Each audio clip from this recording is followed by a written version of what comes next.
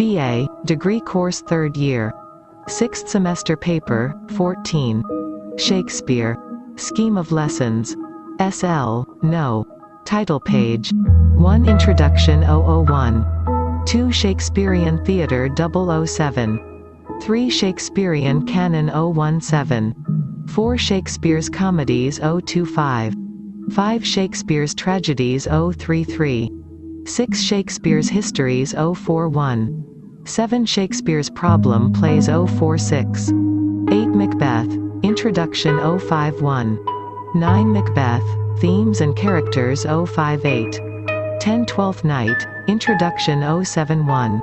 11 Twelfth Night, Themes and Characters 077. 12 Henry IV Part 1 Introduction 087. 13 Henry IV Part 1 Themes and Characters 094. 14 Critical Essays. Introduction 108. 15 Shakespeare in a Changing World. Arnold Kettle 117. 16 On the Tragedies of Shakespeare considered with reference 122 to their fitness for stage representation, Charles Lamb. V. 1. Lesson 1. Introduction. Learning Outcome. In this lesson you will learn drama in the Elizabethan Age, about life of Shakespeare, Shakespeare's contribution to the English language, structure, 1.1 Warm-up, 1.2 Introduction, 1.3 Life of Shakespeare, 1.4 Shakespeare's contribution to the English language, 1.5 Summary, 1.6 Check your progress, 1.1 Warm-up. What is the most common plot of a tragic love story? Name some movies where the hero has to tame the heroine. What do you know about Shakespeare? 1.2 Introduction. Shakespeare's advent in the Elizabethan Age heralded an important stage in the history of literature. English literature was in the throes of change. It was moving out of the darkness of the Middle Ages and moving towards the light of Renaissance that was burning in Italy. The 2. Influences of the revival of learning in Italy spread to Europe in the form of translations of epics, plays, short stories and biographies. London was the cultural centre with Queen Elizabeth at the helm, an enthusiastic patron of the arts. Works from all over Europe made their way to London. The invention of the printing press also helped in the availability of reading material in England. Drama was one of the most popular forms of entertainment in England and received encouragement from the elite and the masses alike. The university wits, Lyly, Green and others had begun to write plays in English adapting plots from the French and Italian plays. Thomas Kyd's Spanish tragedy became the model for Elizabethan plays. The playwrights were experimenting with the language, vocabulary, style and meter. The English language was gaining currency as the language of the masses, forging an identity and bringing all people speaking the language as one people. Poets and dramatists were stretching the language to its limits, looking for the best possible expression to their way of life and thought. The use of blank verse, iambic pentameter suited the rhythm of the English language, and Christopher Marlowe's use of them in his plays established him as the leading playwright of his time. His lines were repeated and his plays appreciated for the richness of expression, characterization and plot development. Shakespeare was greatly influenced by all these writers and added to his repertoire by borrowing expressions, characters and plots from them. He quickly established his style, modernizing the language with new expressions, puns and images. Shakespeare's contribution to the world of art and literature has been immense. He has written 37 plays and 154 sonnets. Through his writings he has enriched the English language, English literature and also the world of theatre. The fact that the words and phrases he has used in his plays has passed into common parlance of the English tongue and into the English lexicon. The fact that his plays have been translated in most of the major languages of the world, are read, performed, analyzed and critiqued in various languages, and the fact that any and every actor of repute covets an opportunity to be termed a Shakespearean actor is proof of the impact and popularity of the bard. It is said that what we know of details of Shakespeare's personal life would hardly fill a couple of pages, but the articles, critical essays about his plays, the theme of his plays, his characters, the setting of his plays, the sources of his plays, the analysis and the varied interpretations on his plays fill libraries across the world. 1.3 Life of Shakespeare. William Shakespeare was born at Stratford-upon-Avon in April 1564. He was the third of 8 children of John Shakespeare and Mary Arden. John had a prosperous business as a glover and Mary was from a well-established genteel family. William Shakespeare probably attended school at the King's New School of Stratford-upon-Avon, where, it is presumed, he learnt Latin and grammar. In December 1582 he married Anne Hathaway and they had 3 children, Susanne and the twins Hamnet and Judith. There are no reliable records of Shakespeare's whereabouts after this period till 1592. There are records that show that in spite of Ben Jonson's claim of Shakespeare being of little Latin and even less Greek, he knew Latin pretty well. By 1594 Shakespeare seems to have made his presence known in London with a large body of work to his credit. He began by rewriting the plays of others, among them those of Robert Greene, but soon developed an original style of his own that the public began to accept and appreciate. Shakespeare joined the theatre group, the Lord Chamberlain's Men, and soon his plays were beginning to be performed on stages in London. This company included Richard Burbage, who was to prove himself to be the greatest tragic actor of his age.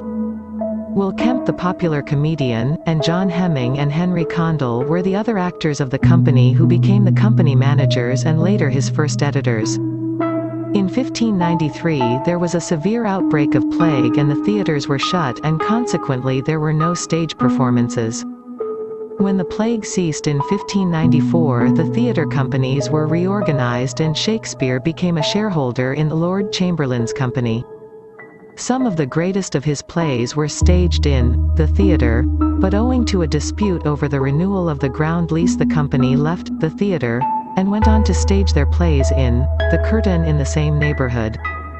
The disputes continued throughout 1598 and at Christmas the players settled the matter by demolishing the old theatre and erecting a new playhouse on the south bank of the Thames near the Southwark Cathedral, and this new playhouse was named the Globe. By 1598 he had been recognized as the greatest of the English dramatists. The company had often performed before Queen Elizabeth, but with her death in 1603, they found in her successor King James a far more enthusiastic patron.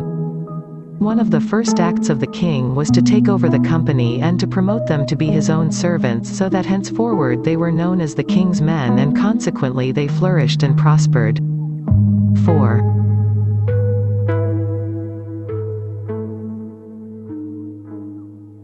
By 1601 Shakespeare had been writing less and there were other dramatists who were introducing new styles. The King's Men had acquired a second playhouse and indoor private theatre where the prices charged were higher than in public playhouses and the audiences were more elite. Shakespeare seems to have retired from the stage by this time and the records show that his name does not occur in the playlists after 1607. He continued to live in Stratford and wrote the last of his 4 plays, trying his hand at a new form of tragi-comedy plays which were enacted at court in 1611.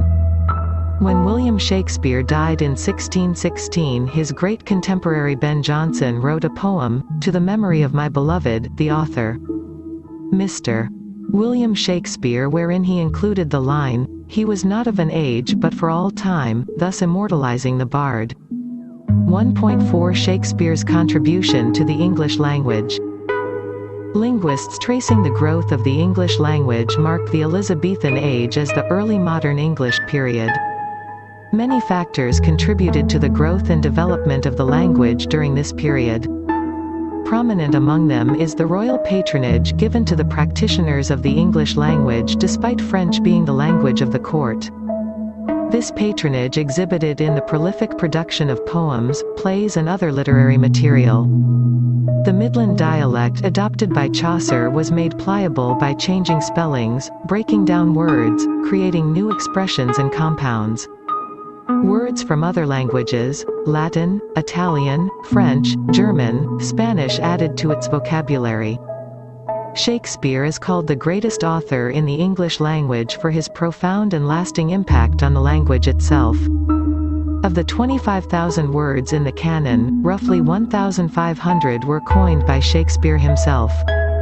Shakespeare was the first to use about 1,700 words that be created by borrowing from other languages, changing verbs into adjectives or nouns and vice versa, adding suffixes and prefixes and connecting other words as well as creating new ones, called neologism.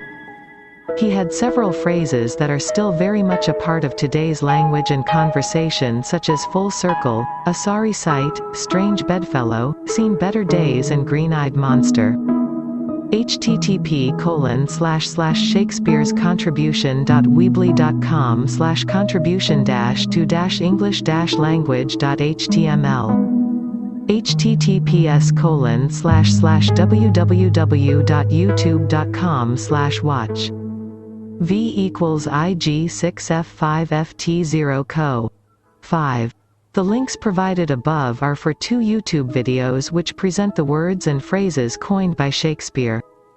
William Shakespeare's writings are one of the factors that led to the standardization of English, because as soon as they became popular, his words and phrases were put into common use, and from this, the grammar and rules of English slowly started being established.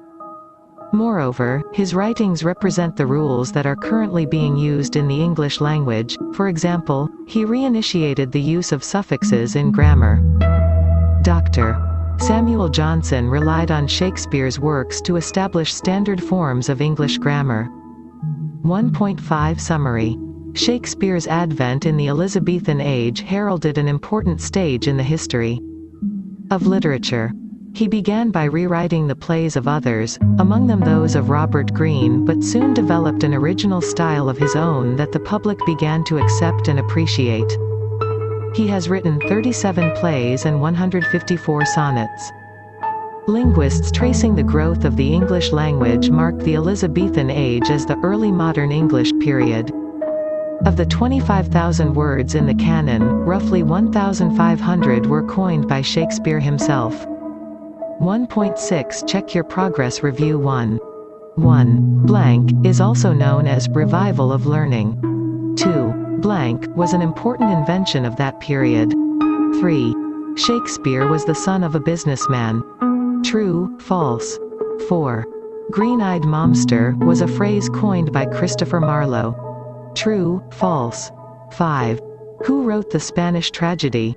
6. Review 2. 1. Give an account of Shakespeare's life. 2. Trace the influences on Shakespeare's writing and comment on his contribution to the English language. References. https://www.daytranslations.com/blog/Shakespeare-influence-English/ accessed on the 28th of May 2020. http://shakespearescontribution.weebly.com/contribution-to-english-language.html accessed on the 28th of May 2020. https://www.researchgate.net/publication/334808354 the_influence_of_Shakespeare on _the_English_language accessed on the 28th of May 2020. 7. Lesson 2. Introduction, Shakespearean Theatre. Learning Outcome. In this lesson you will learn about Shakespearean theatre, stage conventions, Shakespearean audience and players, structure. 2.1 Warm-up. 2.2 Introduction. 2.3 Shakespearean theatre. 2.4 Stage conventions.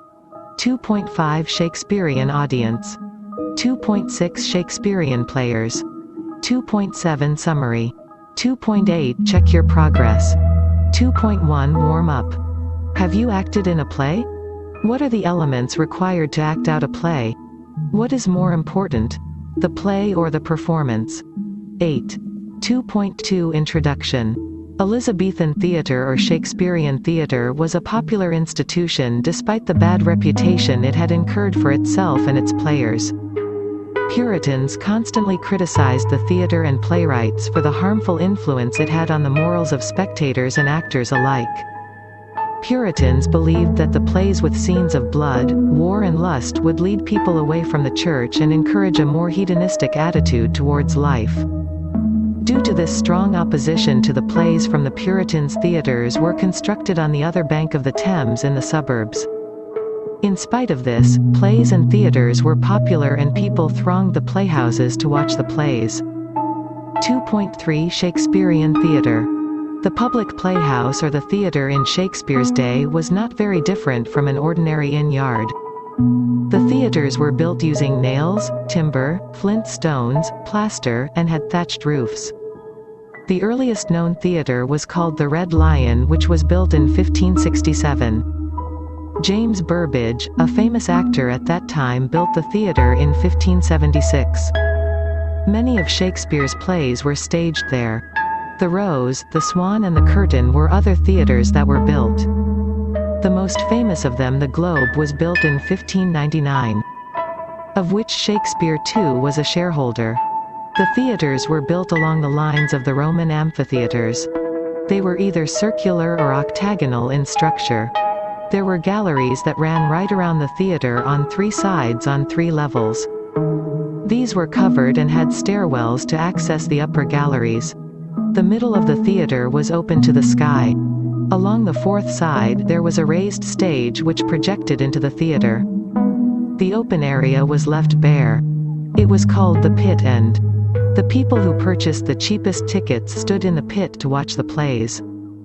Those who could afford the more expensive tickets sat in the galleries. The lords and other dignitaries had the best seats where they had the best view of the play. The stage was a raised platform, part of which jutted out into the theatre. The audience in the pit could stand around the 3.9 sides of the stage. The stage had pillars to support the roof that covered part of the stage. There was a gallery above the stage. This was used as a balcony to a house or the ramparts of a fort. A couple of rooms at the back of the stage were used by the actors for their entrances and exits. The back of the stage was a curtained-off portion which was used as an ante-chamber for, e.g. Prospero's cell where Miranda and Ferdinand played chess. In addition to these main features, there were trapdoors on the stage and in the roof above the stage to enable actors to rise from or lower themselves as required in the plays, for e.g. the grave digger scene in Hamlet. Ghosts too made their entrances through these trapdoors. There was a contrivance with ropes and pulleys by which a heavenly being could descend from the stage roof, for e.g. the descent of Hymen, the god of marriage, in As You Like It. The illustration here is a cross-section of the theatre in Shakespeare's day. 2.4 Stage conventions.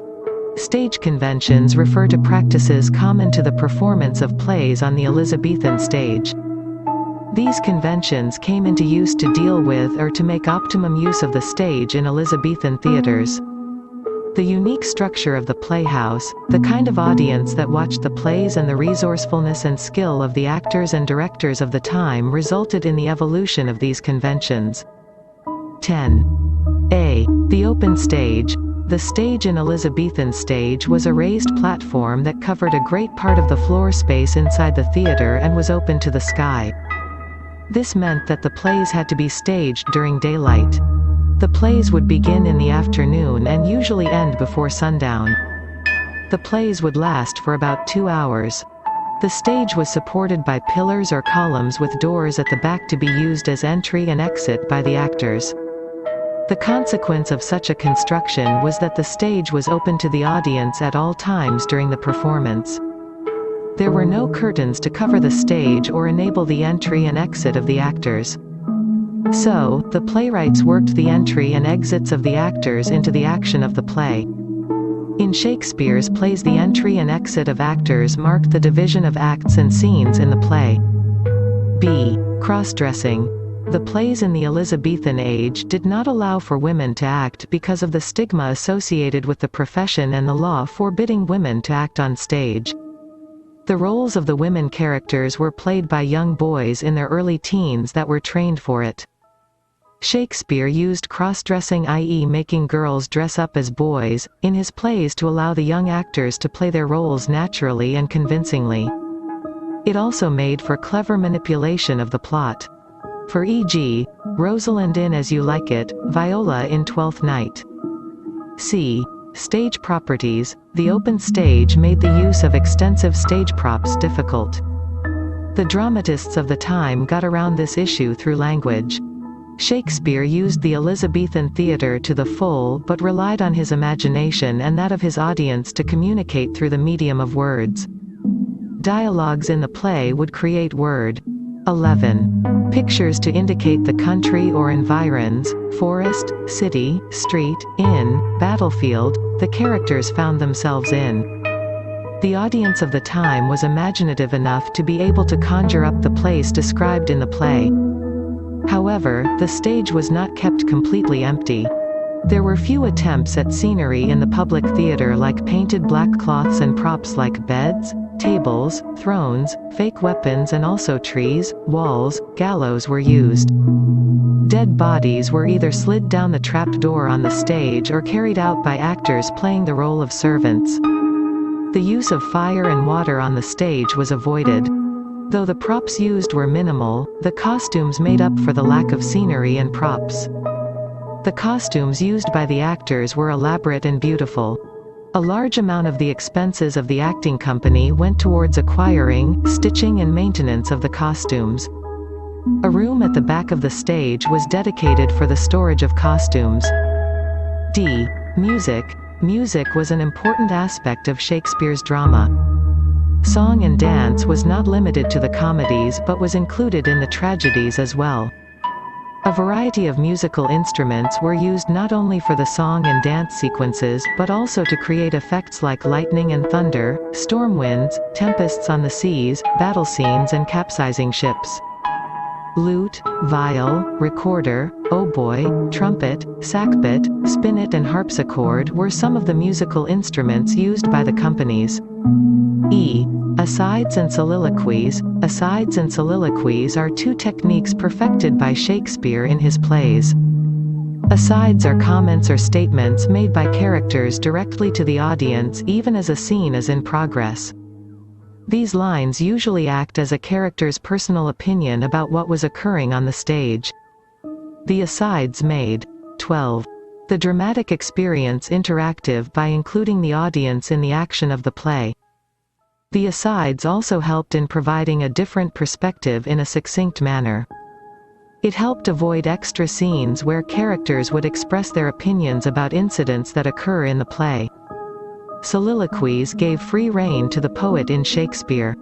He used these monologues to convey the idea of a character in the throes of a personal conflict. The soliloquy, which means to speak when alone, was an opportunity for both the dramatist and the actor.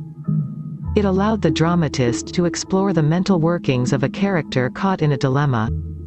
It also allowed the flow of sublime poetry as the soul of a character was revealed. The monologue also served to inform the audience, to link scenes or act as commentaries or as a chorus. The soliloquy was not usually the prerogative of the main characters, but sometimes when situations demanded, minor characters were allowed lines as a soliloquy.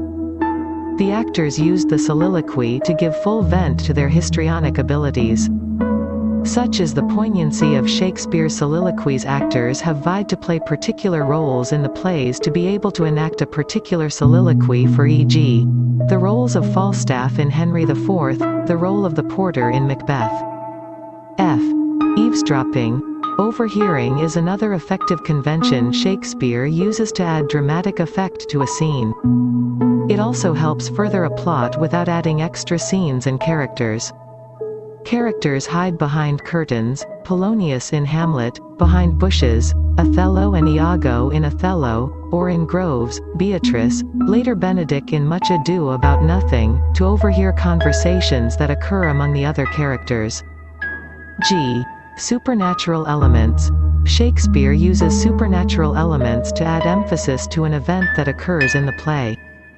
Such elements would have been easily accepted by the audience during Elizabethan times because they were a people who were superstitious and believed in the influence of movements of planets and stars on the destiny of man. They were also a people who were fed a steady diet of stories and legends about magic, miracles, witches and fairies along with gods and goddesses. People in the Elizabethan times also believed in omens and signs from the natural world. Unnatural weather or abnormal behavior of animals were considered signals that could not be ignored. Shakespeare used these elements not just to cater to popular tastes but to make them an integral part of the play. Supernatural elements in Shakespeare's plays include ghosts, witches, fairies, nymphs, gods, goddesses, unusual weather, unnatural behavior of animals and prophets and seers. 13. Supernatural elements in Shakespeare's plays increase the intensity of the dramatic situation on the stage. For e.g., the sighting of Banquo's ghost, the entry of the ghost of Hamlet's father or Macbeth and Banquo's encounter with the three witches. They aid in the resolution of conflicts. For e.g., the entire world of fairies in A Midsummer Night's Dream, Ariel in The Tempest. They also act as omens or divine signals. For e.g., Calpurnia's dream in Julius Caesar, the description of unnatural weather and strange behavior of birds and animals in Macbeth and King Lear. H. Clowns and jesters. Shakespeare's plays accord a special status to clowns and jesters. They are not mere acrobats or entertainers. They sometimes act as the author's voice in the play, conveying his opinions or comments on events and characters. They are the characters who have the privilege of speaking the truth and pointing out errors of even the most powerful persons without fear of punishment. For e.g., the clown in King Lear. Of such importance are these clowns and jesters, Shakespeare makes their presence felt in tragedies and history plays. For e.g., the porter in Macbeth, the gravediggers in Hamlet, the jester in King Lear and Falstaff in both parts of Henry IV. The clowns in the plays entertain, inform, comment and also act as the chorus, as seen in Greek plays. The jesters are not always obviously dressed in their motley clothes, they also appear as characters in the plays. For e.g., Dogberry in Much Ado About Nothing, Phoebe and the Shepherd in As You Like It, the Dromio twins in Comedy of Errors. Whatever their role, they evoke much laughter in the plays. They help relieve a tense situation. For e.g., the porter and the gravediggers. Jesters also act as messengers and newsmongers aiding in the progress of the play. Clowns and jesters occupy a liminal position in the play. They act as characters in the play and also stand outside it and comment on the action. Their presence is between the actors on the stage and the audience watching the play. Such a position makes it easy for them to weave in and out of the action of the play. This flexibility allows them different viewpoints and therefore are able to provide a different perception of the situation. For e.g., the Clown Fest's Catechism of Olivia in Twelfth Night, Falstaff's observations on honor in Henry IV Part 1. Shakespeare used these jesters and clowns to act as the chorus by commenting on the events and characters at the same time addressing the characters and the audience. 14. 2.5 Shakespearean audience. The audience in the Elizabethan age was enthusiastic patrons of arts, especially the theatre. Drama flourished not just because it had the patronage of the rich and the royalty but the appreciation and encouragement of the masses. It had currency with the layman as it appealed to his sense of humor, love of the dramatic and acted as a means to escape the reality of his existence. The plays afforded a sense of national feeling among the audience, uniting them through language and a depiction of their shared history. The audience that gathered at the Globe represented almost every element in London's immensely varied population. The shopkeepers, the craftsmen and other persons in the lower income group called the groundlings stood on the ground on the three sides of the stage as there were no seats available. They stood in the pit and paid the least amount for the tickets. The groundlings responded to the action in the play with gusto, calling out comments, booing or shouting out encouragement. It made for interactive theatre. Though many were not well educated, they had an active imagination and so could participate in the presentation of the play. The gentry in the audience included the professional men, attendants at the court or in the noble households, and lesser gentlemen. These were the occupants of the 2 or 3 penny seats in the galleries. Earls and lords often appeared in the expensive seats close to the stage. The wives and daughters of the tradesmen also formed part of the audience. The more educated part of the audience enjoyed the nuances worked into the plays. They responded to and appreciated the poetry, puns and other tricks with the language and scenes. The stories of the plays were not unfamiliar to the audience. They were aware of the original versions and were not taken in by the changes made by Shakespeare to plot and character. What kept the audience interested was the skill with which Shakespeare presented his version of the story as a play. His characters, his poetry and his vision of the dramatic kept his audiences interested in his plays. 2.6 Shakespearean players.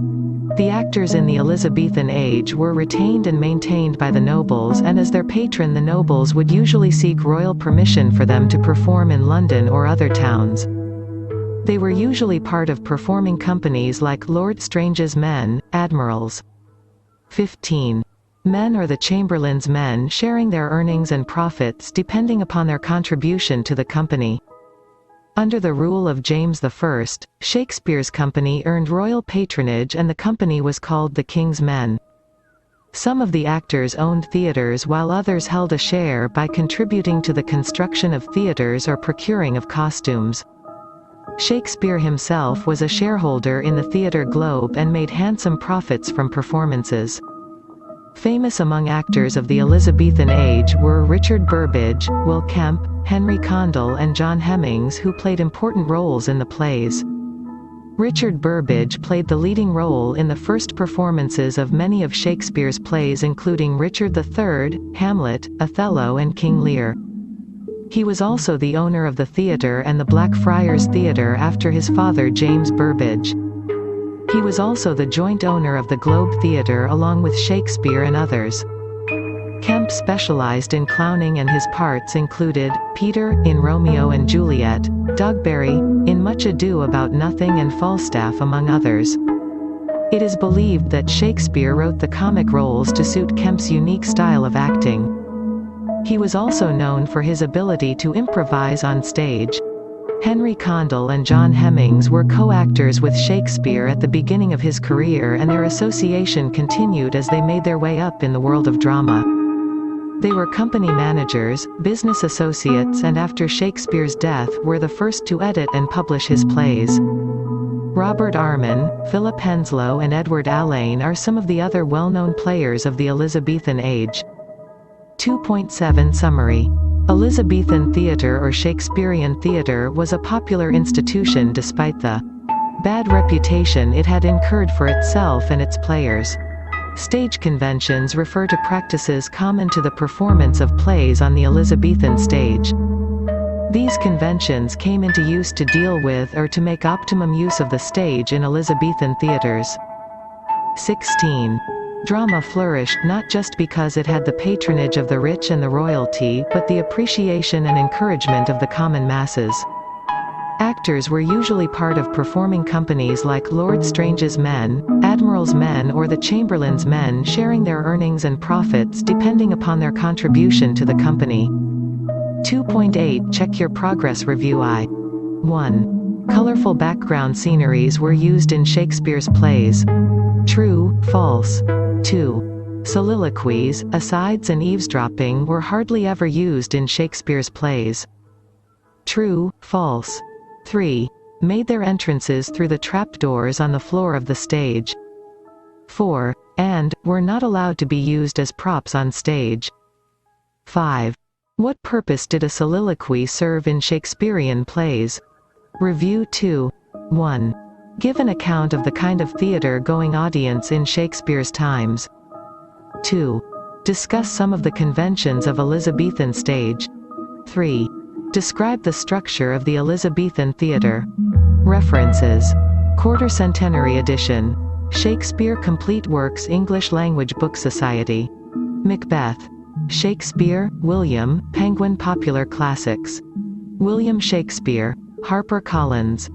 As You Like It, William Shakespeare, ed.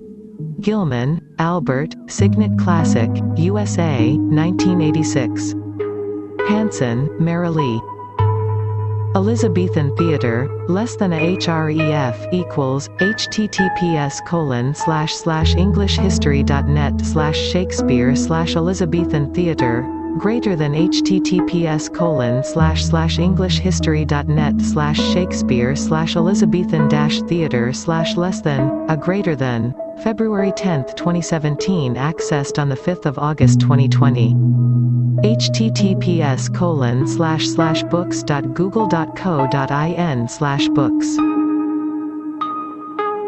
id equals VRs 4AAAAIAAJ and PGE equals PA2 and LPGE equals PA2 and DQ equals soliloquies plus by plus minor plus characters plus in plus Shakespeare %27s plus plays and source equals BL and OTS equals SQC 452 DOPX and SIG equals ACFU 3U0 ATS 4 GVNHS 48 FEZF8 W8 3EAZRLD DW and HL equals N and SA equals X and VED equals 2 AHUKEWIWKPROBDPAHW7YZGGHXA 6th Avenue 4Q6AEW CNO ECACQAQ #V equals 1 page and Q equals soliloquies %20 by %20 minor %20 characters %20 in %20 Shakespeare's %20 plays and F equals false accessed on the 13th of May 2020. 17. Lesson 3. Introduction, Shakespearean Canon. Learning Outcome. In this lesson you will learn about Shakespearean canon, sources for Shakespeare's plays, structure of Shakespeare's plays, structure. 3.1 Warm-up. 3.2 Introduction. 3.3 Sources for Shakespeare's plays. 3.4 Structure of Shakespeare's plays. 3.5 Summary. 3.6 Check your progress. 3.1 Warm-up. How is drama different from poetry? Can drama be poetic?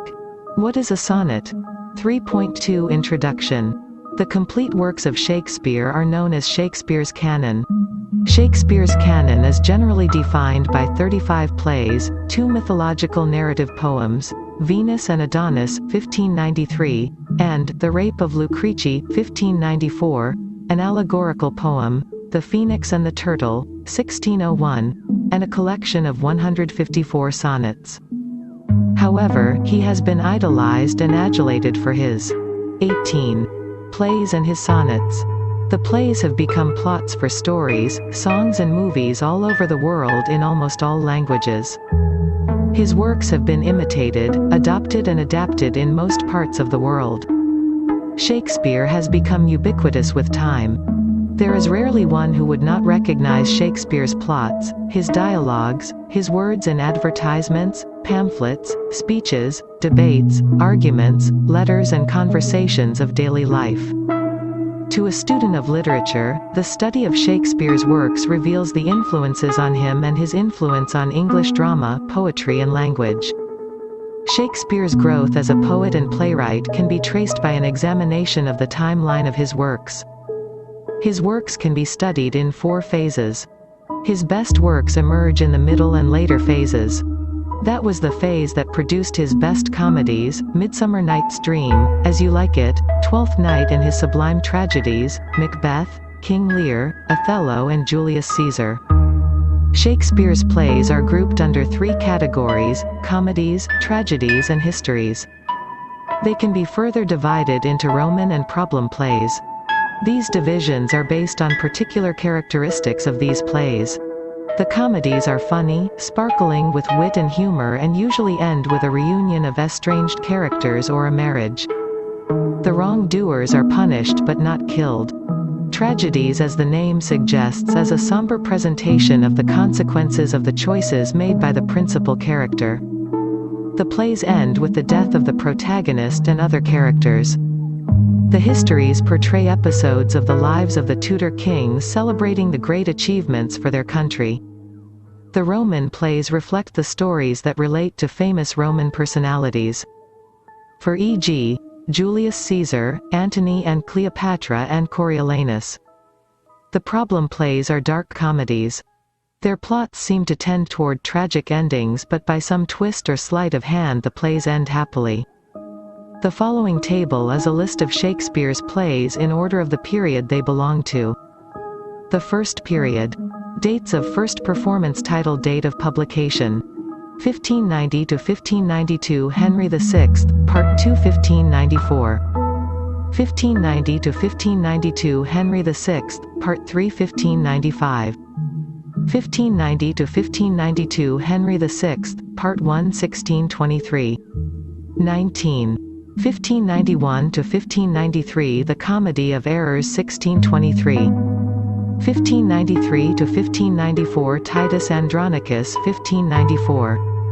1592 to 1593 Richard III 1597. 1594 to 1595 Love's Labours Lost 1598. 1593 to 1594 The Taming of the Shrew 1623. 1594 to 1595 The Gentleman of Verona 1623.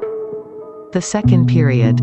Dates of first performance. Title, date of publication. 1594 to 1595 Romeo and Juliet 1597. 1595 to 1596 Richard II 1597. 1594 to 1596 A Midsummer Night's Dream 1600. 1596 to 1597 King John 1623. 1596 to 1597 The Merchant of Venice 1600. 1597 to 1598 Henry IV, Part 1 1598. 1600 to 1601 The Merry Wives of Windsor 1602. 1597 to 1598 Henry IV, Part 2 1600. 1598 to 1599 Much Ado About Nothing 1600. 1598 to 1599 Henry V 1600. 1599 to 1600 Julius Caesar 1623. 1599 to 1600 As You Like It 1623. 1599 to 1600 Twelfth Night 1623. 20. The third period. Dates of first performance. Title, date of publication. 1600 to 1601 Hamlet 1603. 1601 to 1602 Troilus and Cressida 1609. 1602 to 1603 All's Well That Ends Well 1623. 1604 to 1605 Measure for Measure 1623. 1604 Othello 1622. 1605 to 1606 King Lear 1608. 1605 to 1606 Macbeth 1623. 1606 to 1608 Anthony and Cleopatra 1623. 1607 to 1608 Coriolanus 1623. 1607 to 1608 Timon of Athens 1623. The fourth period. Dates of first performance. Title, date of publication.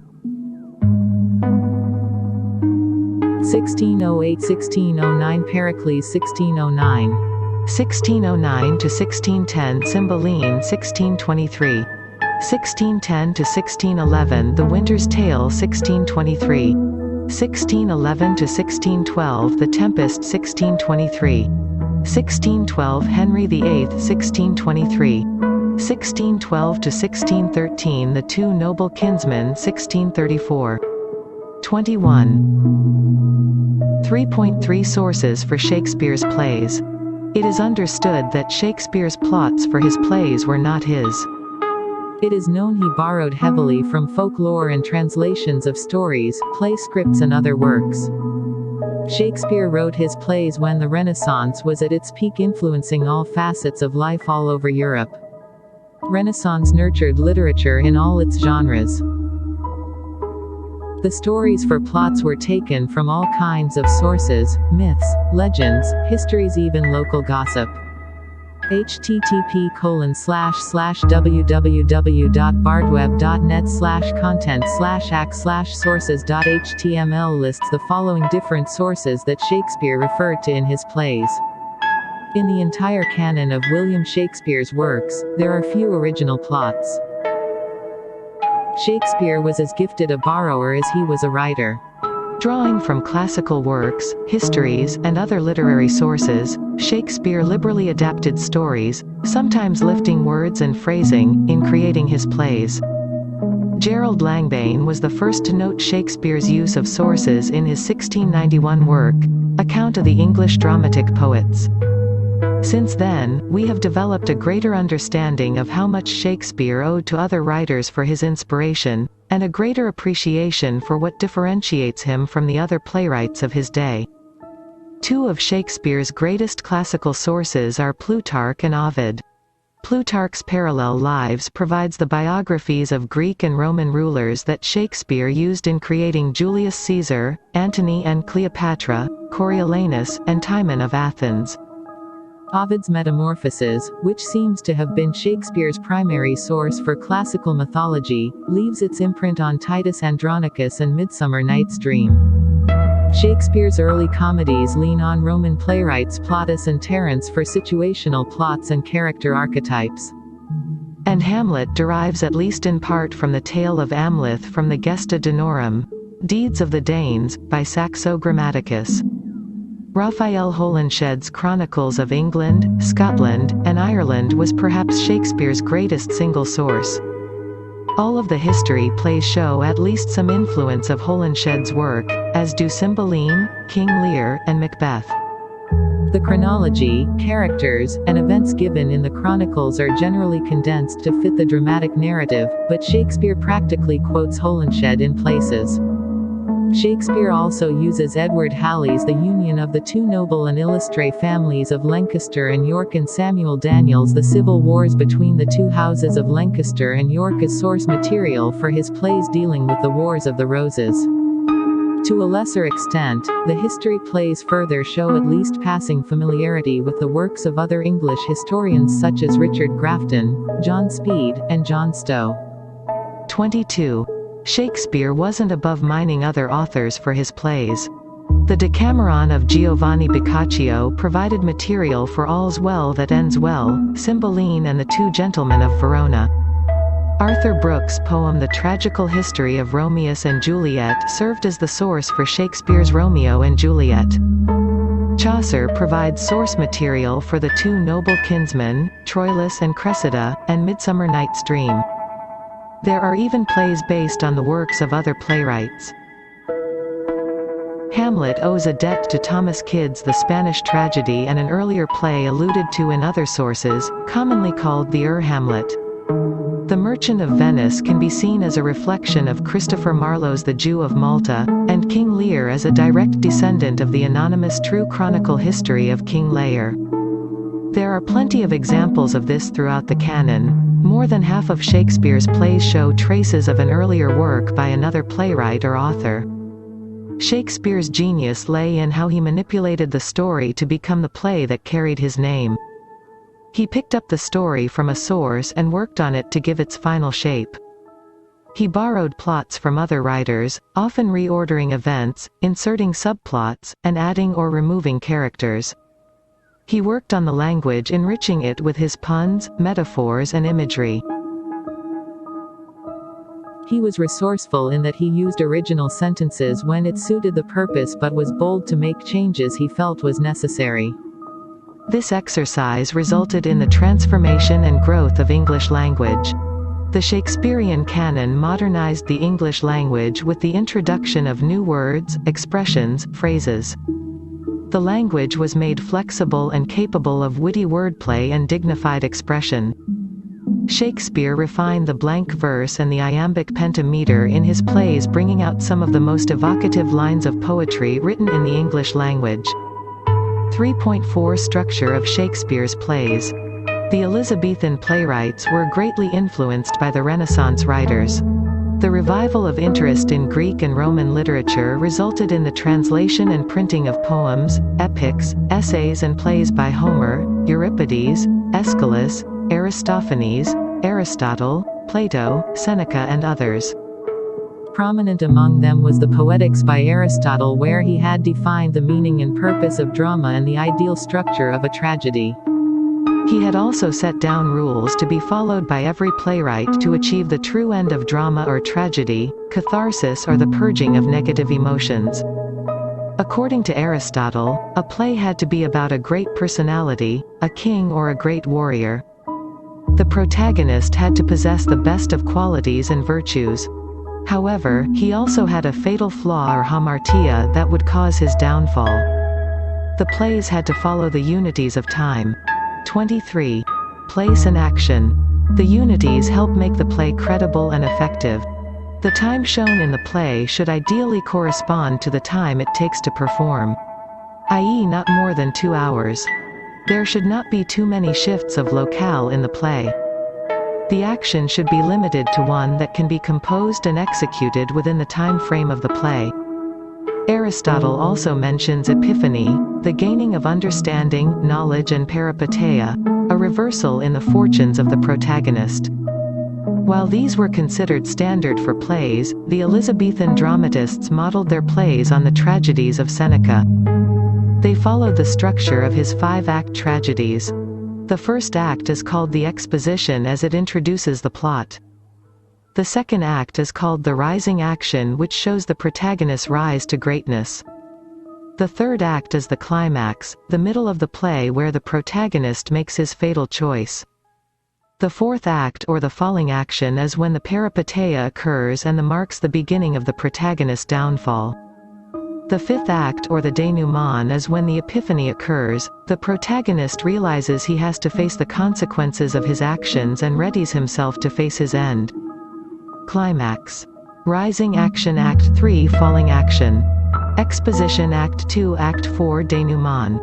Act 1 Act 5. 3.5 Summary.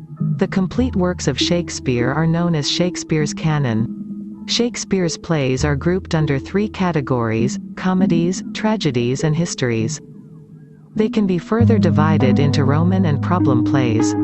Drawing from classical works, histories, and other literary sources, Shakespeare liberally adapted stories, sometimes lifting words and phrasing, in creating his plays.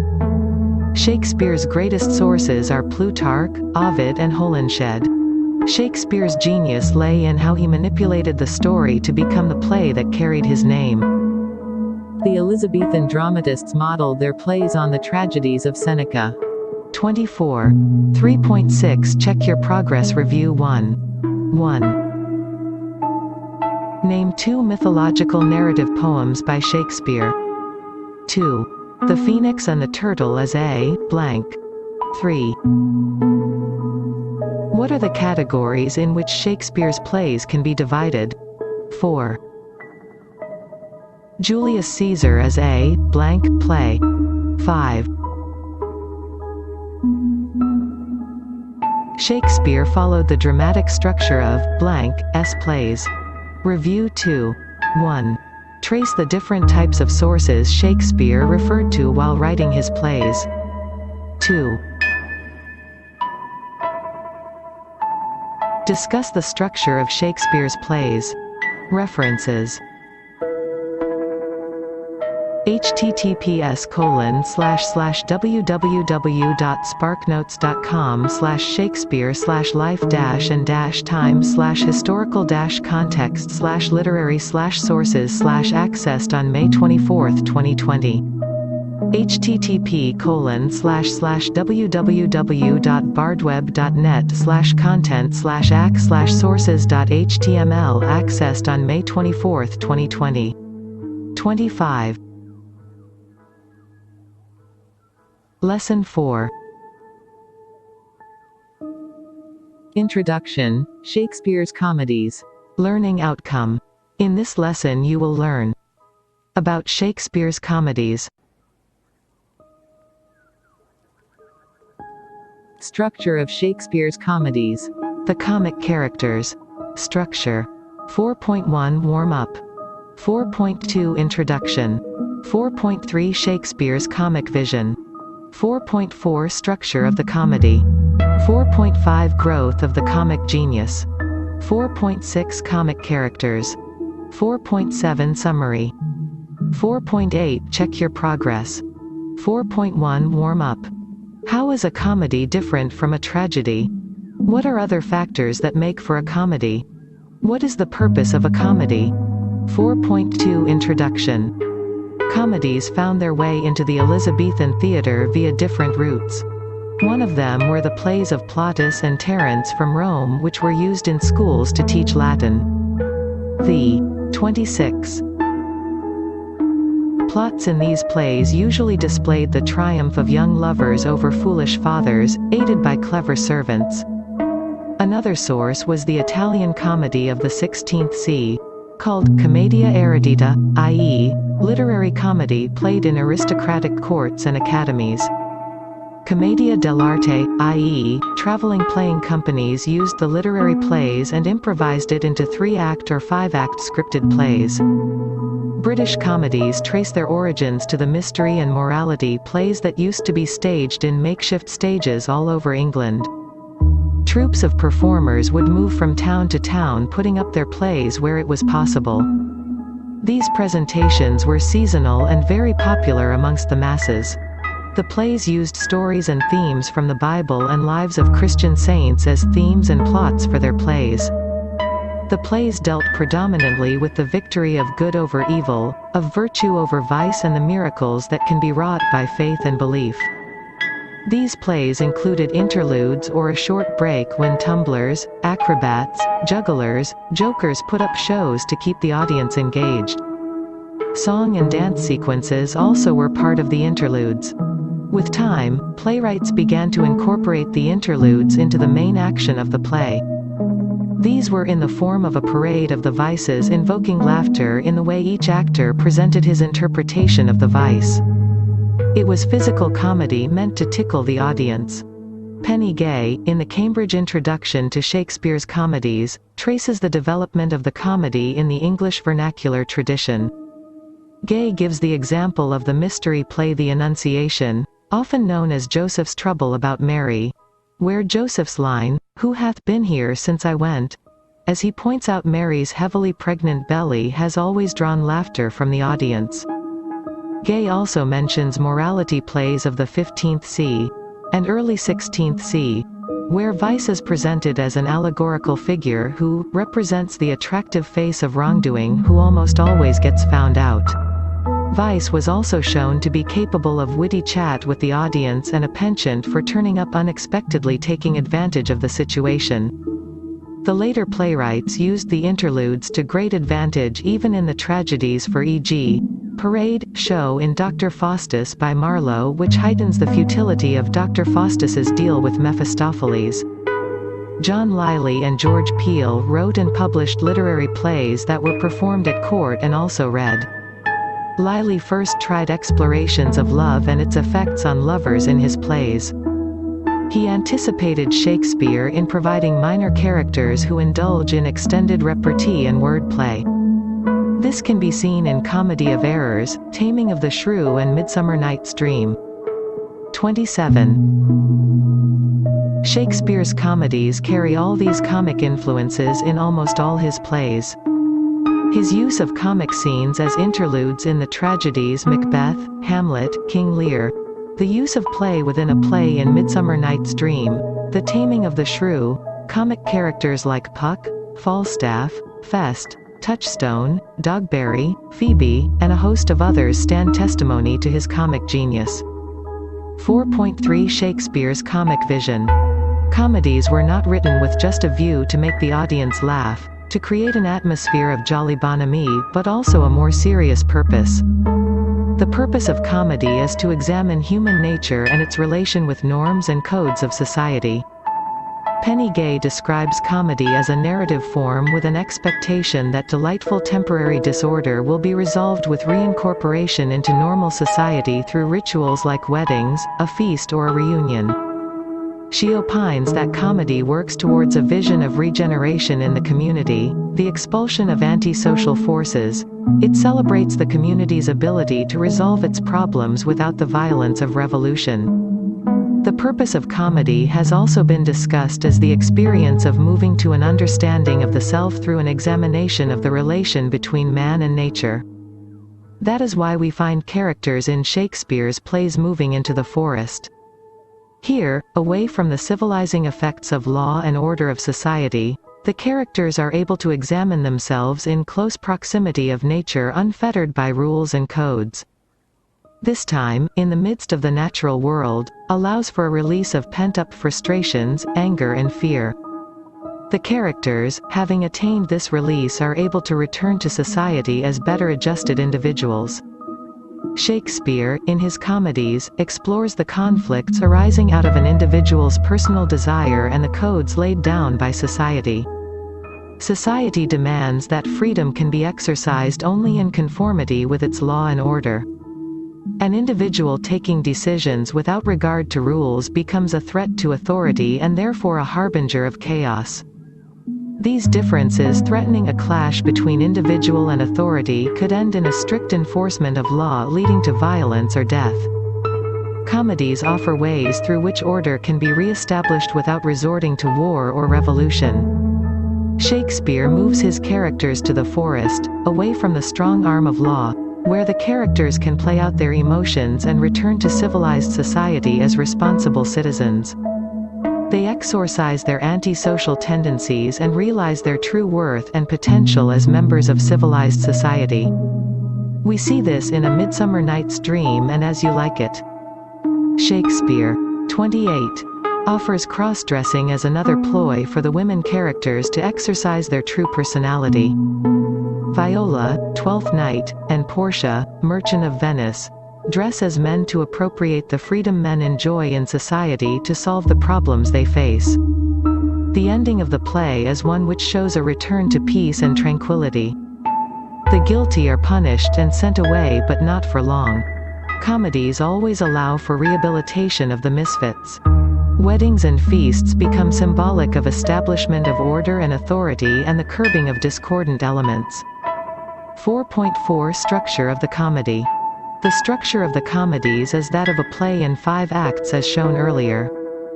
The opening scene usually engages the audience's attention and sets up not only a situation but also some aspect of the theme of the play. The second and third act will elaborate on the thematic issue, bringing the play to its climax. For e.g. conversation between Fest and Viola in Twelfth Night, Shylock's "Hath not a Jew eyes?" in Merchant of Venice, and Benedick and Beatrice's soliloquies in Much Ado About Nothing. The end will clear all misunderstandings and bring together those who deserve to be, through marriage and reconciliation, and punish the evildoer, but with the hope of redemption in time. 4.5 Growth of the comic genius. S.C. Sengupta in his book Shakespearean Comedy traces the growth of Shakespeare's comic genius. He divides Shakespeare's comedies into early, middle and late plays. Love's Labour Lost, Two Gentlemen of Verona, Comedy of Errors and Taming of the Shrew are listed as his early comedies. The themes and characterization in Love's Labour Lost and Two Gentlemen of Verona show how Shakespeare began by imitating the plays by the university wits and other early writers who had been influenced by Plautus and Terence, the classical writers of the Renaissance period. It was with Comedy of Errors and Taming of the Shrew that Shakespeare began to experiment with complexity in characterization, the double plot and the use of language as a medium of comedy and not just physical or slapstick comedy. Catherine in Taming of the Shrew is not a typical Elizabethan shrew. She comes across as a woman who knows herself but is at a loss to communicate it to a society that looks at woman as property. It takes the process of taming for Catherine to realize that Petruchio loves her for who she is and not what she is worth to him in material things.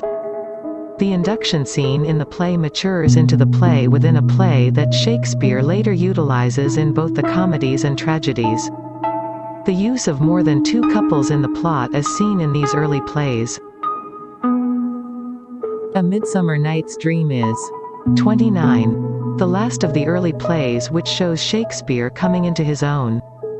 The play with its double plot and play within a play shows Shakespeare developing his own comic vision. This play is also significant in that it is here that Shakespeare emphasizes the importance of language and wordplay in writing drama. The poet's eye, in fine frenzy rolling, doth glance from heaven to earth, from earth to heaven, and as imagination bodies forth the forms of things unknown, the poet's pen turns them to shapes and gives to airy nothing a local habitation and a name. AMND, Act 5, SC. I. Shakespeare's middle comedies Merchant of Venice, Much Ado About Nothing, Twelfth Night and As You Like It show the evolution in Shakespeare's skill as a comedy writer. The characterization is sharper, the plot is secondary to character in importance and Shakespeare's women become forces to reckon with. They are not mere figureheads but women of substance, intelligent and resourceful. Portia, Beatrice, Viola and Rosalind are strong-willed women. They are independent and capable of choosing and winning the man most suited to them. They are resourceful in their ability to deal with the laws of society and seek freedom through disguise, charm, wit and sheer force of character. Shakespeare's later comedies lean towards a dark sense of humor. They are problem plays or tragicomedies. They examine the unpleasant side of human nature and while the plot tends to move towards tragedy by some trick the play ends happily. The happy ending is not one where issues are resolved. It is at best contrived piece to maintain order in society. The women in these plays, All's Well That Ends Well, Measure for Measure, The Winter's Tale are strong, independent women but find that their resourcefulness does not lead to a conclusion acceptable to them personally but they accept it as an uneasy truce to help maintain at least a semblance of order and that the sanctity of social institutions are not violated. The male characters too, are made aware of this uneasy reconciliation. 4.6 Comic characters. Who are comic characters? They are identified by their antics on stage which provoke laughter in the audience, relieve a tense situation and most importantly comment on the situation exposing the truth that the main characters do not see or wish to acknowledge. Given such a variety of jobs to perform, it becomes essential to examine where these comic characters are placed in. 30. The world of the play. Robert Wyman divides the Elizabethan stage into locus and platea. Locus is where the main story is enacted. The actors who form part of the main story place themselves center stage or upstage away from the audience, acting out their story. Platea is where the commentary on the main story is enacted. This space is occupied by the clowns and comedic characters. They are placed near the audience at the edge of the stage, making it easy for them to communicate with the audience. These characters move freely in and out of the story. Comedy thus occupies a liminal space, one on the edge, literally and metaphorically, between the locus and the platea. The comic characters therefore are interesting because of the flexibility afforded by their position. These comic characters include all clowns and many of the heroines. The types of clowns are A. Servant. Like the Dromios in Comedy of Errors, servants are popular clowns. They feature predominantly in Roman and Italian drama. Servants engage in witty exchanges with their master and others. However, they are also subject to constant physical abuse. They also double as messengers when the occasion calls for it. B. Country clown. This clown is the creation of the English native tradition. The country clown is innocent, sweet-natured but unsophisticated. His rural background makes him gullible and easily conned by the others in the city. Despite the clown's limited world-view, he can also be witty. Country bumpkins can be seen in Costard of Love's Labour Lost and the Young Shepherd in The Winter's Tale. C. Urban workers. These workers include the soldier, Falstaff, community constable, Dogberry, Dull, Elbow, the castle porter, Macbeth, the pimp, Pompey in Measure for Measure, and the gravedigger, Hamlet. It must be noted that many of these clowns have appeared in tragedies. They serve to relieve tension, bringing in comic relief, and also act as commentators on the doings of people belonging to the upper classes. D. Professional clowns. These are assigned to be jesters and clowns with a place in the hierarchy of society. They are in the employ of the king, queen, masters of rich householders. They are easily identified by their motley dress, cap and staff. They are different from other clowns in that they have permission to speak frankly. The jesters or the clown's words, while laden with wisdom and truth, are often considered ramblings of an idiot and therefore, not subject to punishment. The jester thus speaks freely, criticizing and commenting on the follies of the more respectable members of society. 31. E. Heroines. Heroines in some of the comedies sometimes take on the role of the fool, chatting wittily with the audience about their situation and their position as outsiders in the patriarchal society. The clown fulfills an important purpose in the plays. He acts as a commentator, like the chorus of the Greek plays. He is also the bridge between the stage and the audience. His freedom to tread, both the pretend and real world, also makes him a representative of the author's voice who can claim exemption for speaking bitter truths because it is uttered by the fool. 4.7 Summary. British comedies trace their origins to the mystery and morality plays that used to be staged in makeshift stages all over England. The purpose of comedy is to examine the human nature and its relation with norms and codes of society. Comic characters are identified by their antics on stage, which provoke laughter in the audience, relieve a tense situation, and most importantly comment on the situation, exposing the truth that the main characters do not see or wish to acknowledge. Comedy thus occupies a liminal space, one on the edge, literally and metaphorically, between the locus and the platea. The clown's freedom to tread both the pretend and real world also makes him a representative of the author's voice who can claim exemption for speaking bitter truths because it is uttered by the fool. 4.8 Check your progress. Review 1. 1. The name of one of the popular mystery plays is blank. 2.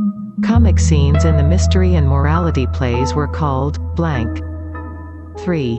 Comic scenes are found only in the comedies of Shakespeare's plays. True, false. 4. The country bumpkin was a creation adopted from the Roman and Italian plays. True, false. 5. What is the purpose of the comedy? 32. Review 2. 1. Explain Shakespeare's comic vision. 2. Trace the growth of Shakespeare's comic genius. 3. Discuss the various kinds of comic characters found in Shakespeare's plays. References. Gay, Penny, The Cambridge Introduction to Shakespeare's Comedies, Cup, NY 2008. https://sg.inflibnet.ac.in/bit stream/10603/1672891/8/08_chapter%203.pdf accessed on the 6th of March 2020. 33. Lesson 5.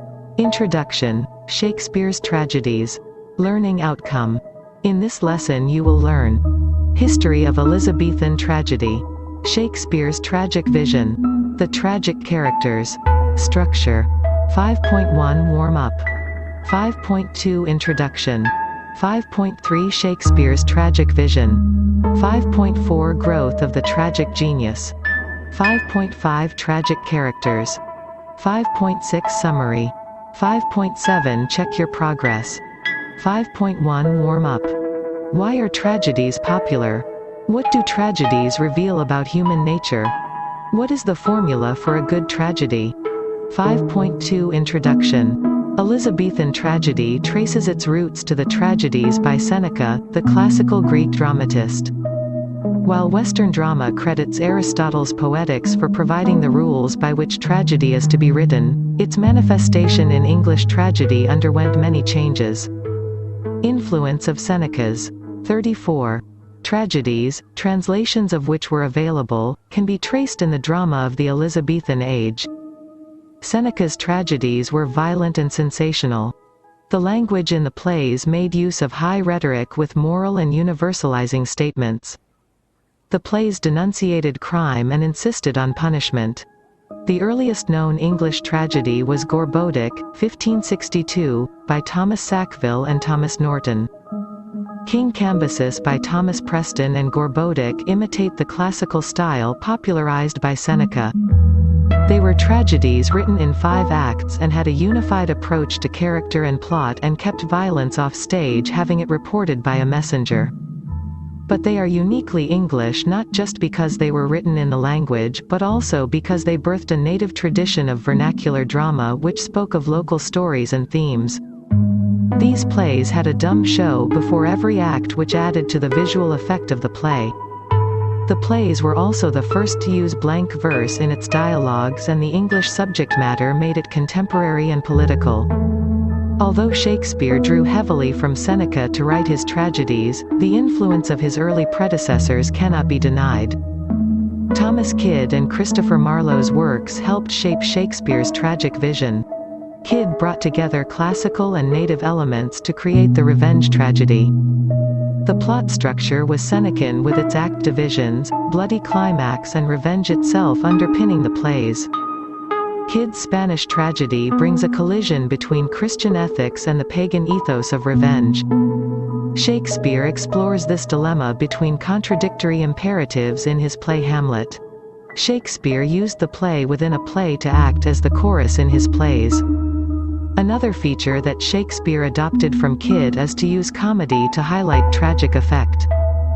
From Marlowe, Shakespeare drew inspiration for his history plays, his characters and the skill to challenge the boundaries between comedy and tragedy. 5.3 Shakespeare's tragic vision. The idea of a tragedy had undergone many changes by the time it reached the Elizabethan age. It no longer held true to the Aristotelian precepts about tragedy.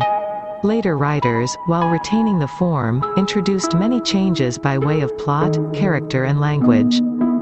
Seneca proved to be the more accessible model for the Renaissance writers. The Italian revenge drama with its violence, blood and gore made for sensational drama. This, however, clashed with Christian practices of forgiveness, charity and generosity.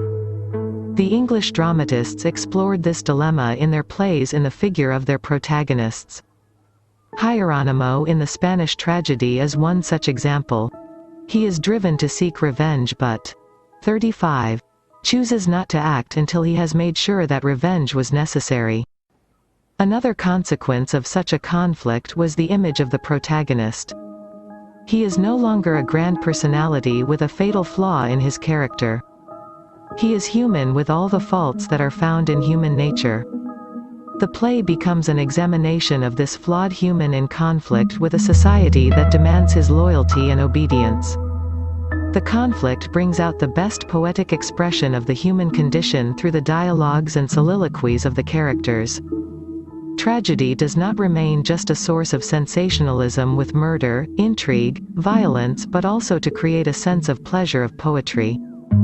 The aim of the tragedy is to highlight the human condition in all its beauty and ugliness. The outpourings of this tormented soul made for the poetry in tragedy. The tragedy was therefore not in the plot or just the character but in the conflict of the individual with society.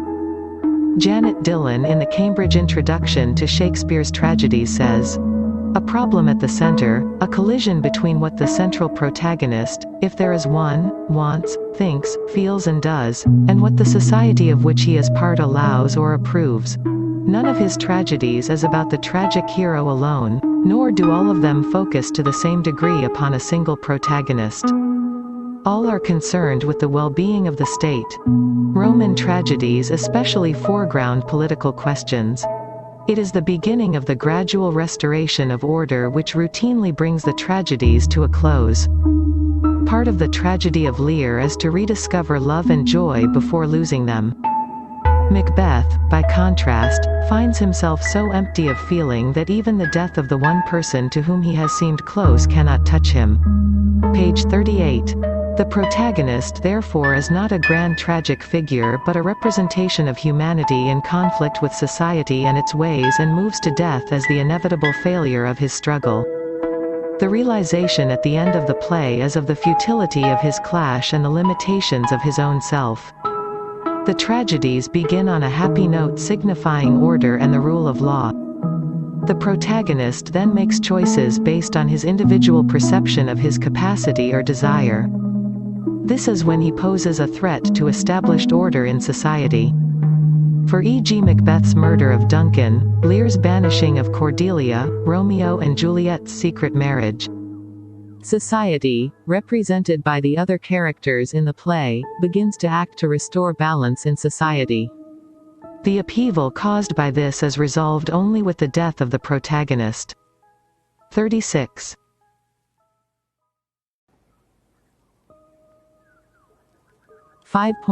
Growth of the tragic genius. Shakespeare began his career by writing comedies and history plays. He ventured late into writing tragedy. His first, Titus Andronicus, catered to the popular formula of the times. It was a revenge play, full of blood and violence, but had the beginnings of poetic language in the speeches. His focus was on the plot, and therefore characters do not stand out as in the later tragedies. Romeo and Juliet explored the consequences of forbidden love and the feud between families. Julius Caesar dealt with political consequences of a successful general and his blind confidence in himself. Shakespeare's mature tragedies Hamlet, Othello, King Lear and Macbeth exhibit his mastery over form and language. Phrases and lines from these plays have become part of common vocabulary and usage. The plays are proof of Shakespeare's ability to use language to create sublime poetry in the form of soliloquies and speeches. For e.g. speech by Brutus and Antony in Julius Caesar, soliloquies of Lady Macbeth, Hamlet, Macbeth, King Lear.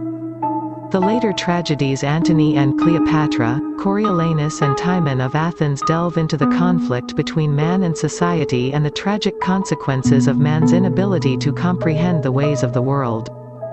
5.5 Tragic characters. Characters are recognized as tragic not because they die or are killed at the end of the play but because of the enormity of their fall. They are men and women who are capable of intense feelings, and therefore their choices are blinded by these intense emotions and desires. The qualities that best define them become instruments by which they can be controlled or troubled. They realize late in the day the nature of their fall. The despair they experience as a result makes them philosophical about their approaching death. The tragic hero is not willing or able to identify himself as a normal human being. At times he himself is a victim of time and situation, which can be a cause of conspiracies. The tragic personality wants to answer only to himself, and thus his sense of his own identity is not determined by others but given that his passions are huge and egocentric and uncompromising, the establishment of an identity inevitably brings him into collision with the elemental forces of life, which he must then face alone because to acknowledge any help would be a compromise with his sense of who he is. 37.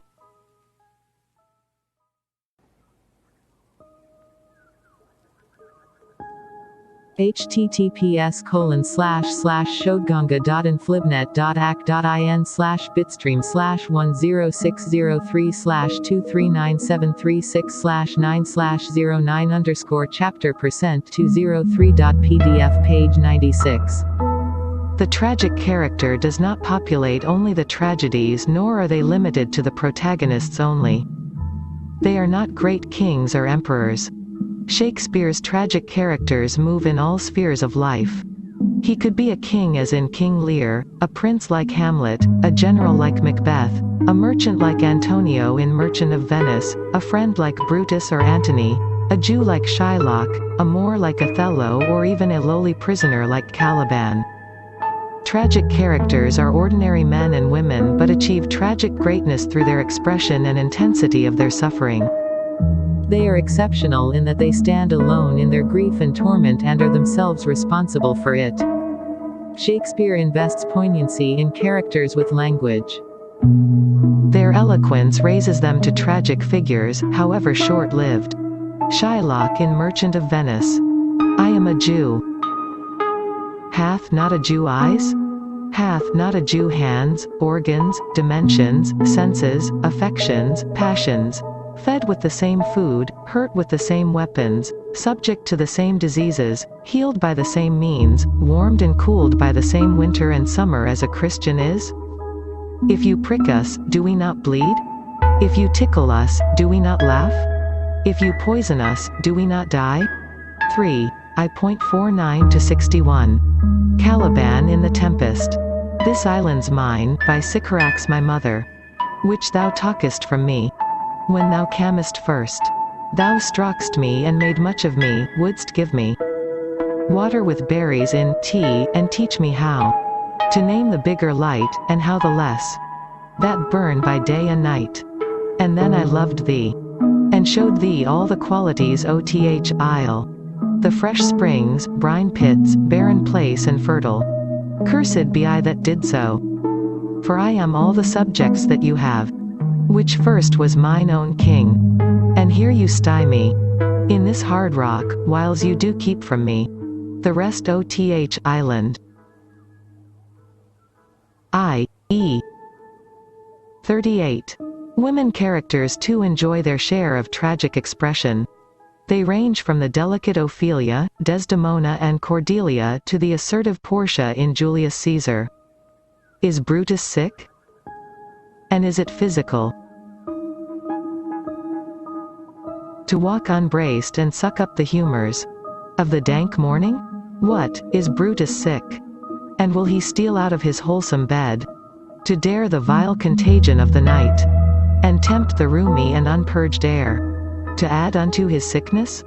No, my Brutus, you have some sick offense within your mind, which, by the right and virtue of my place, I ought to know of, and, upon my knees, I charm you, by my once commended beauty, by all your vows of love and that great vow, which did incorporate and make us one, that you unfold to me, yourself, your half. Why you are heavy, and what men tonight have had to resort to you, for here have been some 6 or 7, who did hide their faces, even from darkness. 2. I. To the guilt-ridden, sleepwalking Lady Macbeth.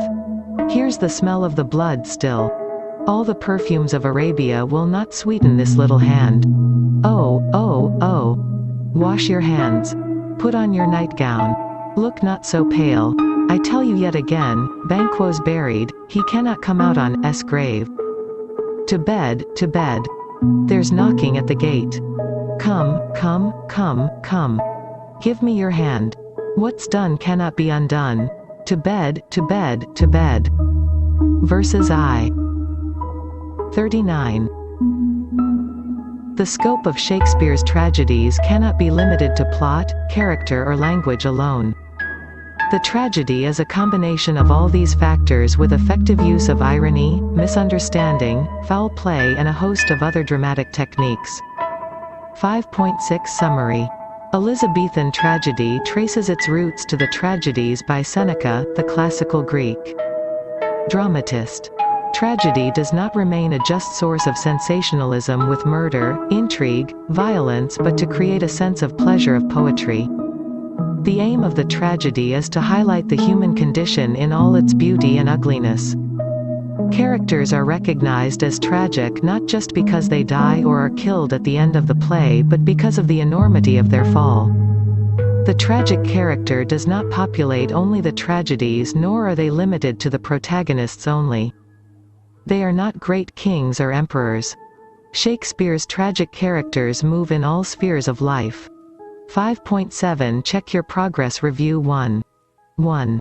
The earliest known English tragedy was Gorboduc by blank and blank. 2. Thomas Kyd authored the blank. 3. The Jew of Malta was a character created by blank, and he inspired Shakespeare to create the character of blank in The Merchant of Venice. 4. What was the dilemma faced by the English dramatists during the Elizabethan age? 5.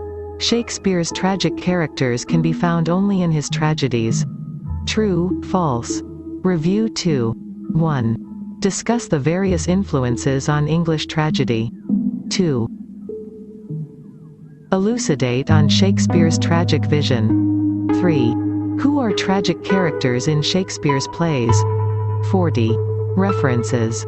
Dillon, Jeanette. The Cambridge Introduction to Shakespeare's Tragedies, Cambridge University Press, New York, 2007. https://digitalcommons.iwu.edu/cgi/viewcontent.cgi. Article equals 1027 and context equals eng_hanproj. https://showedganga.inflibnet.act.in/bitstream/10603/23973/9/09_chapter%203.pdf. https://www.sparknotes.com/nofear/shakespeare/macbeth/page_182/ https://www.shakespeare-monologues.org/women/plays/38. https://www.sparknotes.com/nofear/shakespeare/tempest/page_44/ https://www.sparknotes CO meter per second HAKESPEARE per meter ERCHANT QUOTES hash tilde text equals I%20M%20A%20 Jew us%20do%20we%20 bleed%3F 41. Lesson 6. Introduction, Shakespeare's Histories. Learning Outcome. In this lesson you will learn about the history plays, historical events mentioned in the plays. Structure. 6.1 Warm-up. 6.2 Introduction. 6.3 Purpose of history plays. 6.4 Major events in the plays. 6.5 Summary. 6.6 Check your progress. 6.1 Warm-up. What do you understand of the term, history plays? What do you think will be the plot of such plays? What is the purpose of the history play? 6.2 Introduction. Shakespeare began his dramatic career by writing comedies and histories. His early popularity was due to the good reception his plays received. The history plays depicted lives and episodes in the lives of the kings of Britain before Elizabeth I. The plays normally referred to as Shakespeare history plays are the 10 plays that cover English history from the 12th–16th C, and the 1399 to 1485 period in particular. Each historical play is named after, and focuses on, the reigning monarch of the period. Not only do they give insight into the political processes of 42. Medieval and Renaissance politics, but they also offer a glimpse of life from the top to the very bottom of society, the royal court, the nobility, tavern life, brothels, beggars, everything. The plays helped to instill a sense of pride in the English people and cemented Shakespeare's place in the mind and memory of his audience. The plays listed under history plays include the 3 parts of Henry VI, 2 parts of Henry IV, King John, Henry V, Henry VIII, Richard II and Richard III. The plays dramatize 5 generations of medieval power struggles. For the most part they depict the 100 Years' War with France, from Henry V to Joan of Arc, and the Wars of the Roses, between York and Lancaster. Shakespeare's English history plays are based on Raphael Holinshed's Chronicles. These plays highlight the role of the kings in the shaping of the country. 6.3 Purpose of history plays. The history plays serve an essential design in British politics in that it establishes a lineage for Elizabeth I. It helps in presenting a perspective to the people of England, showing the long history the family shares with the land and its people. The plays also eulogize the kings of the Tudor line, showing them to be active participants in the formation of a strong and united country. The plays intend to inculcate a sense of pride in the past in the minds of the English people. A combination of these factors enabled Shakespeare to gain the attention and patronage of the royal household. The drama company in the Elizabethan age needed not only the box office collections of its performances but also the continued supply of cash for maintenance of costumes and the stage and to pay principal artists during the off-season. Patronage was the only means by which the drama companies could stay afloat. Shakespeare's history plays ensured that the drama company did not suffer financially. The Lord Chamberlain's men under Queen Elizabeth I and the King's men under the patronage of King James I flourished, leaving the players prosperous. The history plays had a crucial role in the success of the drama company as the plays celebrated the British spirit. The history plays laid the foundation for a quality that was to become the hallmark of British empire building, Englishness. This quality gave the British a sense of identity, superiority and a feeling of infallibility. What does this quality of Englishness imply? It defines a Britisher as a man of chivalric values, an unusual sense of humor, a thirst for knowledge, precision in action, resourcefulness and an appreciation of all things beautiful. The history plays in the role of the Tudor kings highlights all these characteristics as typically British and credits the success and 43. Renown of the king and his subjects to these. This resulted in bringing together the English-speaking people as one and acknowledging the identity and qualities as common to all. The success of the British Navy against the Spanish Armada, the French and overseas trade, the notoriety of the British pirates on the high seas all aided in building the idea of nation, queen and subject. The history plays also acted as a conduit between the people and the queen. The plays addressed concerns of the people. This was the first time in history that they were ruled by a woman. To add to that, she seemed undecided at first about whom to marry, and when she did decide, she chose not to marry at all. There was widespread concern about the Queen's ability to govern in a court dominated by men, whether she was capable of handling issues of governance and war, and finally who was to succeed to the throne after her since she had no heir. The history plays explored ideas like qualities of an ideal king, conspiracy and strategy, monarchy and morality. 6.4 Major events in the plays. The history plays cover events that occurred during the medieval times. Actual historical events are used as a backdrop for Shakespeare to foreground his more modern concerns about monarchy, morality, succession in the face of changing times. A. Religious conflicts. The plays have in their background the constant religious conflict between the Catholics, Protestants and the Anglicans. The Church's constant efforts to control the ruler and the ruled led to many conflicts among the people. The violent upheavals were a constant threat to peace in the country. Queen Elizabeth I's policy of non-interference left the people uncertain about where their loyalties should lie. B. The 100 Years' War. The continuous wars with France seemed to be handed down as legacy as king after king fought to safeguard his throne from claimants from across the Channel. The wars tested the loyalty of the allies, family and friends of these kings. They also proved to be drain on the treasury, human resources and the morale of the country. Patriotic and nationalistic feelings needed to be whipped up to endure the long war with France. C. The Crusades. The Crusades were another set of foreign wars the British kings were involved in during the Middle Ages.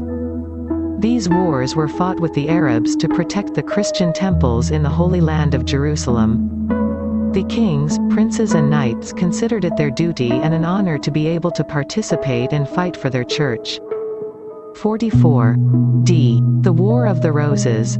The War of the Roses was a series of civil wars fought between dynasties seeking to establish control over the throne of England.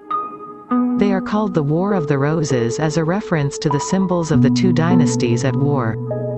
These were the houses of York and Lancaster.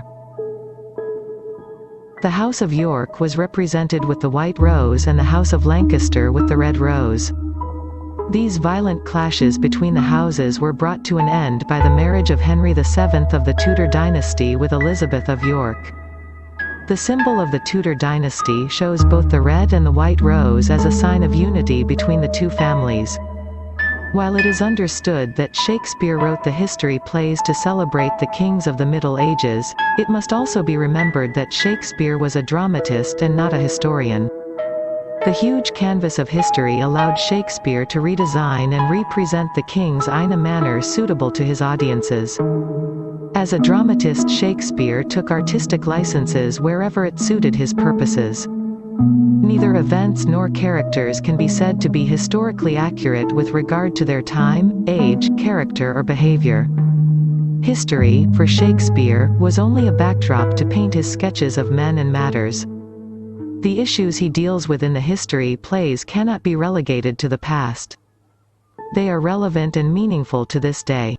The freedom he took with his characters and events are proof of his skill as a dramatist who seeks to entertain in the most versatile manner possible. 6.5 Summary. Shakespeare began his dramatic career by writing comedies and histories. They give insight into the political processes of medieval and Renaissance politics and a glimpse of life from the top to the very bottom of English society. The history plays serve an essential design in British politics in that it establishes a lineage for Elizabeth I. The history plays laid the foundation for a quality that was to become the hallmark of British empire building, Englishness. The history plays also acted as a conduit between the people and the Queen. The plays addressed concerns of the people. 45. 6.6 Check your progress. Review 1. Shakespeare used Holinshed's blank as a source for his history plays. 2. The history plays describe the rule of the past kings of blank. 3. Shakespeare's plays are historically accurate. True, false. 4. Mention some of the actual historical events in the plays. Review 2. 1. What purpose did the history plays serve during the Elizabethan period? References. https://www.nosweatshakespeare.com/shakespears-plays/play-types/history-plays/ Jameson, Lee. What makes a Shakespeare history play? ThoughtCo, Feb. 11, 2020, thoughtco.com/shakespeare-histories-plays-2985246. https://www.historic-uke.com/historic-historiafengland/the-wars-of-the-roses/ https://www.historyextra.com/period/medieval/7-facts-about-the-100-years-war/ 46. Lesson 7. Introduction, Shakespeare's Problem Plays. Learning Outcome. In this lesson you will learn: what are problem plays? Why they are called problem plays. Structure. 7.1 Warm-up. 7.2 Introduction. 7.3 The problem in the plays. 7.4 Problem plays. 7.5 Summary. 7.6 Check your progress. 7.1 Warm-up. What do you understand about the term problem plays? How do you expect these plays to end? What does it indicate about Shakespeare's growth as a dramatist? 7.2 Introduction. Problem plays were not one of the original categories in which these plays were cast. Problem plays were borrowed from Ibsen, who used the term problem to define those plays which dealt with a social problem or a moral dilemma that was difficult to resolve. It was coined by the critic F.S. Boas in his book Shakespeare and His Predecessors. The critic W. W. Lawrence offered a useful definition of the term in 1931. For him, a problem play is one in which a perplexing and distressing complication in human life is presented in a spirit of high seriousness. The theme.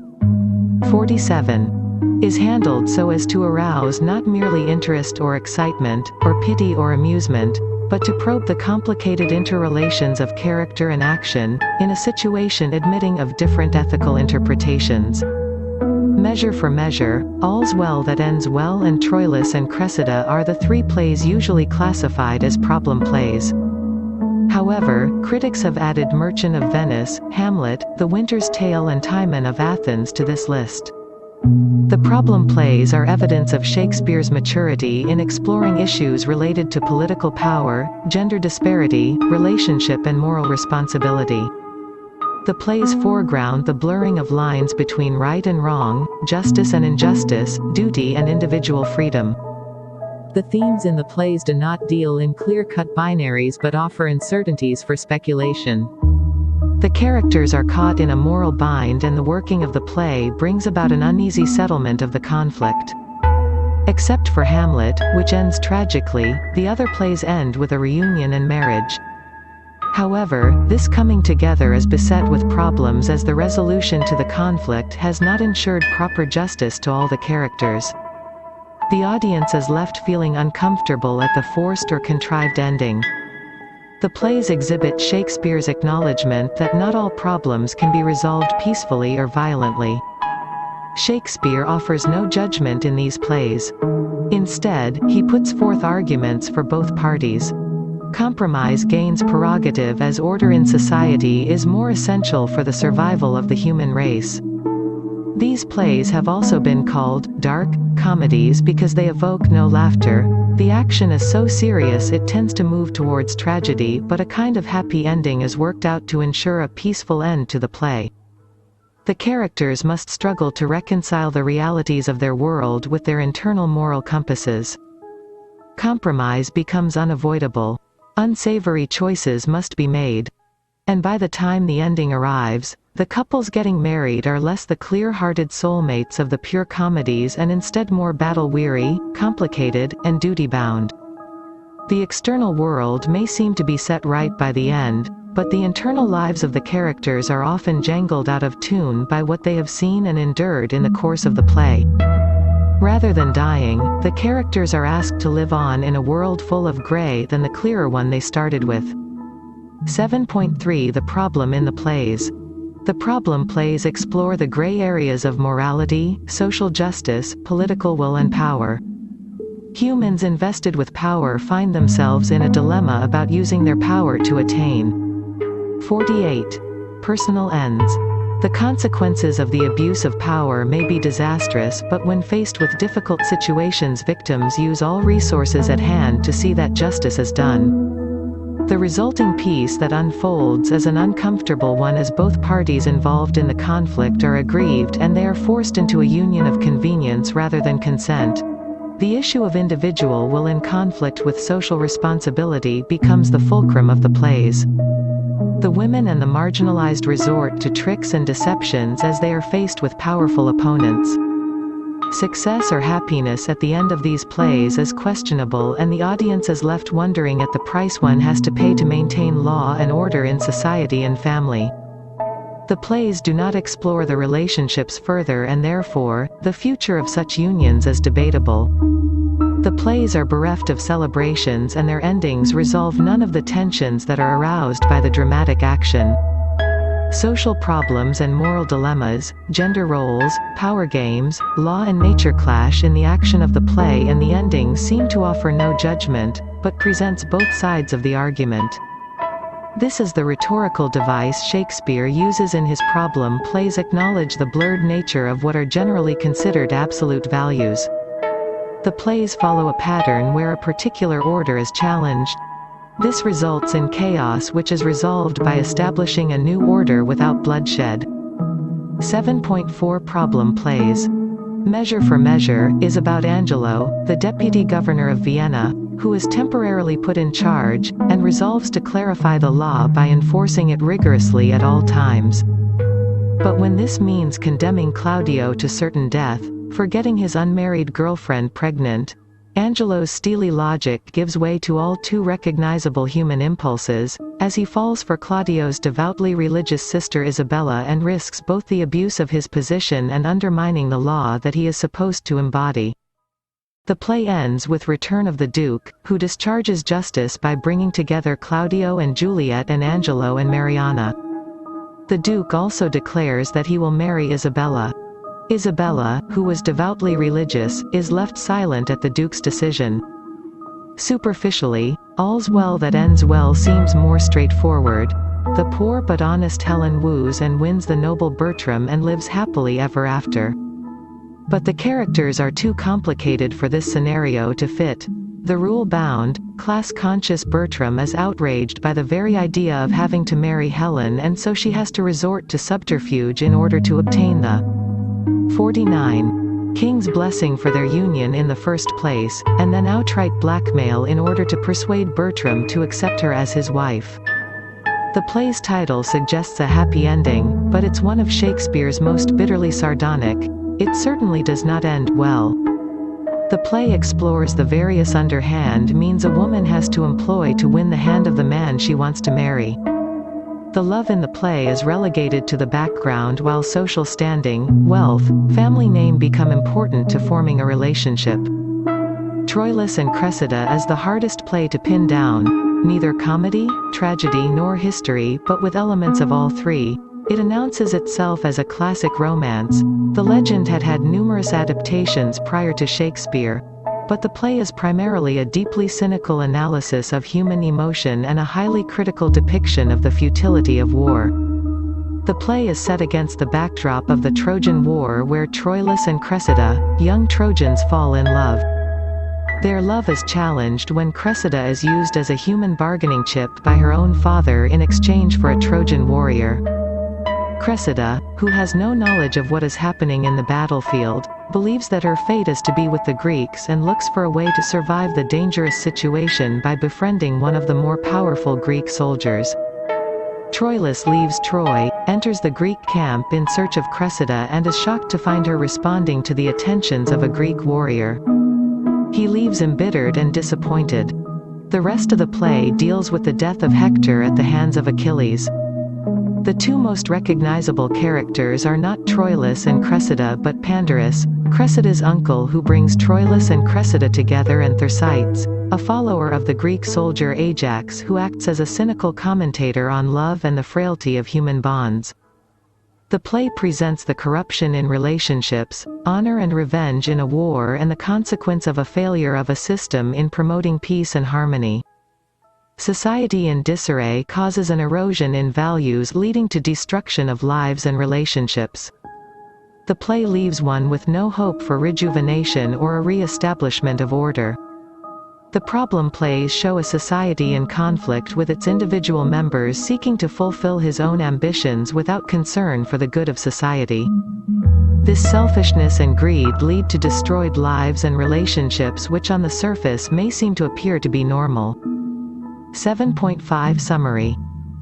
Problem plays was borrowed from Ibsen, who used the term problem to define those plays which dealt with a social problem or a moral dilemma that was difficult to resolve. 50. Measure for Measure, All's Well That Ends Well and Troilus and Cressida are the three plays usually classified as problem plays. The characters must struggle to reconcile the realities of their world with their internal moral compasses.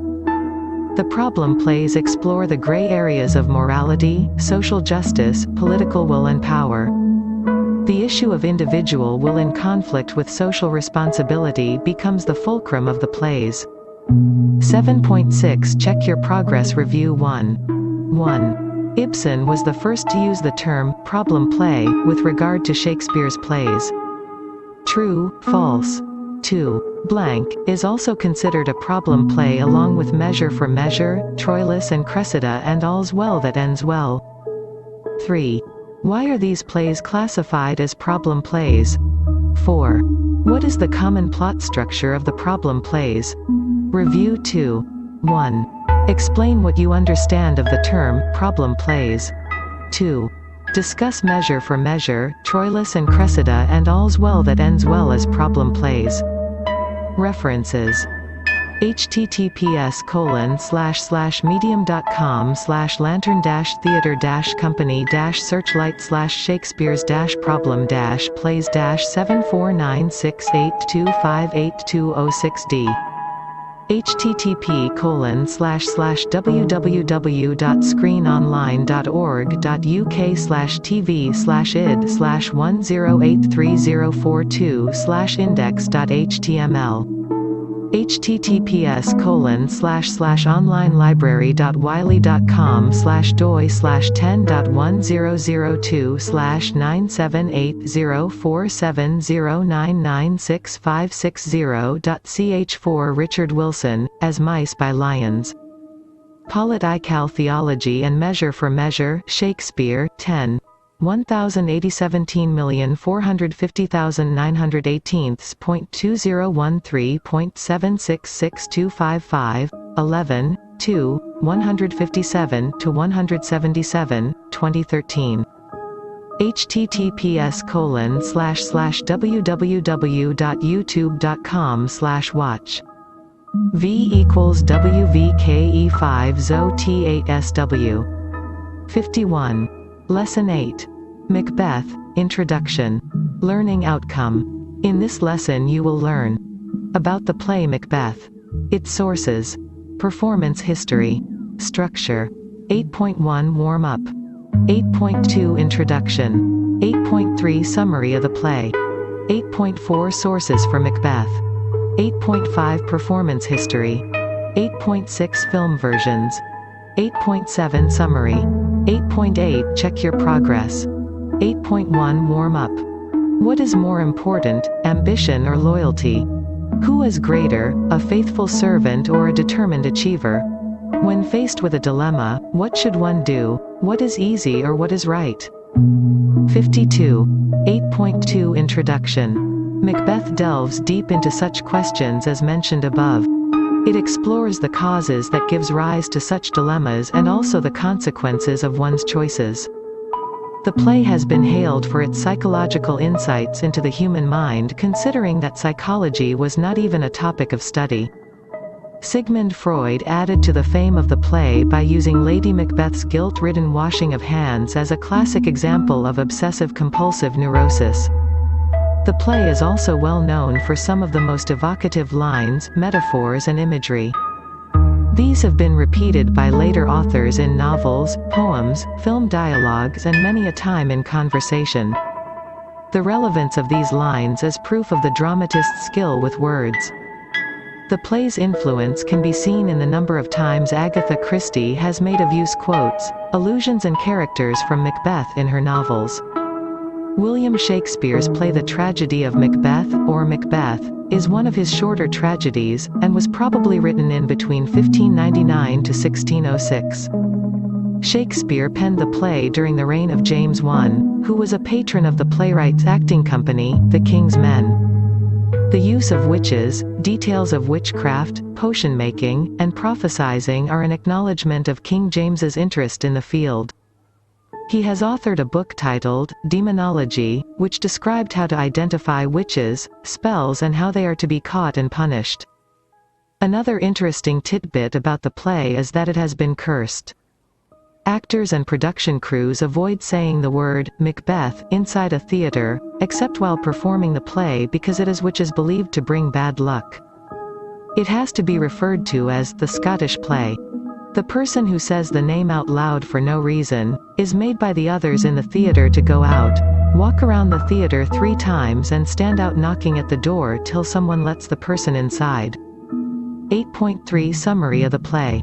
Macbeth and Banquo, generals in the army of Duncan, King of Scotland, return from fighting a fierce battle where Macbeth has killed the enemy and won the appreciation of the King Duncan. They ride through a wild area where they meet 3 weird sisters who predict that Macbeth shall be named Thane of Cawdor and then the King of Scotland. To Banquo they prophesize that his progeny will be kings. The 2 men are surprised but ride on to meet their king. 53. Before they can meet the king, a courtier approaches and greets Macbeth as the Thane of Cawdor. Macbeth and Banquo are amazed at the prediction being fulfilled so quickly. Macbeth and Banquo decide to discuss this later. King Duncan expresses his pleasure at the bravery of his generals and grants them gifts and titles. He then invites himself to Macbeth's castle as he wishes to spend time with him. Macbeth writes of the change in his fortunes and the meeting with the weird sisters in a letter to Lady Macbeth, also informing her of the arrival of Duncan. Lady Macbeth, driven by ambition for her husband, feels that he is too weak to act quickly and so decides to become strong and motivate her husband to take the next step. Macbeth arrives before Duncan. Lady Macbeth provokes Macbeth to kill Duncan while he is under their roof. Macbeth agrees and kills Duncan when the latter is sleeping. Macbeth kills the guards outside Duncan's chamber and blames them for the murder of the king. The king's sons, Donalbain and Malcolm, fear for their life and flee. Macbeth is then named king. His first act as king is to plan the murder of Banquo and his son Flancé. Banquo dies but Flancé escapes. Macbeth feels very uncertain about his position as king and shows it in his rule. He proves to be a tyrant. There is no peace or prosperity in Scotland. Nobody is sure of what terror Macbeth might unleash. There are fears about his mental health when he says he sees Banquo's ghost at a party. Lady Macbeth meanwhile has become mentally unstable. After her involvement in the murder, she is stricken with guilt and begins to sleepwalk and continuously wash her hands. Macduff, a brave soldier, fearing for his life, escapes to England to seek the help of the English king to overthrow Macbeth. Macbeth unleashes his anger on Macduff's family, killing his wife and children. Things begin to get murky as Macbeth realizes he is about to face a revolt in his kingdom. He approaches the weird sisters who assure him that he will not be harmed until Birnam Wood marches to Dunsinane. Macduff reaches Scotland with the English army. They hide in the Birnam Wood where they cut branches of the trees as camouflage. When Macbeth sees the army walking under the shade of the branches, he realizes his end is near. He is also informed that Lady Macbeth has died. Macbeth goes ahead and faces Macduff, who avenges the murder of his family by killing Macbeth. 54. 8.4 Sources for Macbeth. Shakespeare borrowed heavily from Raphael Holinshed's Chronicles of England, Scotland and Ireland, 1587, a popular history well known to Shakespeare and his contemporaries. Shakespeare had previously used Holinshed for his English history plays. Macbeth is based on the account of the reigns of Duncan and Macbeth in the Chronicles of Scotland, though with some notable differences. For example, in Chronicles, Banquo is Macbeth's accomplice in the plot to overthrow King Duncan. However, in Macbeth, Shakespeare recasts Banquo and his descendants as Macbeth's adversaries. Macbeth's history in particular, Shakespeare drew from the Scotorum Historiae, written in 1527 by Hector Boece. Other minor sources that contributed to Shakespeare's dramatic version of history include Reginald Scott's Discovery of Witchcraft and Demonology, written in 1599 by King James I. 8.5 Performance history. Macbeth was first printed in the First Folio of 1623, and the folio is the only source for the text. An eyewitness account by Dr. Simon Forman dates the first public performance of Macbeth at the Outdoor Globe Theatre in April 1611, though it was most likely performed at court before King James in August or December 1606. In the Restoration period, Sir William Davenant produced a spectacular operatic adaptation. The Davenant version held the stage until the middle of the next century. After Garrick, the most celebrated Macbeth of the 18th century was John Philip Kemble. He performed the role most famously with his sister, Sarah Siddons, whose Lady Macbeth was widely regarded as unsurpassable. The Kemble-Siddons performances were the first widely influential productions in which Lady Macbeth's villainy was presented as deeper as and more powerful than Macbeth's. It was also the first in which Banquo's ghost did not appear on stage. Barry Vincent Jackson staged an influential modern dress production with the Birmingham Repertory in 1928. The production reached London, playing at the Royal Court Theatre. Among the most publicized productions of the 20th century was mounted by the American Negro Theatre at the Lafayette Theatre in Harlem in 1936. Orson Welles, in his first stage production, directed Jack Carter and Edna Thomas. Canada Lee played Banquo, in an all-African-American production. Welles set the play in post-colonial Haiti, and his direction. 55.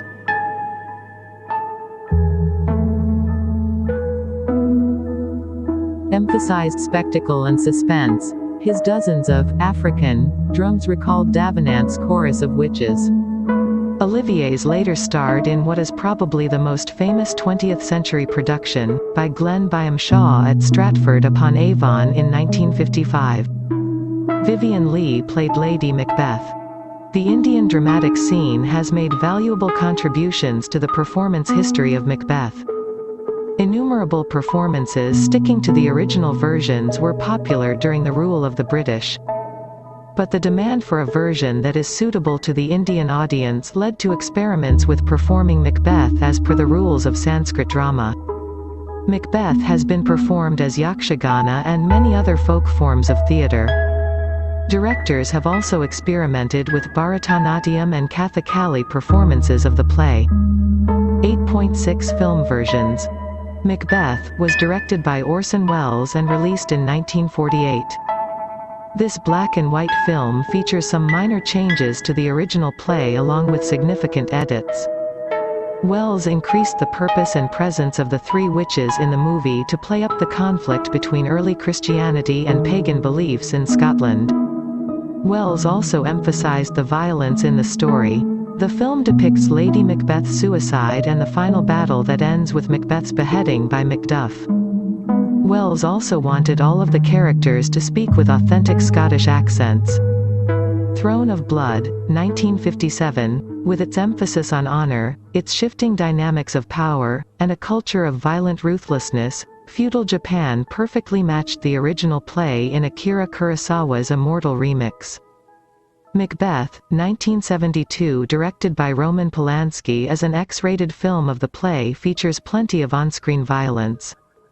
Polanski also emphasizes the passage of time. The events of play span several years, and the Macbeths visibly age over the course of the movie. Perhaps the most boldly divergent of the many Macbeth reworks, William Morissette's Scotland, PA 2001, doesn't stop at relocating Shakespeare's hotbed of Machiavellian scheming into a fast food joint. The film completely overhauls the tone of the play, transmuting the tragic elements into absurd black comedy. Makbul, 2003, Vishal Bhardwaj slunk into the Mumbai underworld to make a proper Shakespearean adaptation for the people of India. None of the liberties that Bhardwaj took with the story, turning the Lady Macbeth figure into the Duncan figure's wife and Macbeth's. 56. Mistress, as well as promoting the crooked cop weird sisters from prophets to active forces on the goings-on in the plot, directly result from Indian cultural mores. Macbeth, 2015, directed by Justin Kurziel. This recent adaptation was filmed in Scotland, and opens with the funeral of the Macbeth's dead son.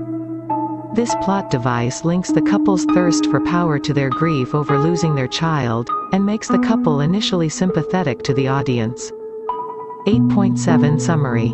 William Shakespeare's play The Tragedy of Macbeth, or Macbeth, is one of his shorter tragedies, and was probably written in between 1599 to 1606.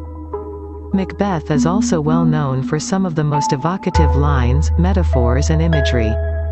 Shakespeare borrowed heavily from Raphael Holinshed's Chronicles of England, Scotland and Ireland, 1587, a popular history well known to Shakespeare and his contemporaries. Dr. Simon Forman dates the first public performance of Macbeth at the Outdoor Globe Theatre in April 1611. Film versions of the play are numerous as the play is quite popular. 8.8 Check your progress review. 1. Macbeth is one of the longest plays written by Shakespeare. True, false. 2. The play discusses the consequence of being over-ambitious. True, false. 3.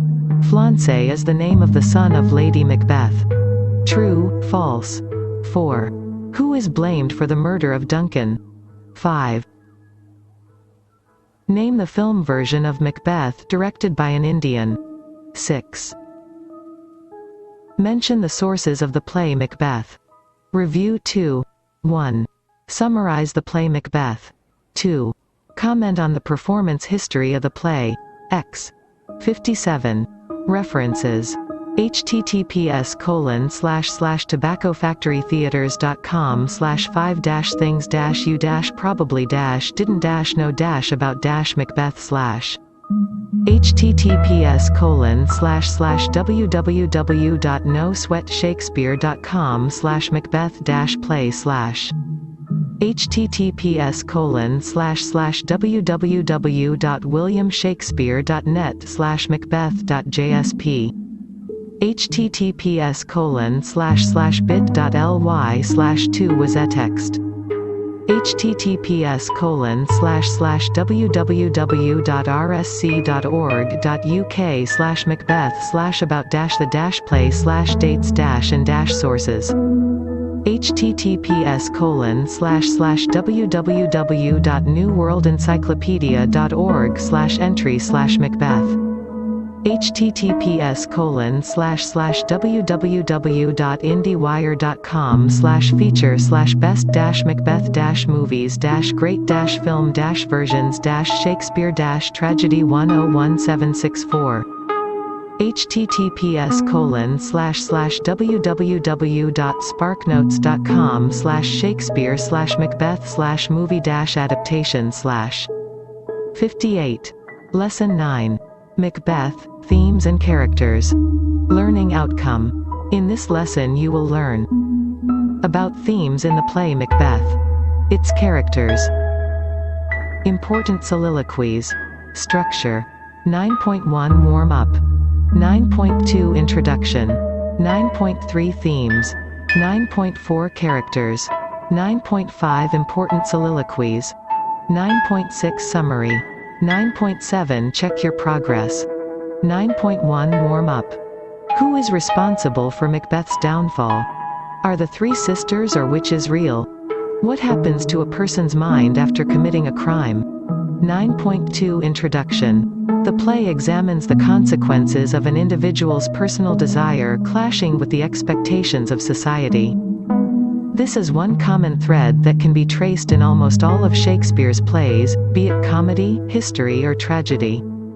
The conflict between the personal and 59. Public leads to an upheaval in society. Society functions smoothly only when all individuals bend their will for the well-being of the larger group. Personal considerations, ambitions, capabilities must serve the greater good. If, in that process, an individual attains success, fame and wealth, he is hailed as a good citizen. However, a member of society seeking fame, wealth or success for his own progress without considering the cost to the rest of society will be punished. In the histories, such kings are made to abdicate the throne or are killed. The kings who are willing to suppress or sacrifice personal choices for public weal are rewarded with fame and renown in history.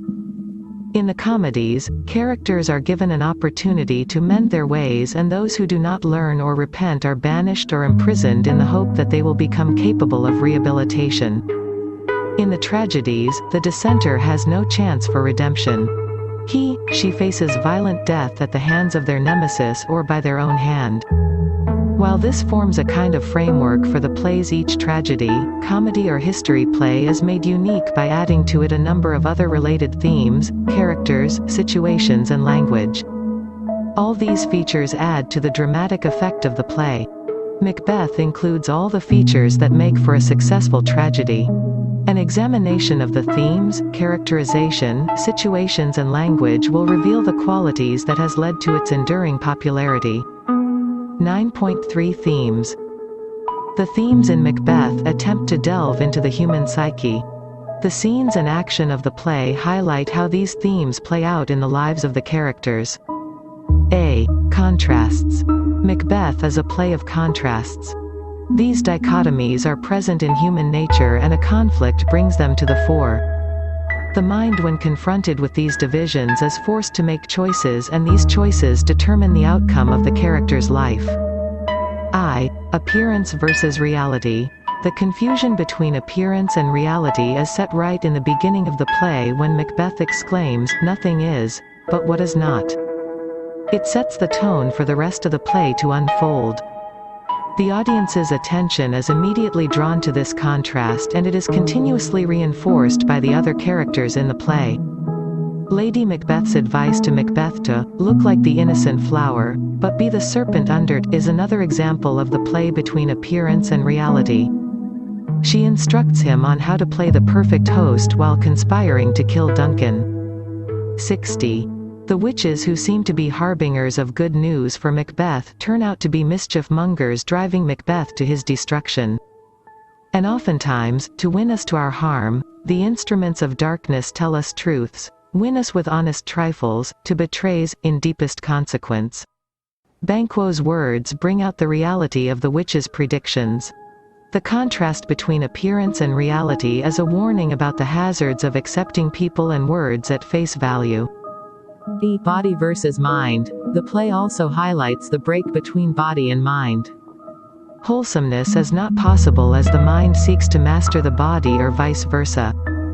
This break blurs the vision of characters and leaves them unsure about themselves and others. Duncan's "there's no art to find the mind's construction in the face" is an indication of how perception is affected because of this break between body and mind. Macbeth, however, makes a deliberate choice to break the unity of body and mind when he says, "False face must hide what the false heart doth know, and make our faces vizards to our hearts, disguising what they are." After the first murder, Macbeth realizes how his mind has gained control over his body and how his body suffers as a result of this. He is not able to sleep or rest and starts at the slightest sound. He sees ghosts where nobody else can. Towards the end of the play, he is physically exhausted and welcomes death at the hands of Macduff. This break affects Lady Macbeth too. Her conflicted and restless mind does not allow the body any rest and she sleepwalks, washing her hands constantly. She loses all contact with reality and succumbs. Ambition versus duty. The conflict in the play is the dilemma faced by Macbeth. "That is a step, on which I must fall down, or else o'erleap, for in my way it lies." His ambition to become king is in conflict with his duty towards Duncan. Hence, the reference to falling down or overleaping. He must accept his duty and curb his ambition or ride his ambition and face consequences. Macbeth must die because he chose his personal desire over his bounden duty to his king. The conflict between ambition and duty is a threat to order in society. Macbeth's action against his king is an unnatural act, and balance in nature can be restored only with his death. While the murder of Duncan is considered regicide, the killing of Macbeth is an act of revenge and the assassination of a tyrant, and therefore justified. Light versus darkness. Light represents innocence and transparency, while darkness is a blanket that hides or covers what is wrong or guilty. 61. Stars, hide your fires, let not light see my black and deep desires. By Macbeth. And come, thick night, and pall thee in the dunnest smoke of hell, that my keen knife see not the wound it makes. By Lady Macbeth. Call upon night to cover their dark thoughts and deeds. Night comes to symbolize a time when the conscience is asleep and unlawful forces are at play. Ambiguity. Ambiguity is another important theme in Macbeth. There is a blurring of boundaries between binaries of good and evil, truth and lies. This results in uncertainty and a fogging of the mind. The fog in the play is representative of this ambiguity or blurring. Sight, fair as foul, foul as fair. Of all the senses, sight is the first to be affected. The witches introduce this idea in the beginning of the play. There is no clear division between good and evil. It is seen as two sides of the same coin. Therefore, when we are introduced to Macbeth, he is a brave, virtuous, loyal general to Duncan, but he is also capable of conspiring and killing the very same king he serves. Lady Macbeth possesses a strong will and a sharp tongue. She is also courageous and resourceful, but when confronted with the evil in Macbeth, she succumbs to her fear and guilt, and it drives her to her death. Macduff is also subject to this blurring. He is shown as a loving husband, devoted father and loyal kinsman to Duncan. But, when he escapes to England leaving his wife and children at the mercy of Macbeth, his devotion and duty to his family is questioned. Lady Macduff's piteous appeal brings to light the folly of Macduff. Prophesy, truth or open to interpretation. Since the beginning of the play there are constant references to the untrustworthiness of the predictions of the witches. Their words prove to be ambiguous and open to interpretation. Macbeth learns too late in the day the error in accepting the predictions as absolute truths. Part of the predictions do turn out to be true, adding to the ambiguity of such foretelling. The ambiguity in the play highlights the role of human agency. The role of the free will of the characters clashes with fate. The plot moves ahead not because of the intervention of fate but by human action. Macbeth's being named Thane of Cawdor is not the result of a mere prediction but the fruit of his labor in the battlefield. In the same manner, his death is not caused by the moving of a forest or the kind of birth a man has had. It is only an aid to the movement of the plot.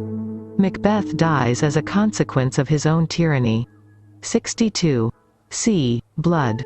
The word blood is also a theme in the play because of the different connotations associated with it. The word blood has been used almost 40 times in the play, hinting at the significance Shakespeare places on it. Honor. In the first instances of its use the word blood indicated honor and loyalty. Duncan says, "What bloody man is that?" with reference to the brave soldier who has brought news of the battle.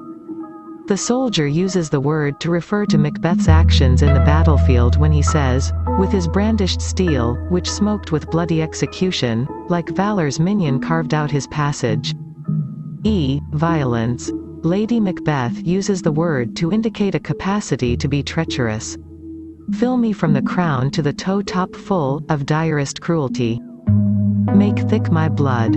Stop up the access and passage to remorse, that no compunctious visitings of nature shake my fell purpose. The thickening of her blood will make her impervious to the prickling of her conscience." The next reference is by Macbeth when he speaks of bloody instructions, referring to his conspiracy to kill Duncan. There are numerous repetitions of the word in Act 3 when the murder is to be committed and after when Duncan's blood is smeared on the soldiers and on Macbeth's and Lady Macbeth's hands. Guilt. What hands are here? Ha! They pluck out mine eyes. Will all great Neptune's ocean wash this blood clean from my hand? No, this my hand will rather, the multitudinous seas incarnadine, making the green one red. Blood on Macbeth's hands provoke this speech expressing his sense of guilt and the immensity of the deed. Out, damned spot. Out, I say. Lady Macbeth's cry as she sleepwalks exemplifies her guilt in the murder of Duncan. That she is affected by the murder is made clear in the following quote. "Yet who would have thought the old man to have had so much blood in him? Here's the smell of the blood still. All the perfumes of Arabia will not sweeten this little hand." Atmosphere. The play carries an atmosphere of terror, fear, uncertainty, guilt and despair. Every aspect of drama, setting, dialogue and action emphasize the atmosphere of darkness, violence and evil. The witches with their chants and potions with their repulsive ingredients create an atmosphere of mischief and wrongdoing. Double toil and trouble, fire burn, and cauldron bubble. They also emphasize the presence of evil. By the pricking of my thumbs, something wicked this way comes. 63. There is a sense of uncertainty that pervades throughout the play. The fog and weather add to the sense of uncertainty. So foul and fair a day I have not seen. Macbeth and Banquo are unsure about the identity of the witches and the authenticity of their predictions. What are these, so withered and so wild in their attire, that look not like inhabitants earth, and yet our own, live-you? Macbeth is unsure of whether he should take a drastic step to ensure his succession to the throne. This supernatural soliciting, cannot be ill, cannot be good. If ill, why hath it given me earnest of success, commencing in a truth? If good, why do I yield to that suggestion, whose horrid image doth unfix my hair, and make my seated heart knock at my ribs, against the use of nature? Present fears are less than horrible imaginings. His entire soliloquy in Act 1 SC.V is the enactment of his dilemma. Lady Macbeth is not sure if Macbeth has the courage to carry out such a heinous act. Yet do I fear thy nature, it is too full oth milk of human kindness, to catch the nearest way. Thou wouldst be great, art not without ambition, but without the illness should attend it. What thou wouldst highly, that wouldst thou holily, wouldst not play false, and yet wouldst wrongly win. This uncertainty continues even after the murder of Duncan. While Lady Macbeth seems to have reconciled herself, Macbeth feels insecure. He translates this sense of insecurity into the murders of Banquo, Flancay and Macduff. His failure to eliminate Flancay and Macduff leaves him angry and disturbed. It is this sense of dread of the future that affects Lady Macbeth, leading her to her death. Supernatural elements. Supernatural elements play an important role in creating the atmosphere of terror and horror. They seem to be another character in the play. Witches. The witches form one of the pivots on which the plot turns. They help further the plot by provoking Macbeth with their predictions. They stir his dormant ambitions, leading him to commit acts he might not have indulged in. Their visitations always lead to a change in the pace of action in the play. It is not clear whether they are mortal, women, or whether they are evil or good. That they wish to play mischief in the lives of humans is made obvious in the beginning of the play. However, their motivation to interfere in Macbeth's life is unclear. Hecate joins in the game at a later stage, and the visions she shows Macbeth turn out to be double-edged swords. 64. Storms. Storms symbolize disturbances in the natural order. Macbeth begins on a stormy note, foregrounding the violence and chaos about to follow. Shakespeare compares the natural world with society. The order in nature is reflected in the human world, so any disturbance in the human world automatically affects the working of the natural world, and storms are ideal as they cause damage and also are terrifying in their fury. Visions. Visions are conjured by the witches in Act 4 SCI in the play. They play a vital part in the play by acting as a chorus, helping to move the plot forward.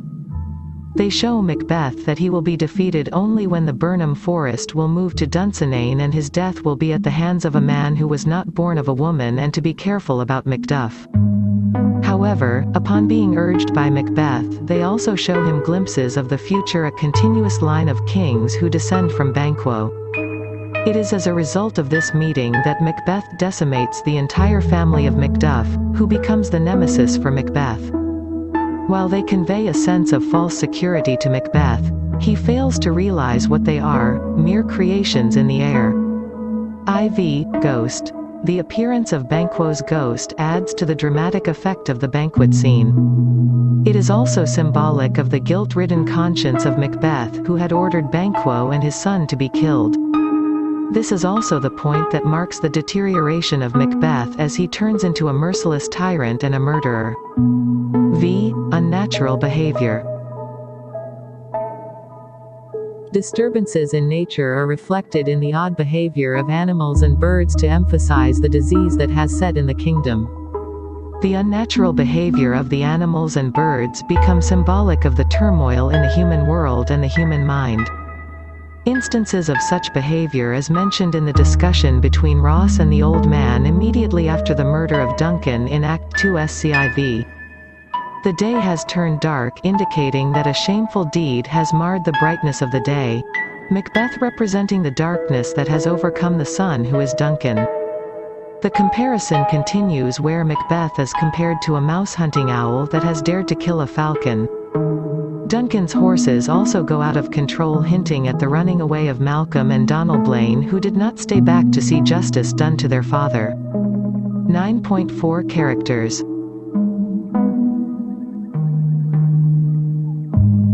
Characters in Macbeth have become iconic as they become subjects for psychological studies.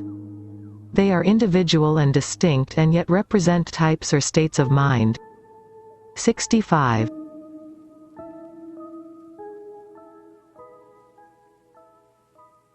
A. Macbeth. Macbeth is the protagonist in the play and a true representation of the statement made by the witches in Act 1 Sci, fair is foul and foul is fair. The line hints at the inherent binary in nature and by extension in the nature of man. Macbeth acts out this binary. He is a loyal general and kin of Duncan, but he is also an ambitious man. He is a staunch friend and is also capable of getting his friends killed to further his ambition. He is a brave and courageous soldier but fears ghosts. He is capable of love and yet is ruthless with women and children. Macbeth is caught at a crossroads and therefore it is possible for this dichotomy to play out. His choices determine his tragic end. He chooses ambition over loyalty, and friendship, ruthlessness over love, and therefore loses sleep and mental stability and begins to see ghosts. The tragedy of Macbeth is the tragedy of poor choice. Even though the play offers many other reasons for his transgressions like the prediction of the witches, the goading of Lady Macbeth, it is really Macbeth who kills Duncan's guards, and from then on there is no excuse for him. He moves on from one crime to another, each more horrifying than the other, leaving no other option for him other than a violent and bloody end, one that he starts the play with beheading. B. Banquo. Banquo acts as a foil to Macbeth in the play. They are pitched together, they both hear the prediction, they are both promised greatness and are awarded equally by Duncan. Their paths diverge only when Macbeth chooses to kill Duncan. Macbeth perceives Banquo as a threat because he has heard the prediction and also stands to gain because he has a son fiancé while Macbeth has no successor. Banquo falls victim to his friend's treachery, but his line continues as prophesied by the witches. Banquo comes to represent the fairer side of human nature.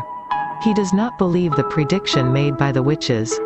He does not act rashly but decides to wait. He does not allow his baser nature overcome his natural goodness and for this pays with his life.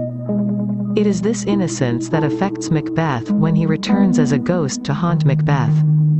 C. The Three Witches. The witches can be interpreted at different levels.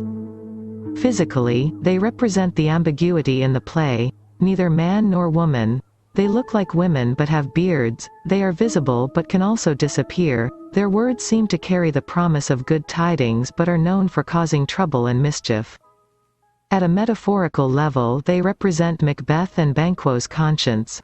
They could be outer manifestations of the temptations in their minds.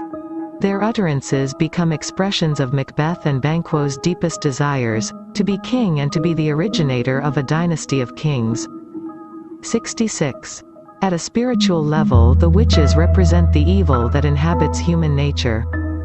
Unnatural, full of mischief, it needs the slightest loosening of one's morals to take firm hold of one's mind and dictate actions and choices which inevitably leads to downfall. The attraction of evil is greater because the visions it conjures are unfulfilled desires and yearnings, and the path indicated for the fulfillment of the same seems very easy and simple. However, as Macbeth realized too late, it is a path that is treacherous and invariably leads the way to a dusty death. D. King Duncan. Duncan is the victim in the play. His lot seems to be a king who is unlucky because every person in whom he places his faith seems to betray him.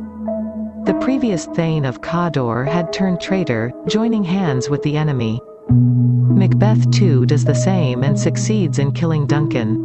This blind faith and trust is Duncan's undoing. A good king, he is however, not a discerning king. He fails to see that human beings have two sides to them. Since he is forthright and honest, he believes people around him are the same and is genuinely shocked when he is betrayed. He is punished with death because he fails to take heed from one lesson. He places utmost trust on Macbeth and pays for it with his life. His inability to read people leads to his end. E. Lady Macbeth. Lady Macbeth is a woman of great strength of character. She compliments Macbeth by being his alter ego. She has great ambitions for him, and where he hesitates she goads him into action. Very early in the play she realizes that as a woman she will not be able to assist Macbeth in achieving his dreams, and therefore discards all those qualities of gentleness, kindness, mercy that are normally associated with women, and chooses to be hard-hearted and without conscience. She does not realize that her actions will create consequences she cannot handle. Her plan was to get rid of Duncan and Macbeth crowned king. What she did not account for was the kind of violent turn Macbeth would take. She is witness to the murder of the guards, then Banquo, and later Lady Macduff and her children. Lady Macbeth finds that Macbeth is turning into a monster and tyrant, and she is powerless to stop him. Her initial shock turns into guilt. She feels responsible for the murders Macbeth has committed. This feeling of irredeemable guilt manifests itself in her sleepwalking and her obsession with cleaning her hands. The murder of Macduff's family pushes her to the brink, driving her to suicide. Her strength lay in her partnership with Macbeth, and once this was lost, Lady Macbeth felt lost and lonely, unable to survive on her own. 67. F. Porter. The porter is the person who opens and closes the doors to the castle. He is seen drunk in the scene immediately after the murder of Duncan. The significance of the character can be understood from the fact that many prominent Shakespearean actors have chosen to play the role of the porter rather than Macbeth. The porter becomes representative of the change that has come over Macbeth. His act of welcoming sinners into the castle shows that Macbeth's home, which was described by Duncan as inhabited by the temple-haunting martlet, has become hellish, the abode of sinners. His drunken stupor also symbolizes Macbeth's state of mind, where reason has fled and villainy has made its home. G. Macduff. Macduff is Macbeth's nemesis. Macduff is moved to seek revenge after his wife, children and his entire household is killed by Macbeth. He had traveled to England to meet Malcolm. Macbeth saw this as an act of treason and as punishment destroyed Macduff's family. It is the loyalty to Malcolm and his despair about the fate of Scotland that motivates Malcolm to return and fight Macbeth. Macduff becomes the only man to kill Macbeth as he fulfills the second part of the prediction made by the witches, that only a man not born of a woman can kill Macbeth. It is revealed by him in the end that he was plucked out of his mother's womb and hence can kill Macbeth. H. Lady Macduff. Lady Macduff is a character of substance in the play, even though her presence on the stage is not a lengthy one. She questions the attitude of the men in the play, who seem to flee at the first sight of danger or crisis, leaving behind innocent, helpless women and children to face the wrath of a tyrant. She raises concerns about heroism, loyalty and responsibility. Where does a man's true responsibility lie? His country first or his family? Macduff's choice shows the consequences which have to be borne by the women who are left behind unprotected and unarmed. 9.5 Important soliloquies. Soliloquies are a dramatic technique where a character reveals his innermost thoughts, desires, plans or fears. The soliloquy is spoken when the character is alone on the stage and is therefore free to utter thoughts that otherwise may lead to unpleasant consequences. The audience gets a glimpse into the workings of the mind of the character and better understand his or her later actions. 68. 1. Lady Macbeth. The raven himself is hoarse. To cry, "Hold, hold." Act 1 SC. V. This soliloquy reveals the determination of Lady Macbeth to ensure that Macbeth becomes king. She sees herself as the one to instigate and provoke Macbeth to act. She calls on the forces of darkness to divest her nature of all gentle feelings that a woman is supposed to possess and fill her with the direst cruelty.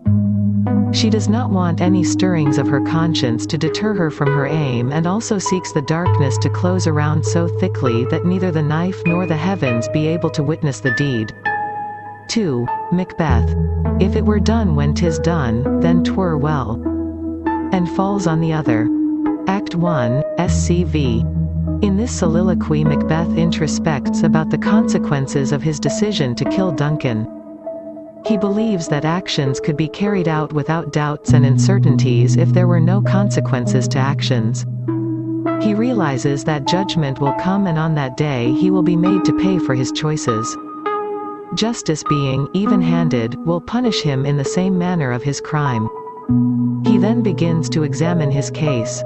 He knows that Duncan has come to his home in double trust. It is Macbeth's twofold duty as kin and subject, and as that of a host, to protect Duncan and not wield a weapon against him.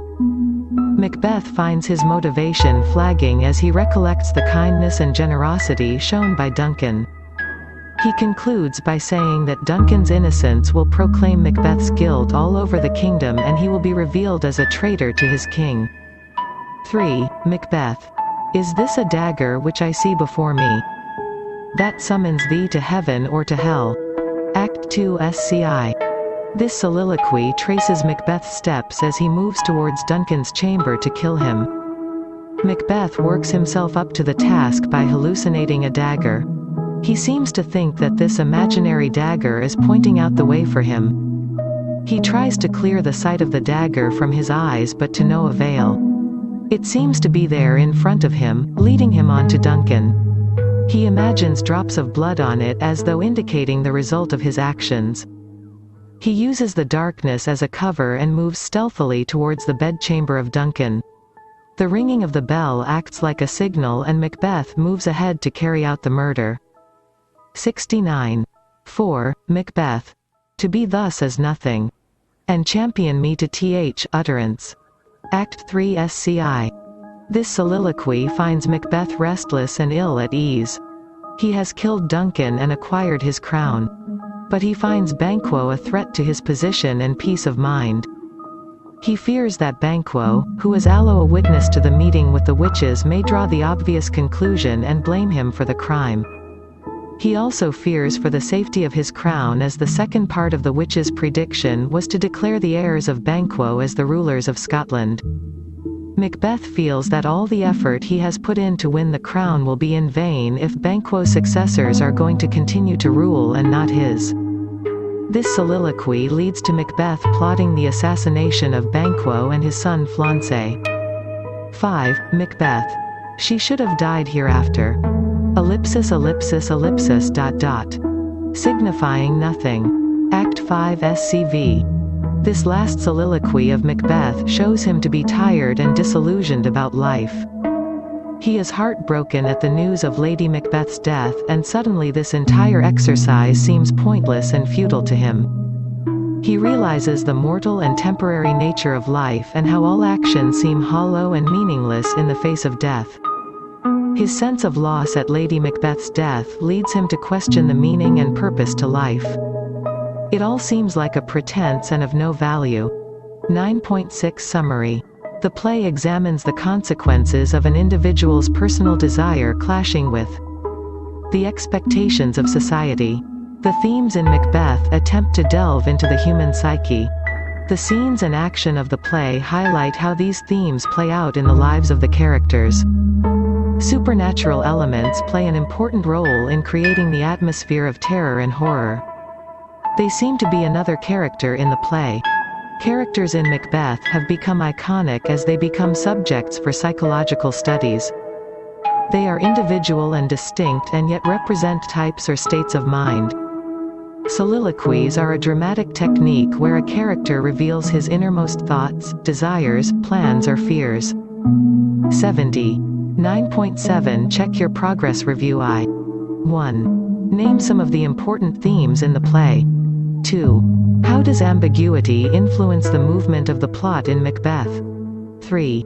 Point out the various meanings of the word blood in Macbeth. 4. Why is the porter scene important in the play? Review 2. 1. Comment on the importance of atmosphere in the play. 2. Why are supernatural elements considered another character in the play? 3. Discuss the importance of the character of Lady Macduff. References. https://www.thoughtco.com/macbeth-themes-and-symbols-4581247 http://shakespeare.mit.edu/macbeth/full.html https://bbc.in/2dhgpiv https://freebooksummary.com/the-tragedy-of-macbeth-and-word-blood-21648 71. Lesson 10. Twelfth Night, Introduction. Learning Outcome. In this lesson you will learn about the play Twelfth Night, its sources, performance history, structure, 10.1 Warm-up, 10.2 Introduction, 10.3 Summary of the play, 10.4 Sources for Twelfth Night, 10.5 Performance history, 10.6 Film versions, 10.7 Summary, 10.8 Check your progress, 10.1 Warm-up. How would you explain love? What are the qualities of a lover? What should a couple seek in a relationship? 72. 10.2 Introduction. Twelfth Night is a comedy in 5 acts written about 1600–02 and printed in the first folio of 1623. Shakespeare wrote Twelfth Night near the middle of his career, probably in the year 1601. Most critics consider it one of his greatest comedies, along with plays such as You Like It, Much Ado About Nothing, and A Midsummer Night's Dream. Twelfth Night is the only one of Shakespeare's plays to have an alternative title. The play is actually called Twelfth Night, or What You Will. The title of Twelfth Night refers to the 12th night of Christmas, also referred to as the Eve of Epiphany, a day that commemorates the visit of the Magi to the baby Jesus and is often celebrated with a temporary suspension of rules and social orders. In Shakespeare's day, this holiday was celebrated as a festival in which everything was turned upside down, much like the upside-down, chaotic world of Illyria in the play. Twelfth Night was one of the few times of the year where servants were allowed to mix with their masters, sometimes even switching roles through disguises. Although Shakespeare's Twelfth Night clearly mimics the conventions of the Twelfth Night celebrations, with the social order of the play suspended and characters easily crossing social classes, there is no obvious reference to the holiday within the play itself. It channels the rowdiness of the holiday revelries. Fest the Fool, Sir Toby Belch, and Sir Andrew Aguecheek can all be considered versions of the Lord of Misrule, while Maria bears strong resemblance to the Lady of Misrule. Fest's song at the end of the play suggests the reintroduction of reality. Once the festivities are over, the audience will face a long, bleak winter in which social norms are back in place and debauchery is frowned upon. Twelfth Night is about illusion, deception, disguises, madness, and the extraordinary things that love will cause us to do, and to see. The play features a female protagonist who, for one reason or another, has to disguise herself as a young man. It is important to remember that in Shakespeare's day, all of the parts were played by men, so Viola would actually have been a male pretending to be a female pretending to be a male. The play also explores the effect of excess, of love, sorrow, pleasure, anger on human behavior and the need for restraint. 10.3 Summary of the play. In the kingdom of Illyria, a nobleman named Orsino lies around listening to music, pining away for the love of Lady Olivia. He cannot have her because she is in mourning for her dead brother and refuses to entertain any proposals of marriage. Meanwhile, off the coast, a storm has caused a terrible shipwreck. A young, aristocratic-born woman named Viola is swept onto the 73. Illyrian shore. Finding herself alone in a strange land, she assumes that her twin brother, Sebastian, has been drowned in the wreck, and tries to figure out what sort of work she can do. A friendly sea captain tells her about Orsino's courtship of Olivia, and Viola says that she wishes she could go to work in Olivia's home. But since Lady Olivia refuses to talk with any strangers, Viola decides that she cannot look for work with her. Instead, she decides to disguise herself as a man, taking on the name of Cesario, and goes to work in the household of Duke Orsino. Viola, disguised as Cesario, quickly becomes a favorite of Orsino, who makes Cesario his page. Viola finds herself falling in love with Orsino, a difficult love to pursue, as Orsino believes her to be a man. But when Orsino sends Cesario to deliver Orsino's love messages to the disdainful Olivia, Olivia herself falls for the beautiful young Cesario, believing her to be a man. Meanwhile, we meet the other members of Olivia's household, her rowdy drunkard of an uncle, Sir Toby, his foolish friend, Sir Andrew Aguecheek, who is trying in his hopeless way to court Olivia, Olivia's witty and pretty waiting gentlewoman, Maria, Fest, the clever clown of the house, and Malvolio, the dour, prudish steward of Olivia's household. When Sir Toby and the others take offense at Malvolio's constant efforts to spoil their fun, Maria engineers a practical joke to make Malvolio think that Olivia is in love with him. She forges a letter, supposedly from Olivia, addressed to her beloved, whose name is signified by the letters MOAI, telling him that if he wants to earn her favor, he should dress in yellow stockings and crossed garters, act haughtily, smile constantly, and refuse to explain himself to anyone. Malvolio finds the letter, assumes that it is addressed to him, and, filled with dreams of marrying Olivia and becoming noble himself, happily follows its commands. He behaves so strangely that Olivia comes to think that he is mad. Meanwhile, Sebastian, who is still alive after all but believes his sister Viola to be dead, arrives in Illyria along with his friend and protector, Antonio. Antonio has cared for Sebastian since the shipwreck and is passionately, and perhaps sexually, attached to the young man, so much so that he follows him to Orsino's domain, in spite of the fact that he and Orsino are old enemies. Sir Andrew, observing Olivia's attraction to Cesario, still Viola in disguise, challenges Cesario to a duel. Sir Toby, who sees the prospective duel as entertaining fun, eggs Sir Andrew on. However, when Sebastian, who looks just like the disguised Viola, appears on the scene, Sir Andrew and Sir Toby end up coming to blows with Sebastian, thinking that he is Cesario. Olivia enters amid the confusion. Encountering Sebastian and thinking that he is Cesario, she asks him to marry her. He is baffled, since he has never seen her before. He sees, however, that she is wealthy and beautiful, and he is therefore more than willing to go along with her. Meanwhile, 74. Antonio has been arrested by Orsino's officers and now begs Cesario for help, mistaking him for Sebastian. Viola denies knowing Antonio, and Antonio is dragged off, crying out that Sebastian has betrayed him. Suddenly, Viola has newfound hope that her brother may be alive. Malvolio's supposed madness has allowed Maria, Toby, and the rest to lock Malvolio into a small, dark room for his treatment, and they torment him at will. Fest dresses up as Sir Topaz, a priest, and pretends to examine Malvolio, declaring him definitely insane in spite of his protests. However, Sir Toby begins to think better of the joke, and they allow Malvolio to send a letter to Olivia, in which he asks to be released.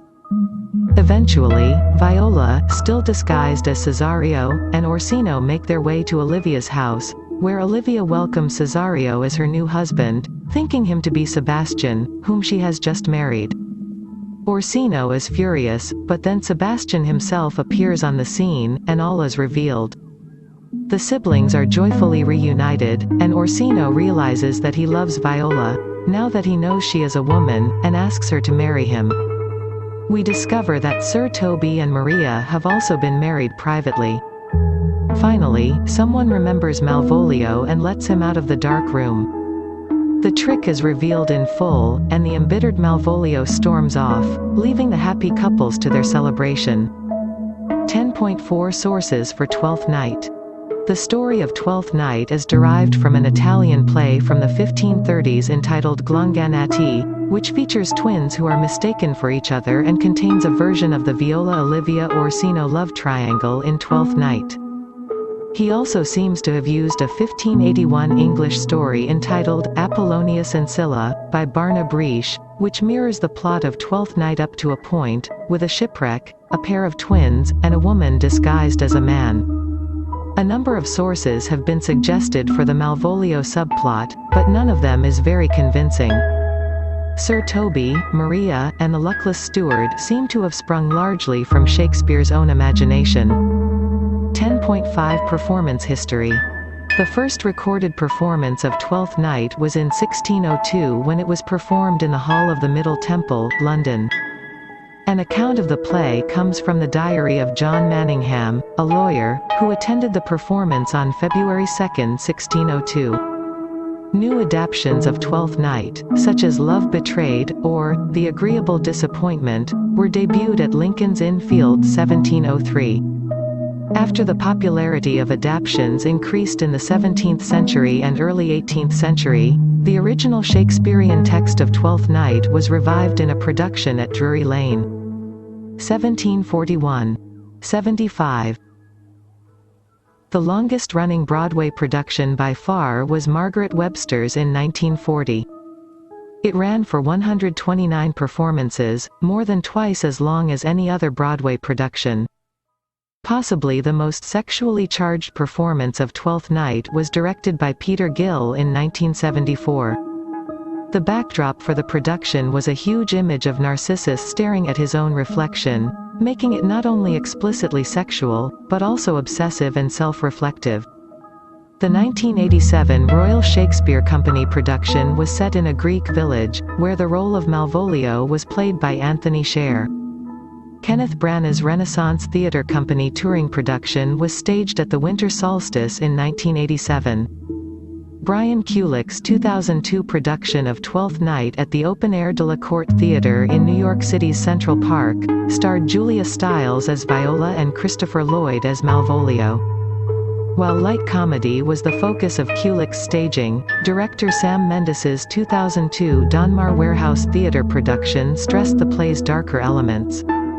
The 2002 Holderness Theatre Company production of Twelfth Night, directed by Rebecca Holderness, calls attention to its fine dramaturgical effects, including the setting, lighting, dance, and music.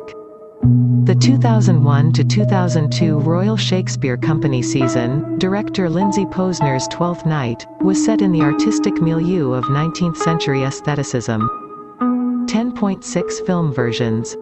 Twelfth Night was first adapted into a film in 1910, as a silent production. A 1933 film was directed by Orson Welles. It is a recording of a dress rehearsal for a theatrical production rather than a film adaptation, but it is notable for being the first surviving film directed by Welles. Twelfth Night, Russian, Transliteration Divanat Satya Nak, is a 1955 Soviet comedy film by Lenfilm based on Shakespeare's play Twelfth Night, or What You Will. The script was written by Jan Frid. The film was released in the Soviet Union on the 21st of November 1955, and in the United States on the 3rd of March 1956. A 1986 Australian film based on the play was directed by Neil Armfield starring Gillian Jones, Ivar Kantz, and Peter Cummins.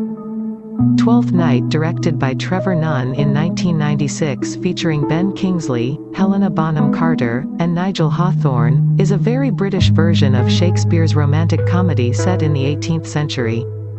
The 2003 version, directed by Tim Supple, is a youthful contemporary version of Shakespeare's comedy Twelfth Night, or What You Will, which stays true to the bard's original verse, but takes a decidedly modern approach to this classic story of love and mistaken identity. It features a multicultural cast, and an impressive soundtrack. Adaptations of the movie include Motorcrossed, directed by Steve Boyum in 2001, and She's the Man, directed by Andy Fickman in 2006, featuring Amanda Bynes and Channing Tatum. 76. 10.7 Summary. Twelfth Night is a comedy in 5 acts written about 1600 to 02 and printed in the first folio of 1623. The title of Twelfth Night refers to the 12th night of Christmas, also referred to as the Eve of Epiphany, a day that commemorates the visit of the Magi to the baby Jesus and is often celebrated with a temporary suspension of rules and social orders. Twelfth Night is about illusion, deception, disguises, madness, and the extraordinary things that love will cause us to do, and to see. The story of Twelfth Night is derived from an Italian play from the 1530s entitled Glonganati. The first recorded performance of Twelfth Night was in 1602 when it was performed in the Hall of the Middle Temple, London. 10.8 Check your progress review 1. The alternative title of the play Twelfth Night is blank. 2. The Twelfth Night of Christmas is also called blank. 3. What is the significance of the 12th day of Christmas? 4. Who is represented as the Lord and Lady of Misrule in the play? 5. In what way does this play resemble Shakespeare's Comedy of Errors? Review 2. 1. Summarize in detail the plot of the play Twelfth Night. 2. Comment on the various stage and film versions of the play Twelfth Night. References. https://www.sparknotes.com/Shakespeare/Twelfth Night/context/historical/what does -12 night refer to? https://bit.ly/39nt4xc https://www.enotes.com/topics/12-night/critical-essays/12-night-volume-85 77. Lesson 11. Twelfth Night, Themes and Characters. Learning Outcome. In this lesson you will learn meaning of the title, about themes in the play Macbeth, its characters, structure. 11.1 Warm-up. 11.2 Introduction. 11.3 Themes. 11.4 Characters. 11.5 Summary. 11.6 Check your progress. 11.1 Warm-up. How does love affect a person's behavior?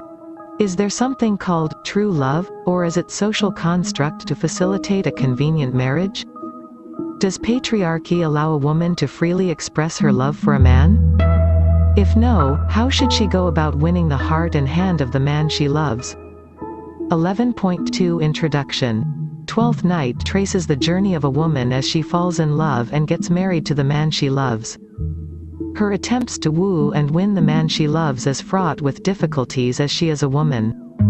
She is bound by mores and taboos laid down by society that make it almost impossible. 78. For her to win her man, she is forced to wait for her man to realize her feelings or accept a compromise by marrying whichever man seeks her hand. It seems almost impossible for a woman to exercise a choice in this matter. The play explores the different ways by which women seek to exert their choice. One chooses to cross-dress and manipulate the situation to suit her end. Another isolates herself from all society, choosing to wait till she meets a man she likes. The third uses her wit and resourcefulness to help the man she loves, thereby winning his admiration and love. All three women, Viola, Olivia and Maria, have to use their ingenuity to achieve their goal, love and marriage. Their efforts create the comedy in the play. Like a typical comedy, the play features the clown fest, the simpleton Sir Andrew Aguecheek, the gull Malvolio and the mischief makers Sir Toby Belch, Maria and others. The women dominate the action, and the seemingly impossible love triangle of Viola, Orsina, Olivia is resolved by the entry of the twin Sebastian. The women find partners of their choice, and the overreaching Malvolio is punished. Situations for humor are created through misunderstandings. Olivia falls in love with Viola not knowing she is a woman. Malvolio dresses and behaves in a ridiculous manner under the impression that he is wooing Olivia. Sir Andrew Aguecheek challenges Viola to a duel as he thinks Viola dressed as a man is his rival for Olivia's affections. 11.3 Themes. Twelfth Night, as the title suggests, is about subversion and appropriation. It is a play about blurred boundaries between male-female identities, love, despair, class distinctions, real pretense, noble foolish. The play is driven by desire, for love, for a better station in society. The translation of this desire into action determines the consequences for the characters. A. Love. Love is the primary theme of the play. It begins with an apparently love-sick Duke Orsino who despairs about his love for Olivia not being reciprocated. His lovelorn state makes him melancholic and therefore turns to music for relief. However, his love for Olivia does not rouse him to act. He chooses Viola disguised as Cesario to further his suit. Orsino's love is devoid of passion and remains more of a stance. He seems keener on playing the role of a lover rather than being one. He chooses Viola, Cesario to play the role for him. This results in Olivia falling in love with Cesario and not Orsino. The next male character supposedly in love is Malvolio. He is Olivia's steward and is ambitious. He seeks to rise above his station in society and believes that marriage with Olivia will help achieve his desire. He falls prey to the prank played by Maria and Sir Toby Belch because he does not understand what it is to love. His 79. Service and his efficiency as a steward and his identity as a strong male, he believes, is qualification enough to claim the hand of Olivia. It is this egotism that renders him an easy gull to the crafty Sir Toby and Maria. Sir Andrew Aguecheek, a suitor to Olivia's love, is exploited by Sir Toby. He is a fop and a coward. He professes his love for Olivia but never seeks to woo her. He believes his high station is qualification enough for Olivia to accept him. He ends up injured after challenging Cesario to a duel. Sebastian, twin to Viola, is enamored of Olivia more for her wealth and status rather than herself. The only reason he wins her is because he replaces Cesario, breaking the love triangle. The male characters profess to be in love, but the motivations for their love is not in the women but in themselves, and so they are unsuccessful in their suits. Their actions are driven by selfishness rather than selflessness, which is so important in a relationship. It is the women characters who truly love and act to win their love. Viola takes on a new identity to be with the man she loves. Olivia uses all the wiles in her armory as a woman to attract and hold the attention of Cesario. Maria uses her wits to impress and win the love of Sir Toby. These women are determined, proactive and committed, and therefore are victorious in love. The sincerity of their affections wins them the day and their husbands. Love, for them, is not a means to an end but the basis for a relationship that will ensure their honor, safety and happiness. B. Sexuality. The theme of male-female sexuality is at the core of the play.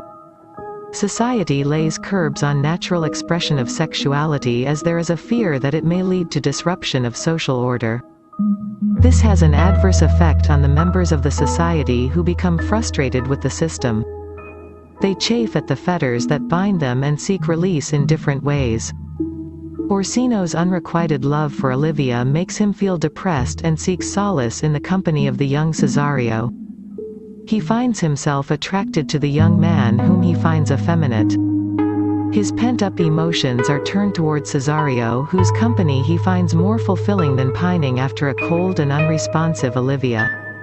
The male-male bonding, which otherwise would have threatened the happy ending of the play, is cleverly resolved by making Cesario female. Viola as Cesario finds it easy to cross boundaries. She moves from the inner rooms where she would have been otherwise confined to the front rooms where the men perform their roles. It gives her access to express herself without feeling threatened and wins the affection of Orsino.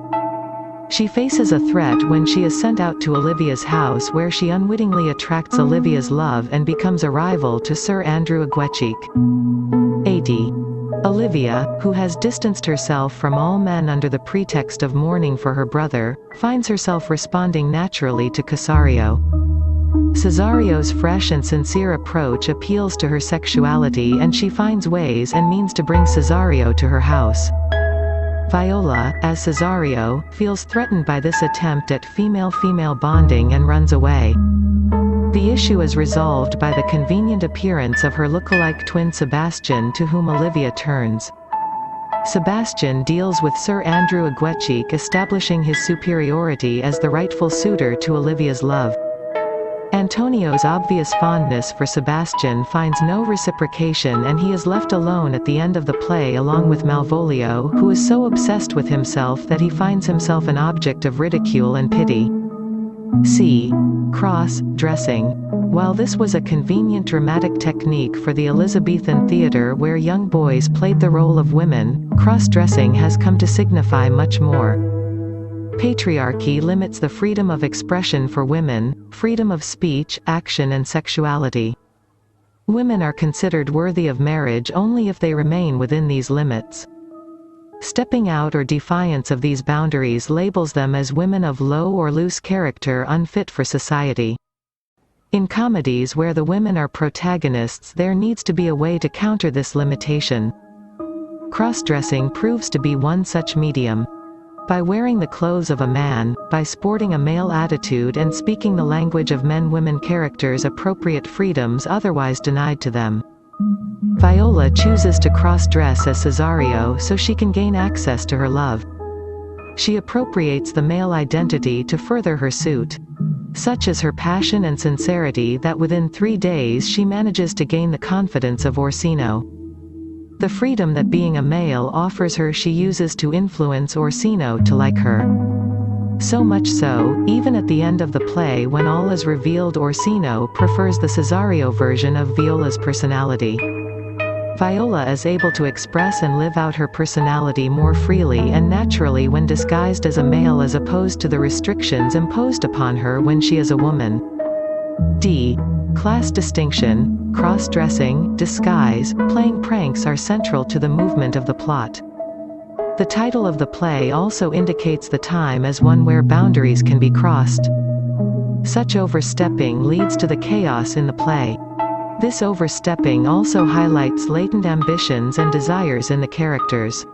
The urge to rise above one's position in society is a common desire, but the means by which this is achieved is questioned in the play. Viola chooses to act as Cesario, a page, which is a step down for her. She is seeking protection and access to a man, and therefore servitude is a safe option. Her sincerity ensures the restoration of her 81. Proper place in society. Olivia chooses a mate from a class below hers because she recognizes an honesty and dignity that she finds missing in the artificial wooing of Orsino and the vapid Sir Andrew Aguecheek. Her instinct steers her right, and she is rewarded with a profitable marriage with Sebastian. Maria does not lose sight of who she is. She does not pretend but lets her natural self shine in her interactions with Sir Toby. Her position as handmaid to Olivia protects her and gives her the freedom and space to be herself. Sir Toby is impressed with her intelligence and spirit, and so Maria is able to make a match above her station. The men in the play do not fare so well. Orsino's appeals are forgotten under the spell cast by Cesario. Sir Andrew Aguecheek is ignored. Malvolio is severely punished, and Antonio loses the company of his beloved Sebastian. The transgressions of the men, especially Malvolio and Antonio, are perceived as threats to social order and therefore not encouraged. Malvolio is made a laughingstock by Sir Toby, Maria, Fest and others, and Antonio is left alone at the end of the play without any indication about his future. Twelfth Night is a typical romantic comedy with its usual plot of pairs of lovers who attempt to find true love, the pranksters and their gulls, and the twists and turns in the plot which make for humor and entertainment. The play ends harmoniously with the lovers being properly paired, and the wrongdoers punished. The play's exploration of male-female sexuality, the consequences of excess, adds depth to a seemingly frivolous plot. 11.4 Characters. The characters in the play are in a constant state of flux, moving from one position to another effortlessly. There seems to be very little consistency to them and their feelings, with the exception of Viola and Antonio.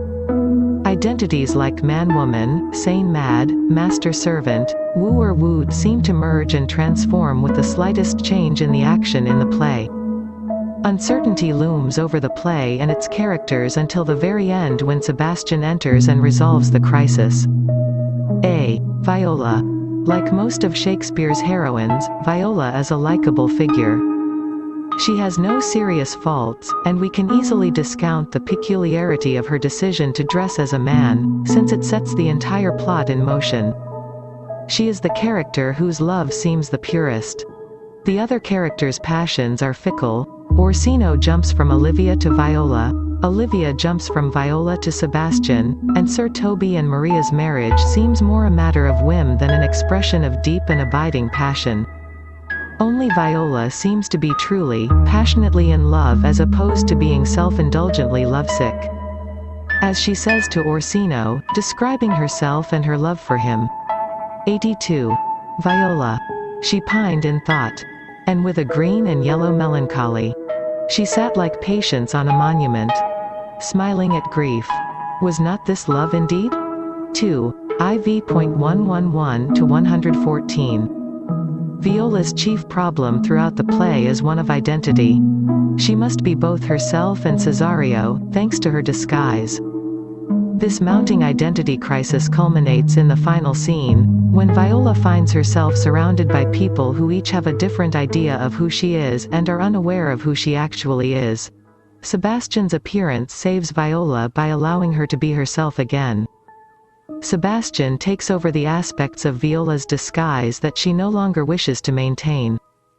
Thus liberated by her brother, Viola is free to shed the roles that she has accumulated throughout the play, and she can return to being Viola, the woman who has loved and won Orsino.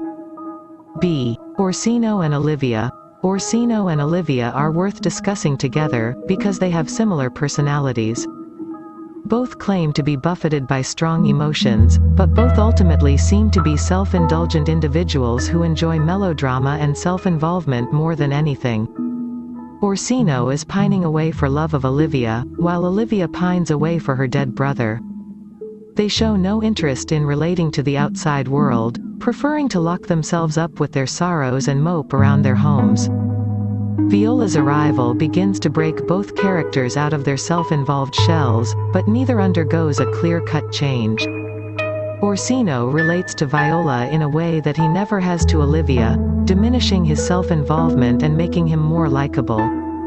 Yet he persists in his belief that he is in love with Olivia until the final scene, in spite of the fact that he never once speaks to her during the course of the play. Olivia, meanwhile, sets aside her grief when Viola, disguised as Cesario, comes to see her. But Olivia takes up her own fantasy of lovesickness, in which she pines away, with a self-indulgence that mirrors Orsino's, for a man who is really a woman. Ultimately, Orsino and Olivia seem to be out of touch with real emotion, as demonstrated by the ease with which they shift their affections in the final scene, Orsino from Olivia to Viola, and Olivia from Cesario to Sebastian. The similarity between Orsino and Olivia does not diminish with the end of the play, since the audience realizes that by marrying Viola and Sebastian, respectively, Orsino and Olivia are essentially marrying female and male versions of the same person. 83. C. Malvolio. Malvolio initially seems to be a minor character, and his humiliation seems little more than an amusing subplot to the Viola-Olivia-Orsino love triangle.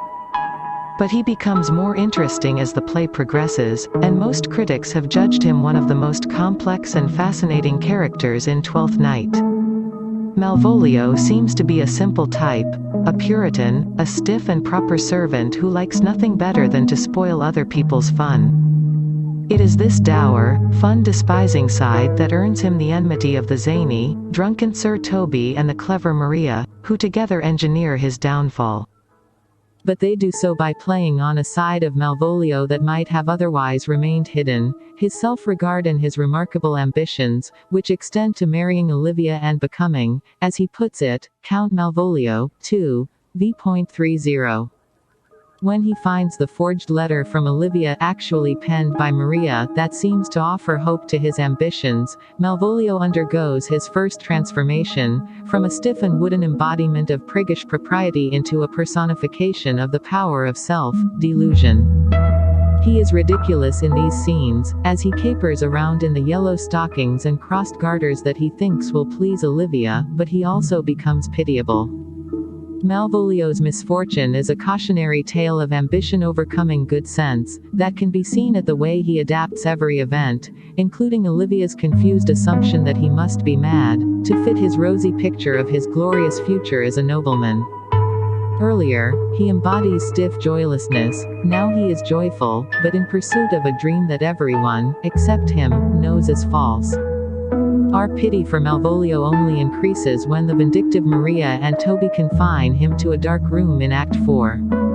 As he desperately protests that he is not mad, Malvolio begins to seem more of a victim than a victimizer.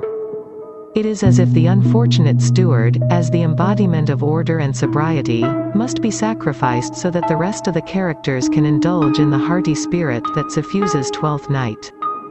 It is too much to call him a tragic figure, however, after all, he is only being asked to endure a single night in darkness, hardly a fate comparable to the sufferings of King Lear or Hamlet.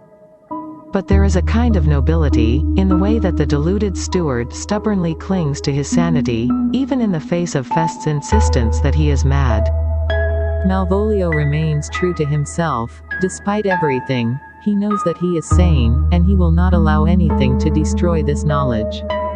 Malvolio must be content with this self-knowledge, because the play allows Malvolio no real recompense for his sufferings. At the close of the play, he is brought out of the darkness into a celebration in which he has no part, and where no one seems willing to offer him a real apology. "I'll be revenged on the whole pack of you," he snarls, stalking out of the festivities v. I.365. His exit strikes a jarring note in an otherwise joyful comedy. 84. D. Sebastian. Sebastian plays a critical role in first complicating, and then resolving the central conflict, even though little is known about his feelings or motivations. After surviving the shipwreck with the help of Antonio, Sebastian has no clear purpose or plan, but decides he is bound to the Count Orsino's court. 2.1. However, everyone he encounters mistakes him for Cesario, leading Sebastian to wonder, are all the people mad? 4.1. When Olivia greets Sebastian warmly, he is confused but also pleased that a beautiful and wealthy woman is treating him so nicely. As he reflects, if it be thus to dream, still let me sleep. 4.1. Sebastian passively goes along with the curious circumstances unfolding around him. He doesn't seem inclined to ask too many questions. The experience of surviving the shipwreck seems to have left him open to accepting whatever fate unfolds for him. Once he has been happily reunited with his sister, there is little left for Sebastian to do. Sebastian is the catalyst for the play's resolution, but offers very little by way of action to achieve that resolution. E. Antonio. Antonio is an enigmatic character in the play who heightens the main themes. He first appears imploring Sebastian to either stay with him longer, or allow him to accompany the younger man when he leaves. Antonio is quite dramatic in the language he uses, imploring, "If you will not murder me for my love, let me be your servant." 2.1. Additionally, even though it is dangerous for him to go to Orsino's court, Antonio immediately decides to chase after Sebastian, since, come what may, I adore thee so, that danger will seem sport, and I will go. 2.1. Antonio's behavior toward Sebastian seems to echo Orsino's melodramatic love for Olivia, and Olivia's exaggerated passion for Cesario. Like these other characters, Antonio is convinced he cannot live without one particular person, even though Sebastian seems to view him simply as a good friend. Antonio's emotions echo the theme of unrequited love, and the unpredictable nature of passion and desire. Antonio is the one character who is authentically experiencing intense feelings for someone of the same sex. While everyone else eventually finds their way to an appropriate match, Antonio seems doomed to have his feelings unrequited and unresolved. Like Orsino, Antonio's strong attachment to Sebastian leaves him vulnerable when he thinks he has been betrayed, lamenting that Sebastian's false cunning. Taught him to face me out of his acquaintance. 5.1. Antonio eventually ends up receiving confirmation of Sebastian's affection for him. However, Antonio is also conspicuously left alone at the end of the play, when almost everyone pairs off. Despite having shown loyalty, courage, and love, Antonio's virtues don't seem to be rewarded at the end of the play. 85. F. The company at Olivia's house. These are the characters that truly represent the spirit of the Twelfth Night. They include the Lord and Lady of Misrule, Sir Toby Belch and Maria. Sir Toby, a knight and kin to Olivia, chooses to consort with the servants in the house, upturning the usual relation between servant and master. Maria, the handmaid to Olivia, plots and carries out pranks on Malvolio, her superior, along with other servants in the house encouraged by Sir Toby. Social order is broken when the two come together to tease Malvolio. Fest, the clown, occupies the liminal space between servant and master and so moves in and out of both worlds without causing a disruption. He criticizes Olivia's extended mourning, conspires with Sir Toby against Malvolio, and also pretends to be Sir Topaz to convince Malvolio that he is mad. He is accompanied by Fabian, who wishes to make trouble for Malvolio. These pranksters aim to trouble Malvolio, and they are successful because they attack Malvolio where he is the weakest, his ego. They are successful in causing such chaos in the household that Olivia is forced to take matters in her hand to bring about order. It is with the arrival and marriage of Olivia and Sebastian and Sir Toby and Maria that the madness stops. G. Sir Andrew Aguecheek, a friend of Sir Toby's. Sir Andrew Aguecheek attempts to court Olivia, but he doesn't stand a chance. He thinks that he is witty, brave, young, and good at languages and dancing, but he is actually an idiot. He is exploited by Sir Toby, who uses his wealth to have a good time. Sir Toby encourages Sir Andrew to fight Cesario to win Olivia's hand. But, the arrival of Sebastian sends Sir Andrew away from the play. 11.5 Summary. Twelfth Night traces the journey of a woman as she falls in love and gets married to the man she loves. Twelfth Night, as the title suggests, is about subversion and appropriation. It is a play about blurred boundaries between male-female identities, love-despair, class distinctions, real pretense, noble-foolish. Twelfth Night is a typical romantic comedy with its usual plot of pairs of lovers who attempt to find true love, the pranksters and their gulls, and the twists and turns in the plot which make for humor and entertainment. The characters in the play are in a constant state of flux, moving from one position to another effortlessly. 86. Identities like man-woman, sane-mad, master-servant, wooer-wooed seem to merge and transform with the slightest change in the action in the play. 11.6 Check your progress review. 1. Olivia and Sebastian are twins. True, false. 2. Blank is the Duke of Illyria. 3. Blank saves Sebastian in the shipwreck. 4. Malvolio is in love with Viola. True, false. 5. Who is Sir Andrew Aguecheek? Review 2. 1. Examine Twelfth Night as a romantic comedy. 2. Justify the title Twelfth Night with reference to the characters in the play. 3. Elucidate on the issues dealt in the play Twelfth Night. References: https://shakespeare.folger.edu/download/pdf/12-night_pdf_folgershakespeare.pdf https://bit.ly/35Lorraine https://www.sparknotes.com/shakespeare/12thnight/characters/ https://www.playshakespeare.com/12th-night/characters/Antonio. 87. Lesson 12. Henry IV Part 1, Introduction. Learning Outcome. In this lesson you will learn about the play Henry IV Part 1, its sources, performance history, structure. 12.1 Warm-up.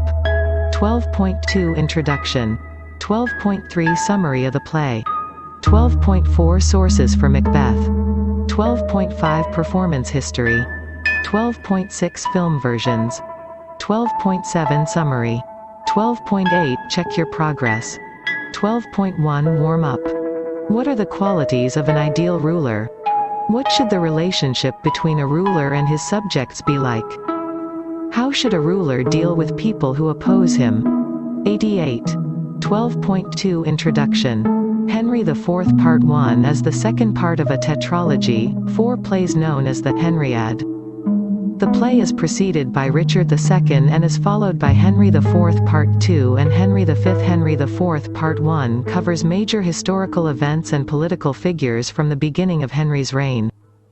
Shakespeare wrote the play during the latter part of Queen Elizabeth I's reign, and many of its themes and concerns resonate with late 16th century political events, particularly the Irish Rebellion led by the Earl of Tyrone, 1595, England's ongoing war with Spain, and the Northern Rebellion, 1569.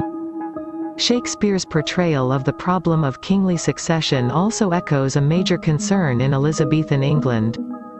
At the time the play was written, Queen Elizabeth I was in her 60s and had no heir to inherit the throne.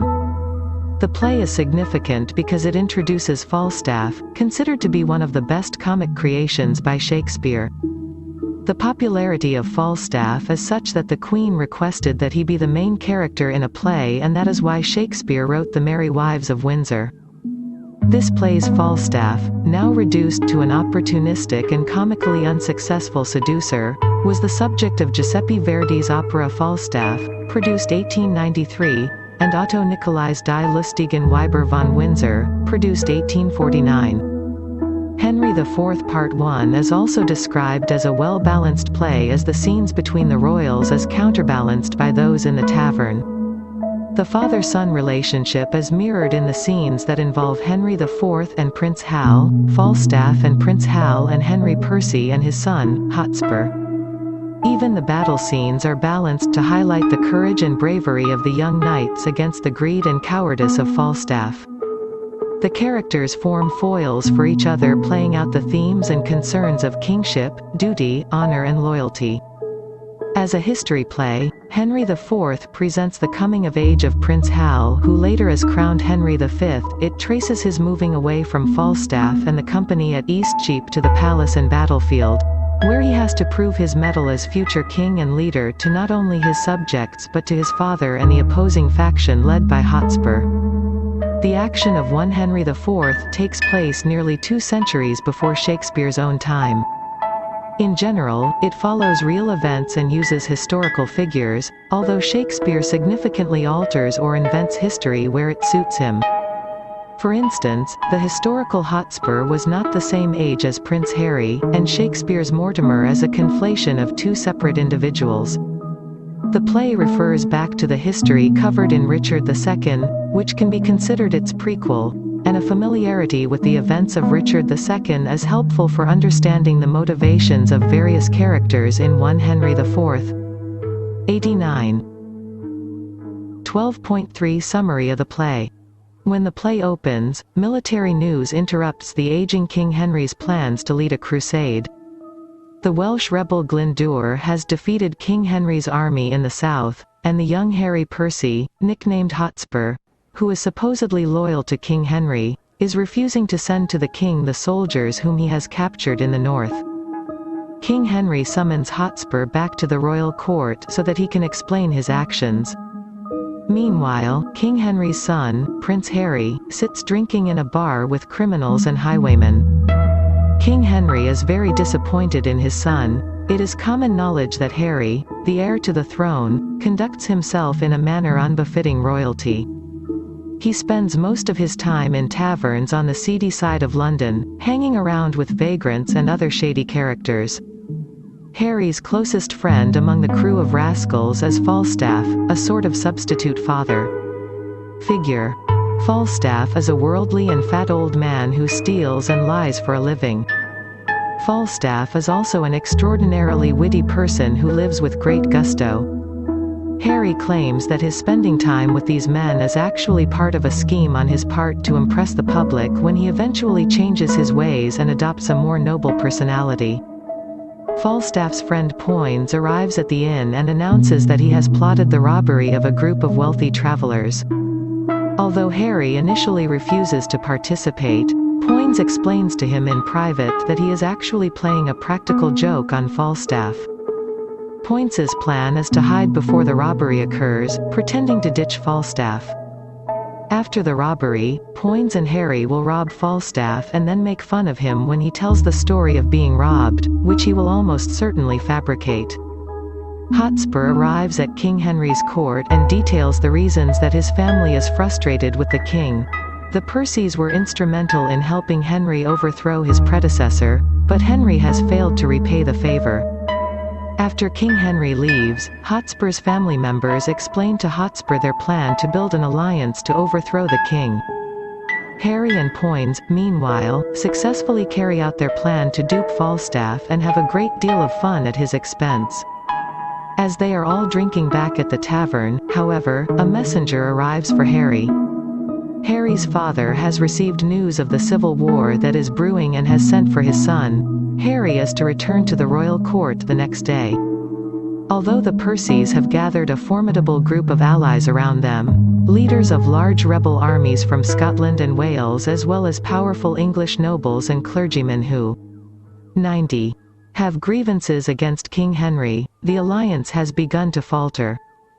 Several key figures announce that they will not join in the effort to overthrow the king, and the danger that these defectors might alert King Henry of the rebellion necessitates going to war at once. Heeding his father's request, Harry returns to the palace. King Henry expresses his deep sorrow and anger at his son's behavior and implies that Hotspur's valor might actually give him more right to the throne than Prince Harry's royal birth. Harry decides that it is time to reform, and he vows that he will abandon his wild ways and vanquish Hotspur in battle in order to reclaim his good name. Drafting his tavern friends to fight in King Henry's army, Harry accompanies his father to the battlefront. The Civil War is decided in a great battle at Shrewsbury. Harry boldly saves his father's life in battle and finally wins back his father's approval and affection.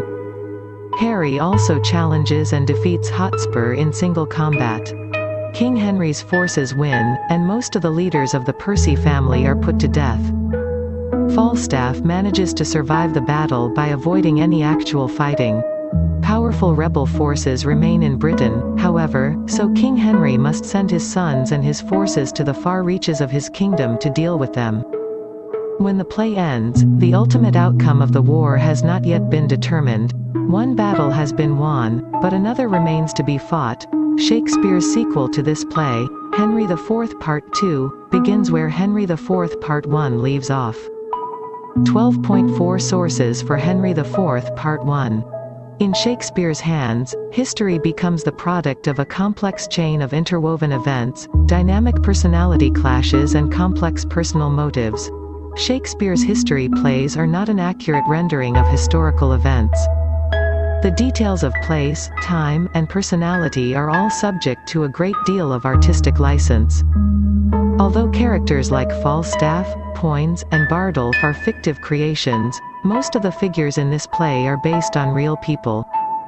The broad outlines of character and destiny were already familiar to Shakespeare's audience, and so, too, were many details of the political context. Shakespeare did, however, research his materials in some depth. Close studies have shown that Henry IV, Part I draws upon a surprising range of disparate sources. The most obvious source for Henry IV, Part I is Raphael Holinshed's Chronicles of England, Scotland, and Ireland, 1587 edition. Holinshed's style of history focuses on the personalities and motivations of significant historical figures, and much of the detail of Henry IV's struggle with the Percys comes from here. Another important source is the third book of Samuel Daniels. 91. The Civil Wars between the two houses of Lancaster and York, 1595. Daniel's poem differs significantly from Holinshed in the emphasis it places upon the Prince of Wales and his rivalry with Hotspur. Shakespeare followed Daniel in making Hotspur a much younger man at the time of the rebellion. Historically, he was older than King Henry, and in both Daniel and Shakespeare the Battle of Shrewsbury becomes an occasion for the prince to prove his valor and martial prowess. Other probable sources include John Stow's Chronicles of England, 1580, and Annales of England, 1592, and an earlier anonymous play, The Famous Victories of Henry V. The Famous Victories survives in an edition of 1598 which may not accurately reflect the play that Shakespeare knew, but it does provide an example of the Wild Prince legend. The prince in this play is much more reckless and irresponsible than Shakespeare's relatively level-headed Prince Hal, and despite sharing some details of plot and characterization, The Famous Victories and Henry IV are strikingly different. Shakespeare exploited the comic potential of the Eastcheap tradition, but was concerned to tell other stories as well. Invented scenes of revelry in Henry IV, Part 1 are offset by more serious scenes, closely based on historical writings. The skillful balancing of one kind of scene against another creates the impression of a rich and complex historical world. 12.5 Performance history. Henry IV, Parts 1 and 2 were most likely performed in between 1596 and 1598. Part the 2nd of may have been the final play performed by Shakespeare's troupe, The Lord Chamberlain's Men, at the theatre in Shoreditch. Part 1 was published in 1598, and appeared in 9 volumes, making it the best-selling of Shakespeare's plays, and one of the most reprinted plays of the period. It has remained on stages, almost without interruption, ever since. During the interregnum, when all theatre was banned, an adaptation of the Falstaff scenes was performed under the title The Bouncing Knight. After the Restoration, famous actor-manager Thomas Betterton took the role of Hotspur in 1682, and played Falstaff in 1700.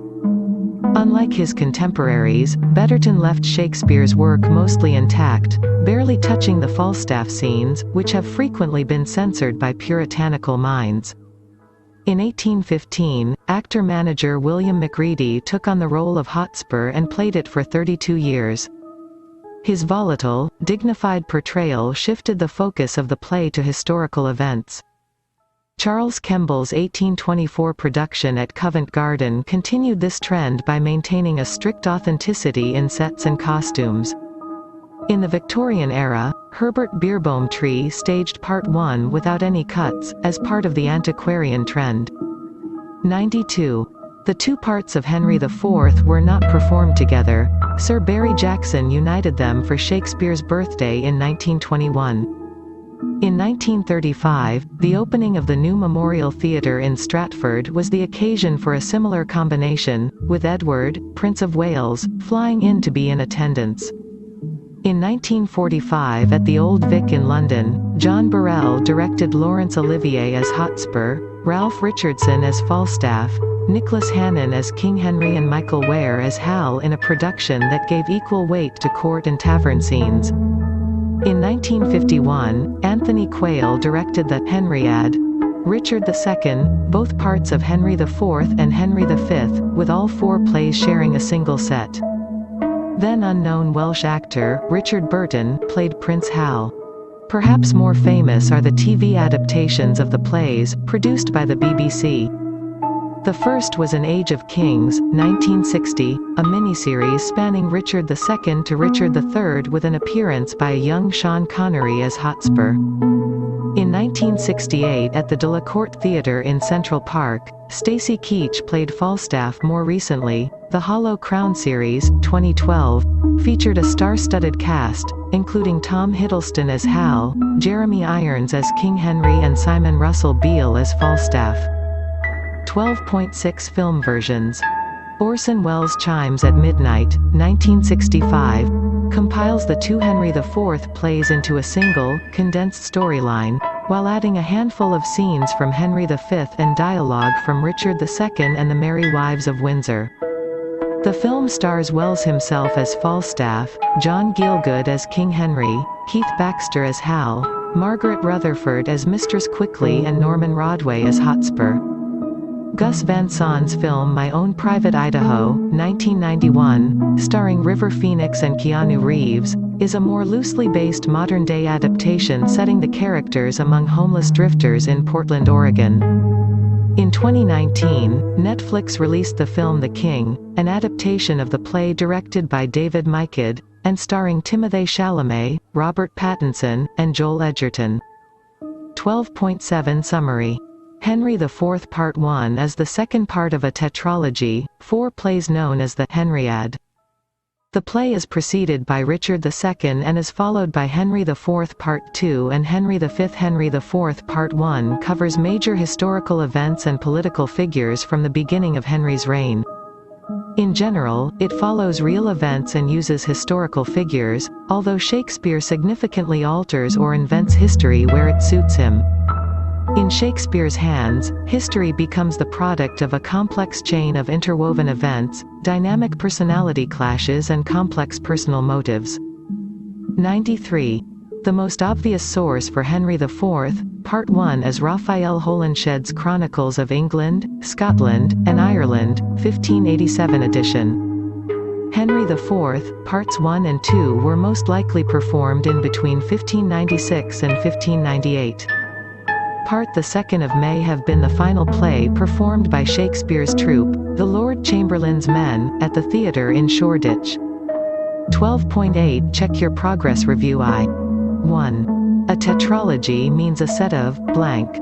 2. The Henriade includes blank, blank, blank, and blank. 3. Falstaff is an actual person who was a great influence on Prince Hal. True, false. 4.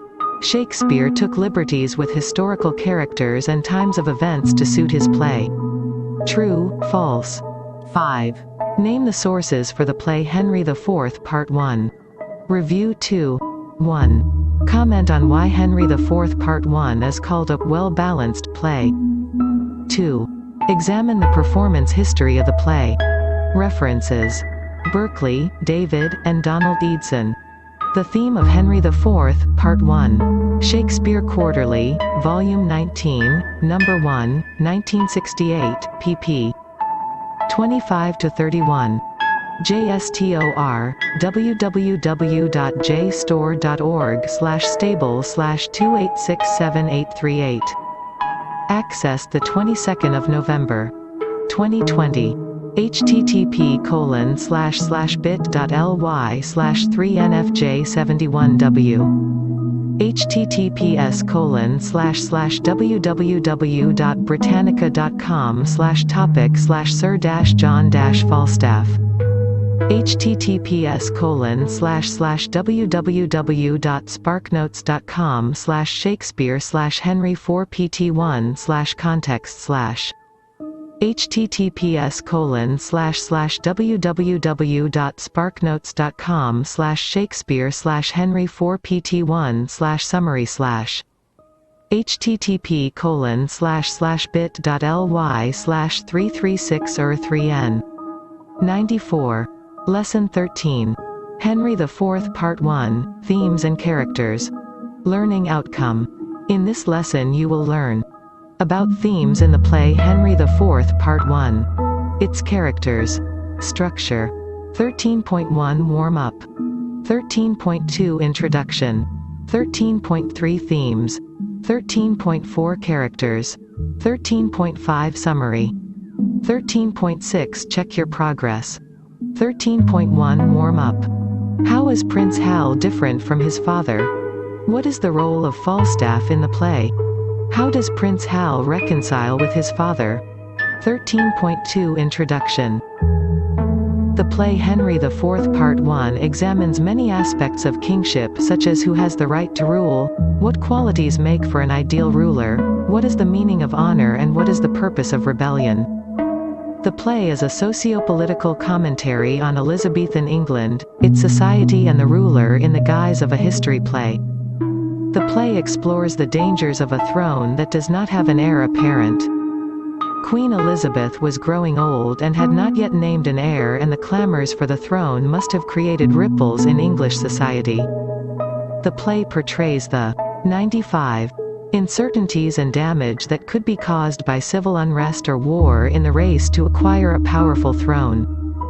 The English throne was vied not only by courtiers in the English court but also by the French, German and Spanish rulers, and an aging queen would seem an easy target. The play becomes relevant in the light of the conditions in which it was written. The idea of appearance or perception plays an important role in the play. This forms an important point of discussion between Prince Hal and his father King Henry IV. King Henry IV also learns to see beyond what is obvious, and his disappointment with his son is resolved when he perceives the true character of Hotspur, whom he had looked on with much favor. The politics of representation is brought out in the conflict between Hotspur and Henry IV. Hotspur represents the king as one who had stolen the throne from his predecessor, while Henry IV looks on his role as that of a liberator of a nation from the rule of an oppressor. Hotspur's attempts to paint Henry IV as an oppressor only takes him as far as the battlefield. Support for him dwindles when Prince Hal joins forces with his father. The king's triumph in the field is due to how the supposedly degenerate Prince Hal represents himself on the battlefield. He proves his worth as a soldier and heir apparent, and therefore victory is his. Prince Hal's awareness of the importance of this politics of representation results in his giving up of Falstaff, who becomes the representation of every quality that is in opposition to good kingship. 13.3 Themes. Politics dominates the theme of the play. The dance of diplomacy and tact, the politics of perception, the appropriation of authority and the rigors of rebellion become the background against which personal relationships clash, personal and public personas collide, making difficult choices inevitable. A. Father and son relationship. The father-son relationship is to be examined in the light of every new generation's instinct to rebel against authority and parental expectation. In the play, this relationship is played out between Henry IV and Prince Hal, Henry IV and Hotspur, Henry Percy and Hotspur, and Falstaff and Prince Hal. I. Henry IV and Prince Hal. Henry IV's disappointment with his son Prince Hal is made clear from the envy he expresses at the good luck of the heir of Northumberland to beget a son like Hotspur. He fears that his son's reputation would ruin his chances to succeed the throne as king. 96. See riot and dishonor stain the brow of my young Harry. Act 1, SCI.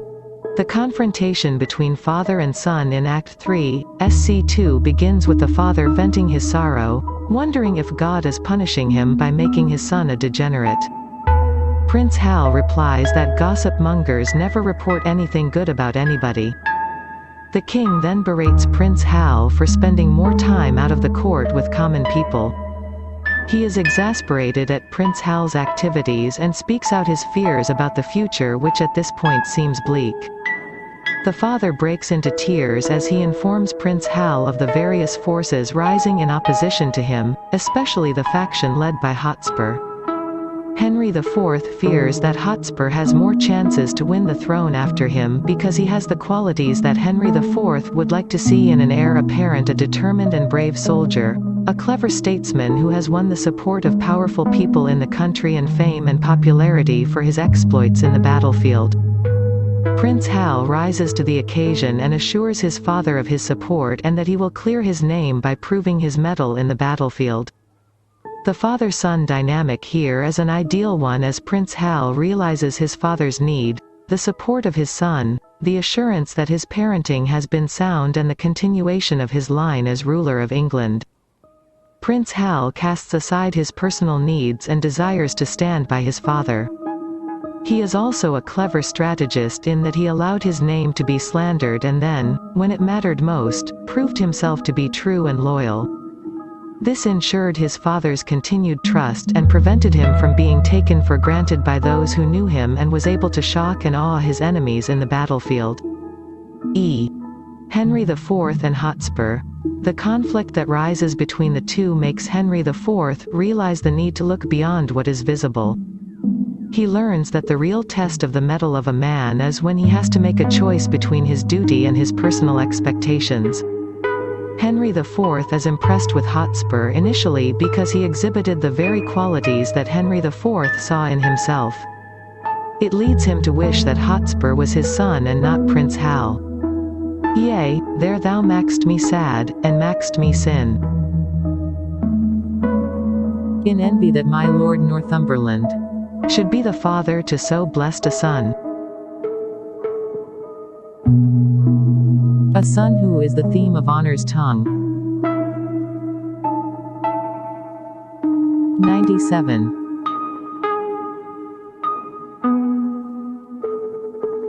Amongst a grove the very straightest plant. Who is sweet fortune's minion and her pride? Oh, that it could be proved that some night tripping fairy had exchanged in cradle clothes our children where they lay, and called mine, Percy, his Plantagenet. Then would I have his Harry, and he mine.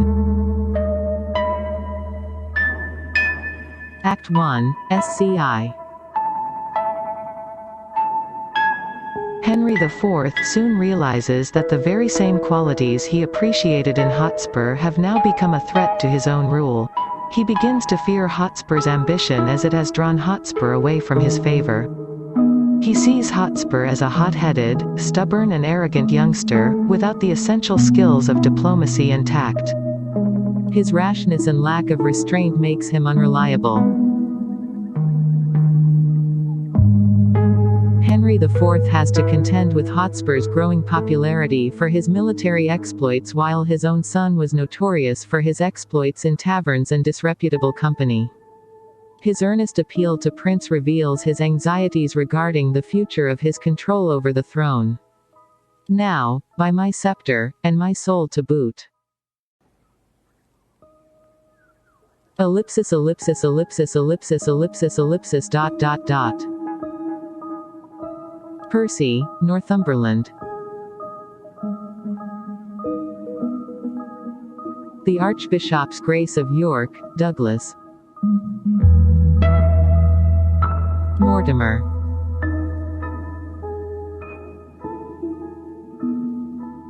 Capitulate against us and are up. Act 3, SCE.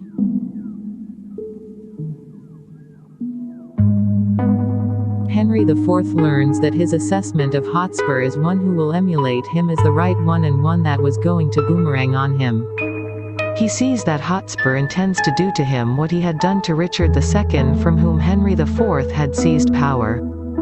He was complacent about his influence on Hotspur and did not perceive that Hotspur only saw what would promote his career and not what would benefit the kingdom. E.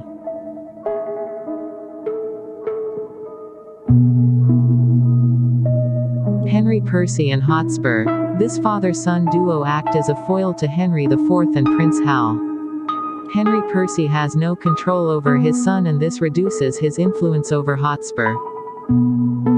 While tears in his father's eyes roused Prince Hal to cast off his personal reservations and stand in.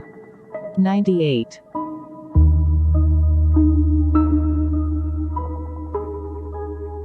Support as a dutiful son. Henry Percy's advice, remonstrations and counsel falls on deaf ears.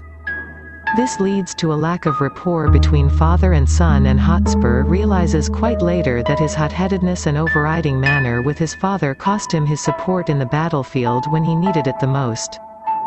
The withdrawal of his father's support has a domino effect on other members of the rebel faction, and Hotspur and Douglas are forced into a battle that was bound to result in failure.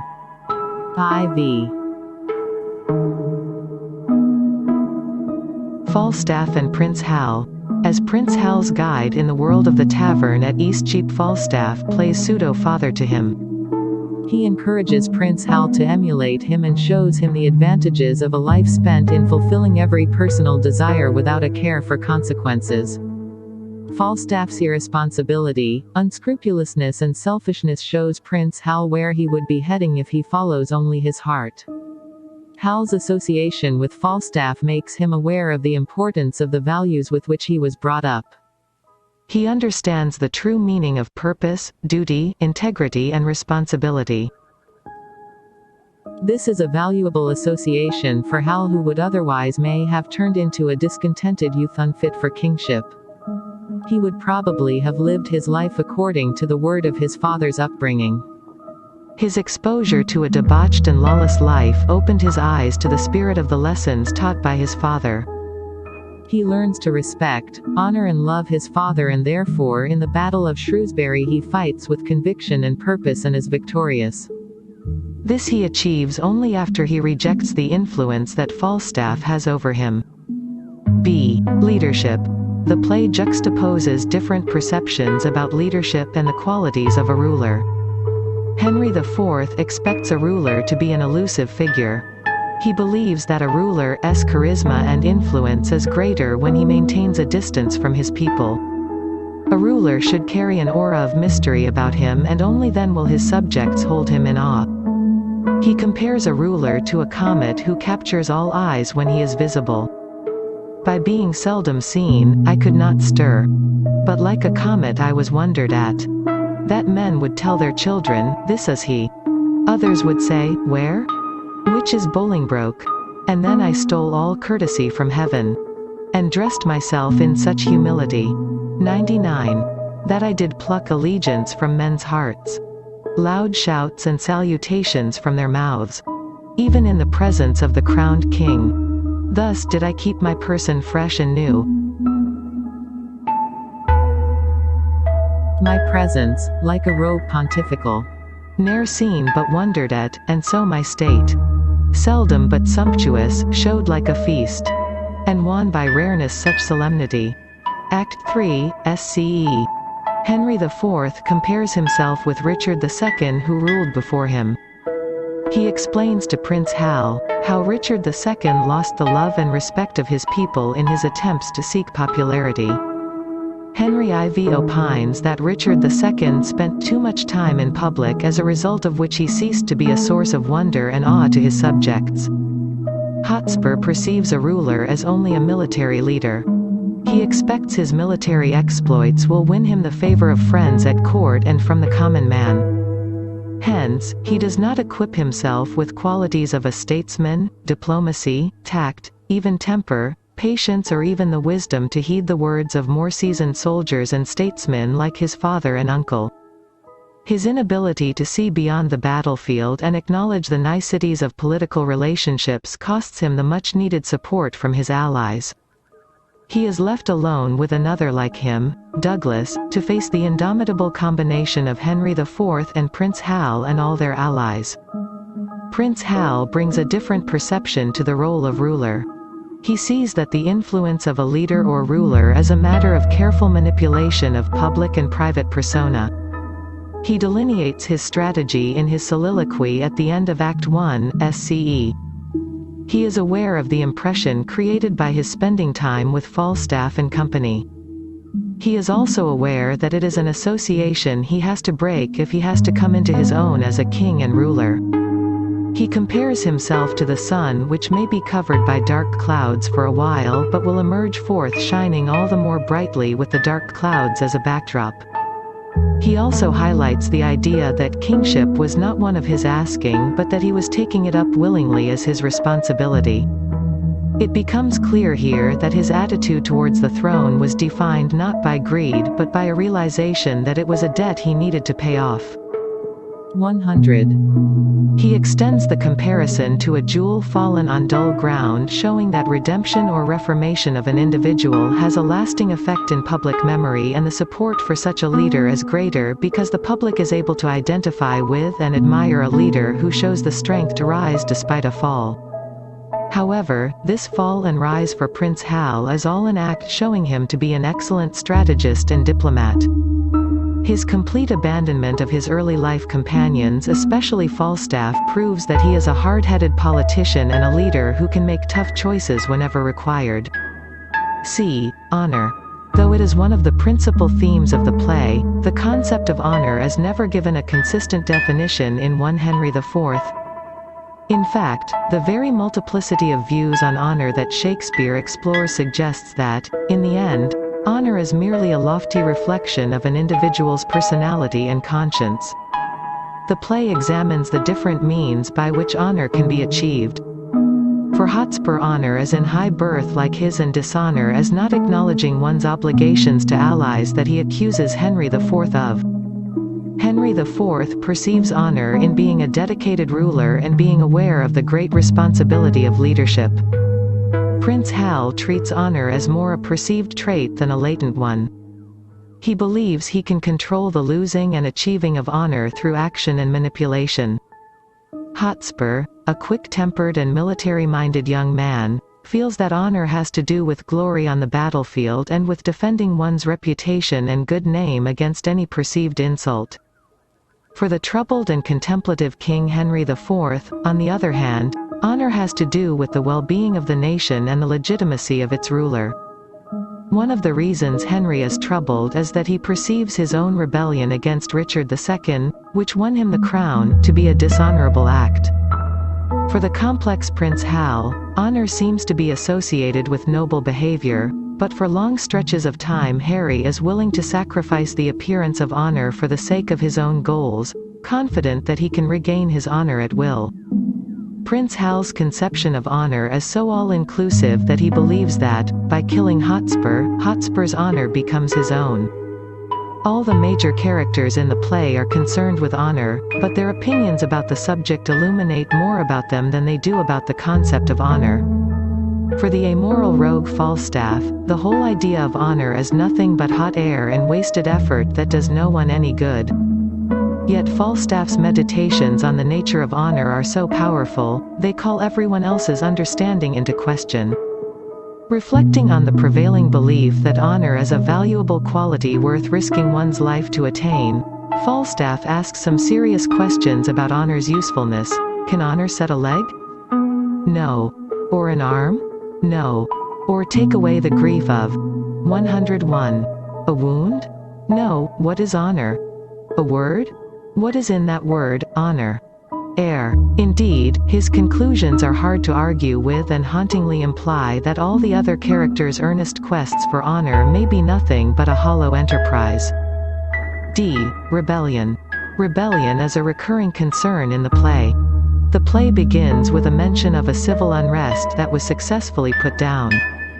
It leads to a sense of insecurity and impending chaos, and also raises doubts about the quality of leadership afforded by the ruler. The success or failure of the rebellion depends on whether the cause for the rebellion is justified or not.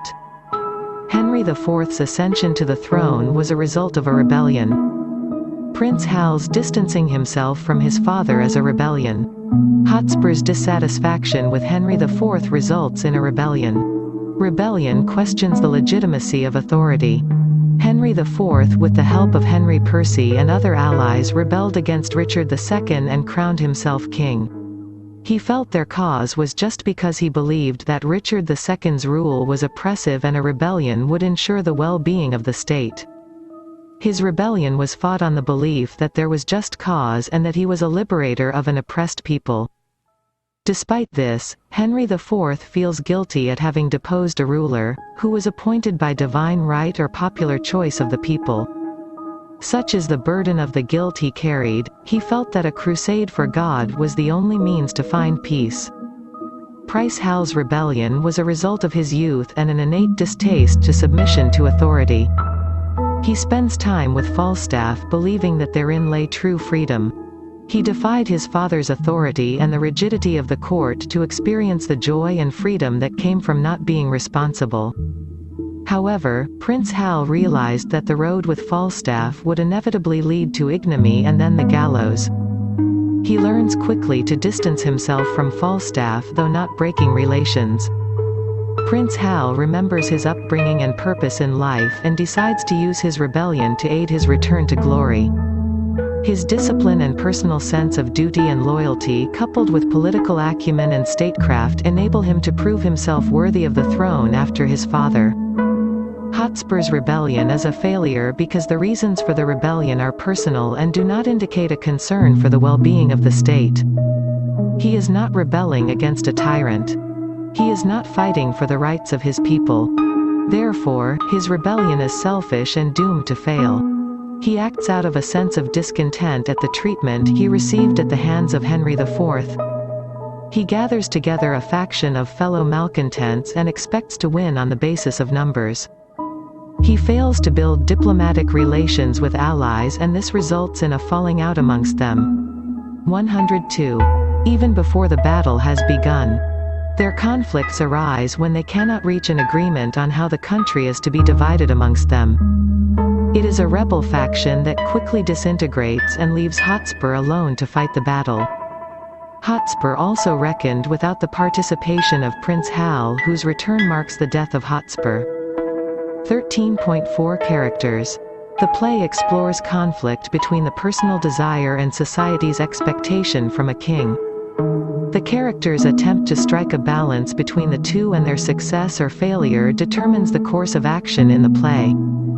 Also at play are forces that seek to tempt, distract and lead astray the main characters from their chosen paths.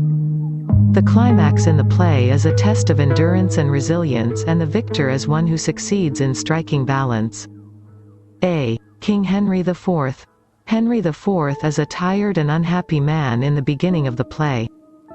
He has just returned after squashing a civil unrest successfully and is upset that he had to shed the blood of his fellowmen to establish peace.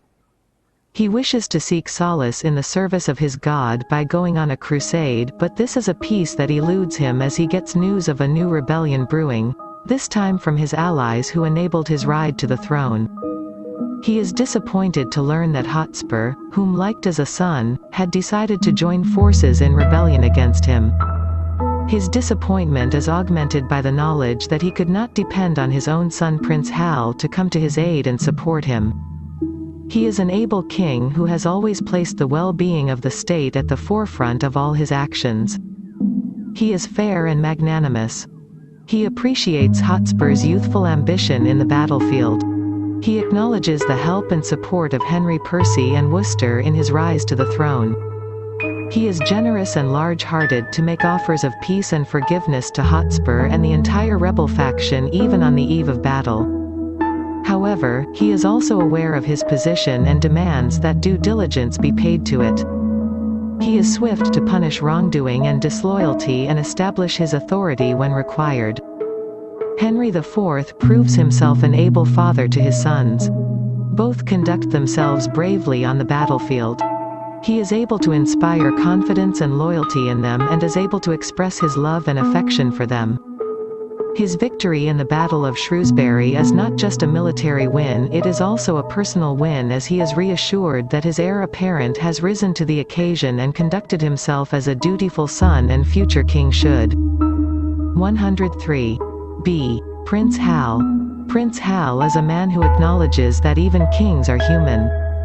He allows himself to be led astray by Falstaff and company to a life that is reckless, unscrupulous and irresponsible. He, who was brought up in the most enlightened circles of society, also witnesses the seamier side of life.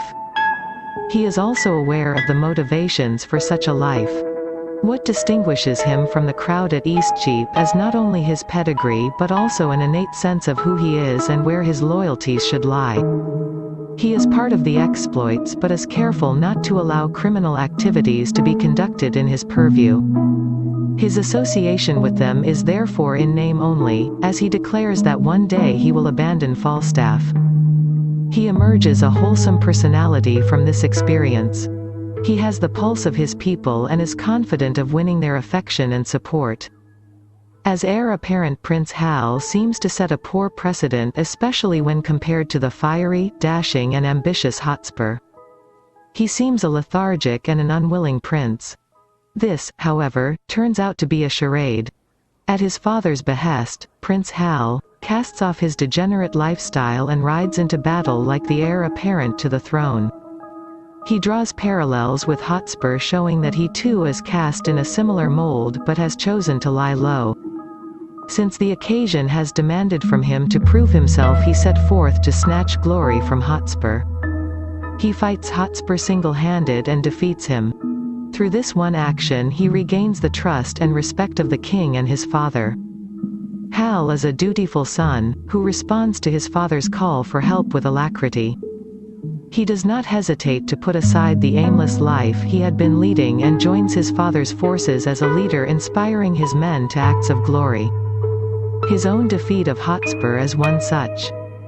He proves a loyal son not only to his father but also to Falstaff by not revealing his dastardly act of mutilating Hotspur's body and allowing him to claim credit for the death of Hotspur. See Falstaff.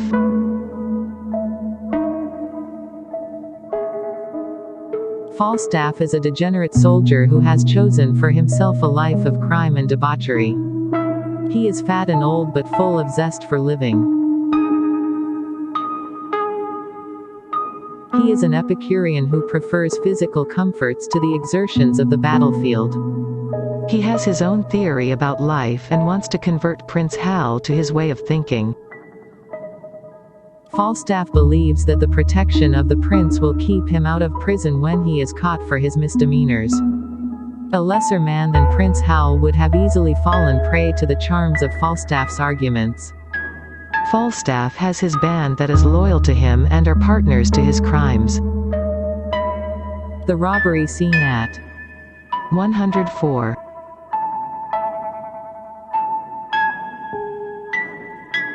Gad's Hill and its aftermath highlights all the degenerate qualities of Falstaff. He is a liar, thief and a coward.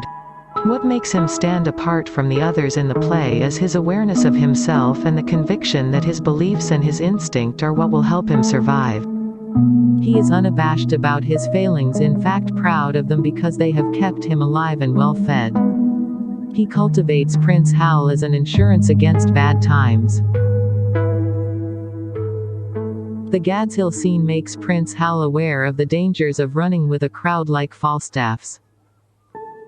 It is the disciplined upbringing of the prince and his own native shrewdness that prevents Hal from converting to Falstaff's cause.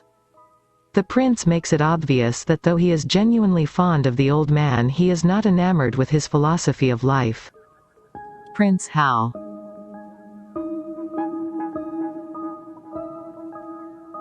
I know you all, and will a while uphold the unyoked humor of your idleness.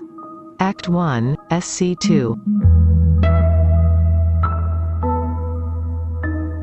Prince Hal also warns Falstaff about abandoning him when the time comes.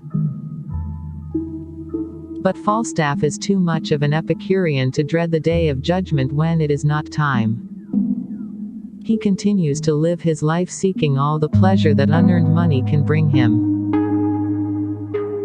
Falstaff's moment on stage is when he questions the worth of honor, a value that is sacrosanct to any ruler.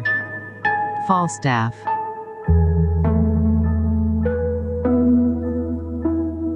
Honor pricks me on. Yea, but how if honor prick me off when I come on? How then?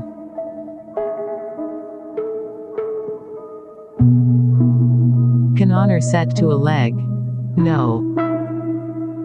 Or an arm? No.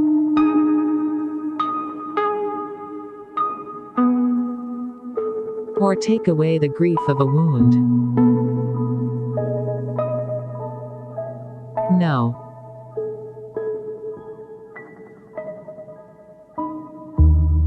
Honor hath no skill in surgery, then. No. What is honor?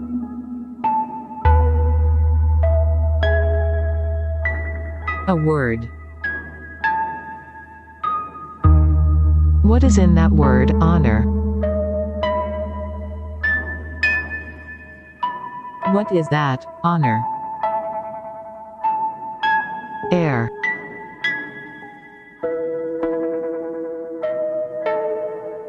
A trim reckoning.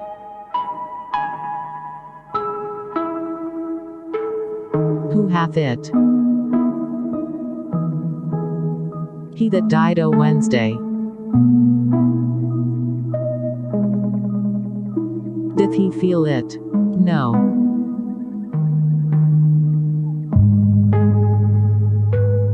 Doth he hear it? No.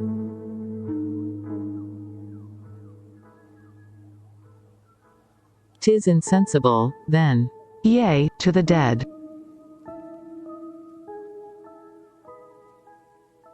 But will it not live with the living? No.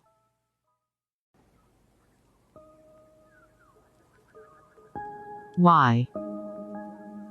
Detraction will not suffer it. Therefore, all none of it. Honor is a mere scutcheon. And so ends my catechism. Act 5 Sigh. In this soliloquy, Falstaff emphasizes the absurdity of dying for something that amounts to a mere abstract concept, something that offers no tangible, material value. He proceeds by proposing copious rhetorical questions and answering them with literal counterintuition. He questions, "What is honor?" and his response is, "A word," verses I.1354. He asks, "What is in that word, honor?" and answers, "Air," verses I.136. He follows this pattern of self-questioning and literal answering, which leads him to conclude that since honor is only a prize for the dead, it has no real benefit and should not be sought after by the living. Shakespeare includes quotes 105 around the word honor in this text, emphasizing, even in the written form, Falstaff's detachment from the idea. Falstaff famously concludes his speech with the assertion, "Honor is a mere scutcheon, an emblem image to designate death," verses I.141. Falstaff's claim to fame is the transparency that he exhibits in thoughts and actions. That he is a coward, liar, thief, swindler and a philanderer is obvious to all associated with him. This does not affect the high opinion he has of himself. His self-confidence and the belief that he can get away from any sticky situation makes him an interesting character. He represents all the qualities that are held suspect by Henry IV, but the fact that Falstaff survives shows Prince Hal the importance of cultivating those attributes even though he does not need to employ them. Falstaff also speaks for the common man who is tempted easily to a life of corruption if the king was not capable. D. Hotspur.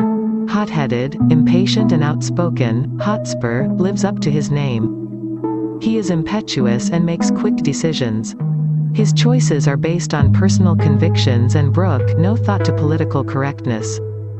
His lack of diplomatic skills leads him to clash with Henry IV and ultimately his end in the battlefield at the hands of Prince Hal. Hotspur is the son of Henry Percy, Earl of Northumberland. He, along with his father, Uncle Earl of Westmoreland and others aid Henry IV's rise to the English throne deposing Richard II. He gains the trust and admiration of Henry IV for his military exploits. In Henry IV's eyes, Hotspur seems to be the more appropriate claimant to the throne because he exhibits all the qualities Henry IV finds desirable in a ruler: ambition, courage, thirst for battle and honor, drive and determination. As the play progresses, Hotspur's quick temper, intractable nature, obstinacy and childishness come to the fore.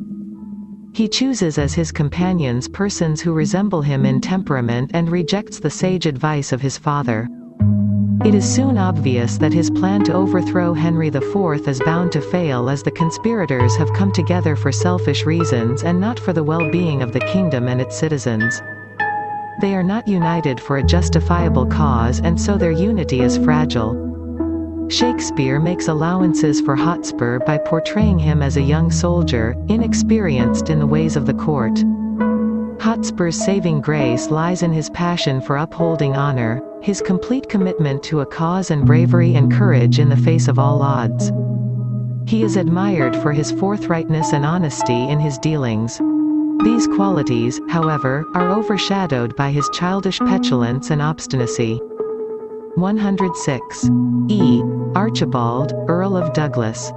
Douglas, as he is called in the play, is first defeated by Hotspur when he rebels against the rule of Henry IV.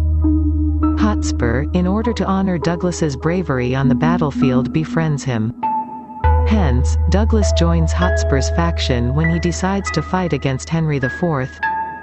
He lives up to his reputation on the battlefield as he seeks out and kills the substitutes who are disguised as Henry IV.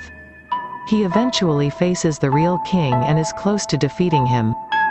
Henry IV is saved by Prince Hal, who arrives in time to take over the fight from his father. Douglas concedes and Prince Hal allows him to leave the battlefield in recognition of his courage. F. The company at Eastcheap. The motley crowd at Eastcheap represent the common people of England. The variety of people with their faults and good qualities form the backdrop against which the aristocrats play out their political and military games. They are observers and participants in the play and provide an alternate perspective to life, values and philosophies practiced by the ruling classes. They provide the much-needed distraction by way of comic scenes and contrast the courtly lifestyle. The coarse humor, the low language hide behind them an awareness of the difficulties of poverty, need to survive by any means and yet strive for some goodness in life. They become Prince Hal's second set of tutors. They teach him to look at them as human beings and individuals and not judge them as a class. The contrast they provide to his upbringing makes him aware of how he needs to govern differently when he succeeds to the throne. He realizes he needs to appeal to them as individuals to win their respect and loyalty. This realization is what makes him popular with his people. This play is acknowledged for its technical perfection, the balanced scenes, the contrasting sets of characters and the backgrounding and foregrounding of the different worlds, the court, the city and the battlefield. 13.5 Summary. The play Henry IV Part 1 examines many aspects of kingship such as who has the right to rule, what qualities make for an ideal ruler, what is the meaning of honor and what is the purpose of rebellion. The idea of appearance, or perception plays an important role in the play. This forms an important point of discussion between Prince Hal and his father King Henry IV. 107.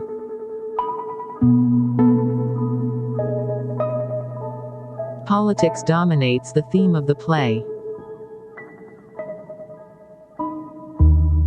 The play explores conflict between the personal desire and society's expectation from a king. The characters attempt to strike a balance between the two and their success or failure determines the course of action in the play. 13.6 Check your progress review. 1.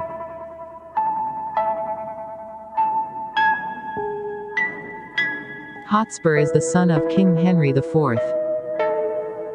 True, false.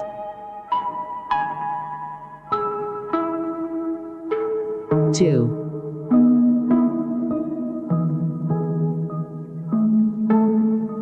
Douglas is the main conspirator against King Henry IV. True, false.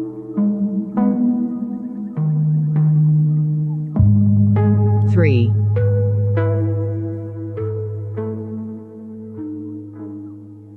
Falstaff is Prince Hal's father. True, false.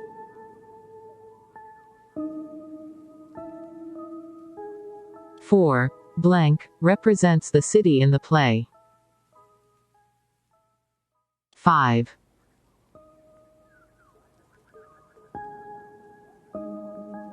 What is the significance of the scene on Gad's Hill? Review 2. 1.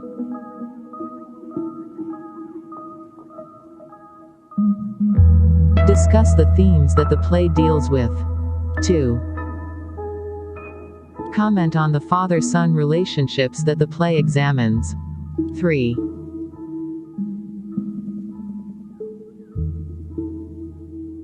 Examine the role of Falstaff in the play. References.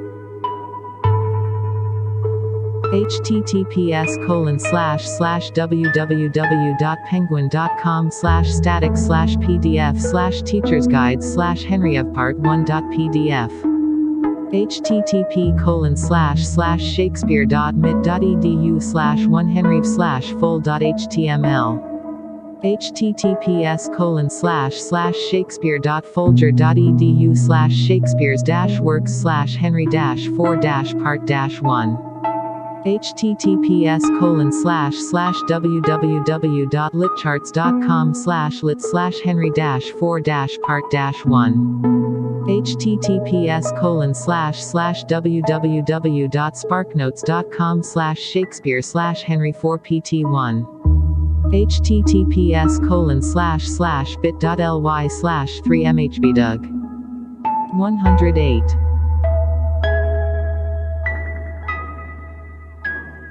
Lesson 14. Critical Essays. Introduction. Learning Outcome. In this lesson you will learn: what is Shakespearean criticism? History of Shakespearean criticism. New approaches to reading Shakespeare. Structure. 14.1 Warm-up. 14.2 Introduction.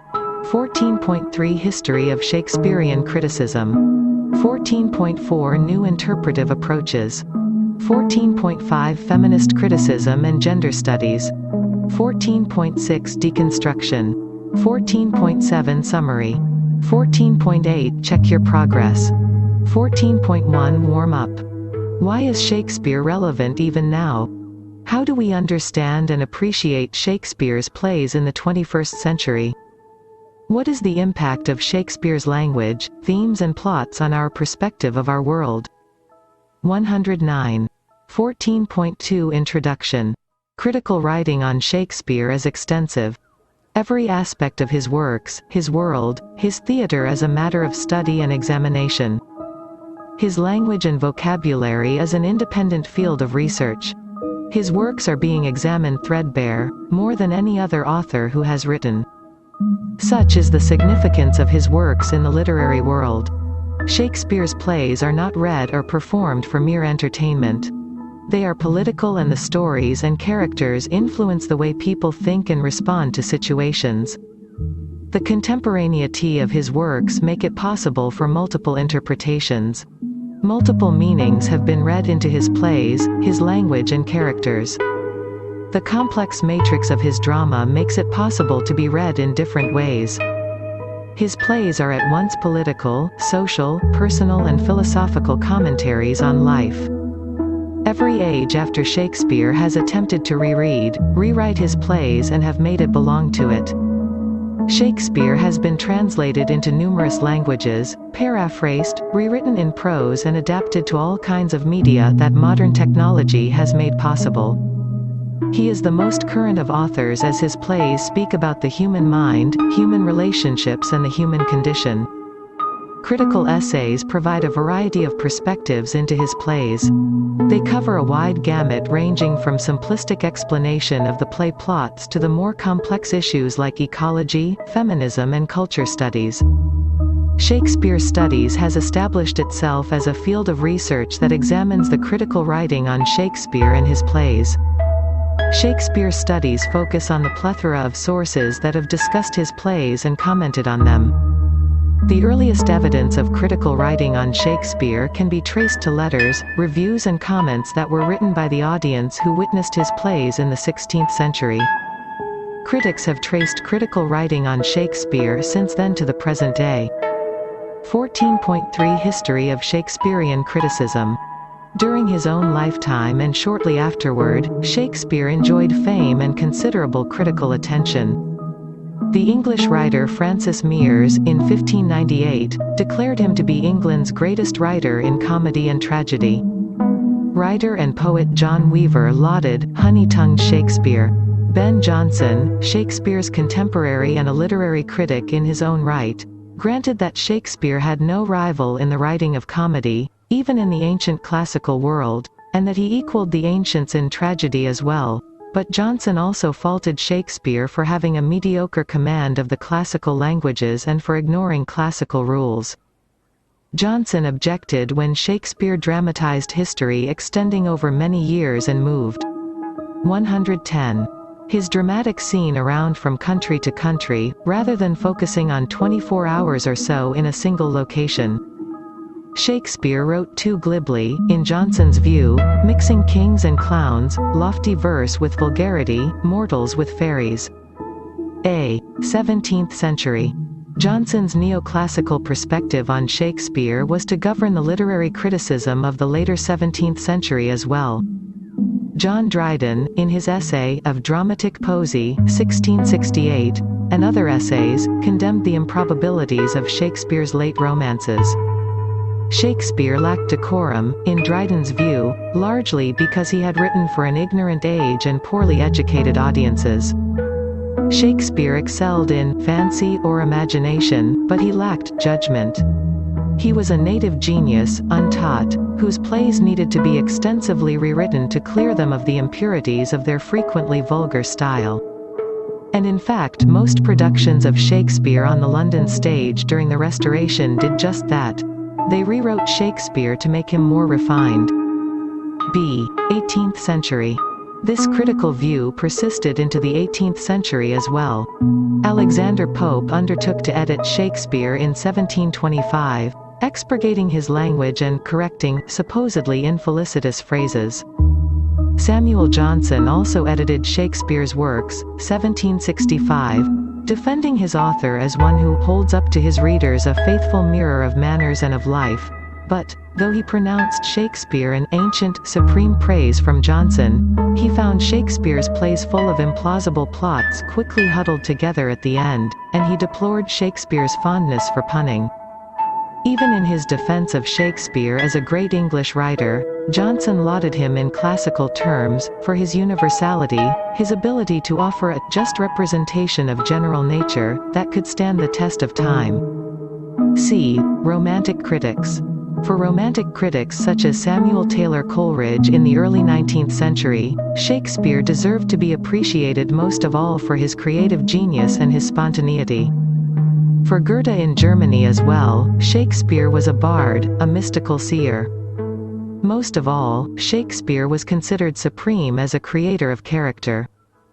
Maurice Morgan wrote such character-based analyses as appear in his book An Essay on the Dramatic Character of Sir John Falstaff, 1777, where Falstaff is envisaged as larger than life, a humane wit and humorist who is no coward or liar in fact but a player of inspired games.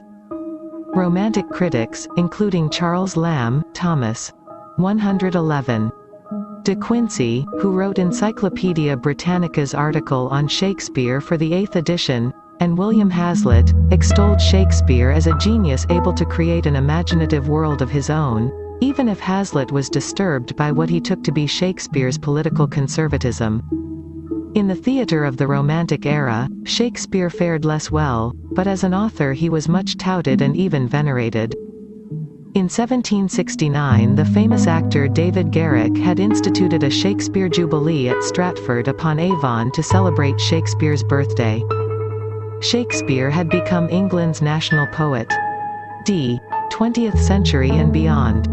The late 19th and early 20th centuries saw major increases in the systematic and scholarly exploration of Shakespeare's life and works.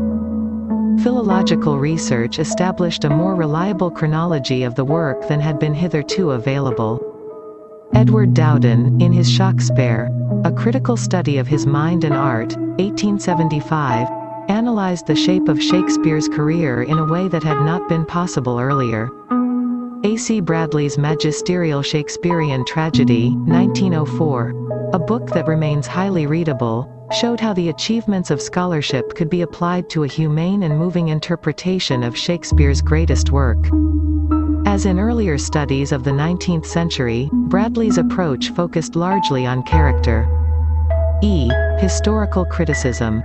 Increasingly in the 20th century, scholarship furthered an understanding of Shakespeare's social, political, economic, and theatrical milieu. Shakespeare's sources came under new and intense scrutiny.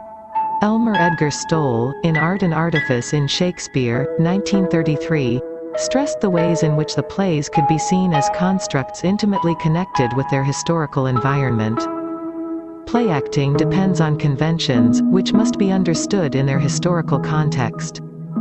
Costuming signals meaning to the audience, so does the theater building, the props, the actors' gestures. Accordingly, historical critics sought to know more about the history of London's theatres, as in John Cranford Adams's well-known model of the Globe Playhouse or in C. Walter Hodges's The Globe Restored, 1953, about audiences, Alfred Harbidge, As They Liked It, 1947, and Anne Jennelly Cook, The Privileged Playgoers of Shakespeare's London, 1576–1642, 1981, about staging methods, Bernard Beckerman, Shakespeare at the Globe 1599–1609, 1962, and much more. Other scholarly studies examine censorship, the religious controversies of the Elizabethan era and how they affected playwriting, and the heritage of native medieval English drama. Studies in the history of ideas have examined Elizabethan cosmology, astrology. 112.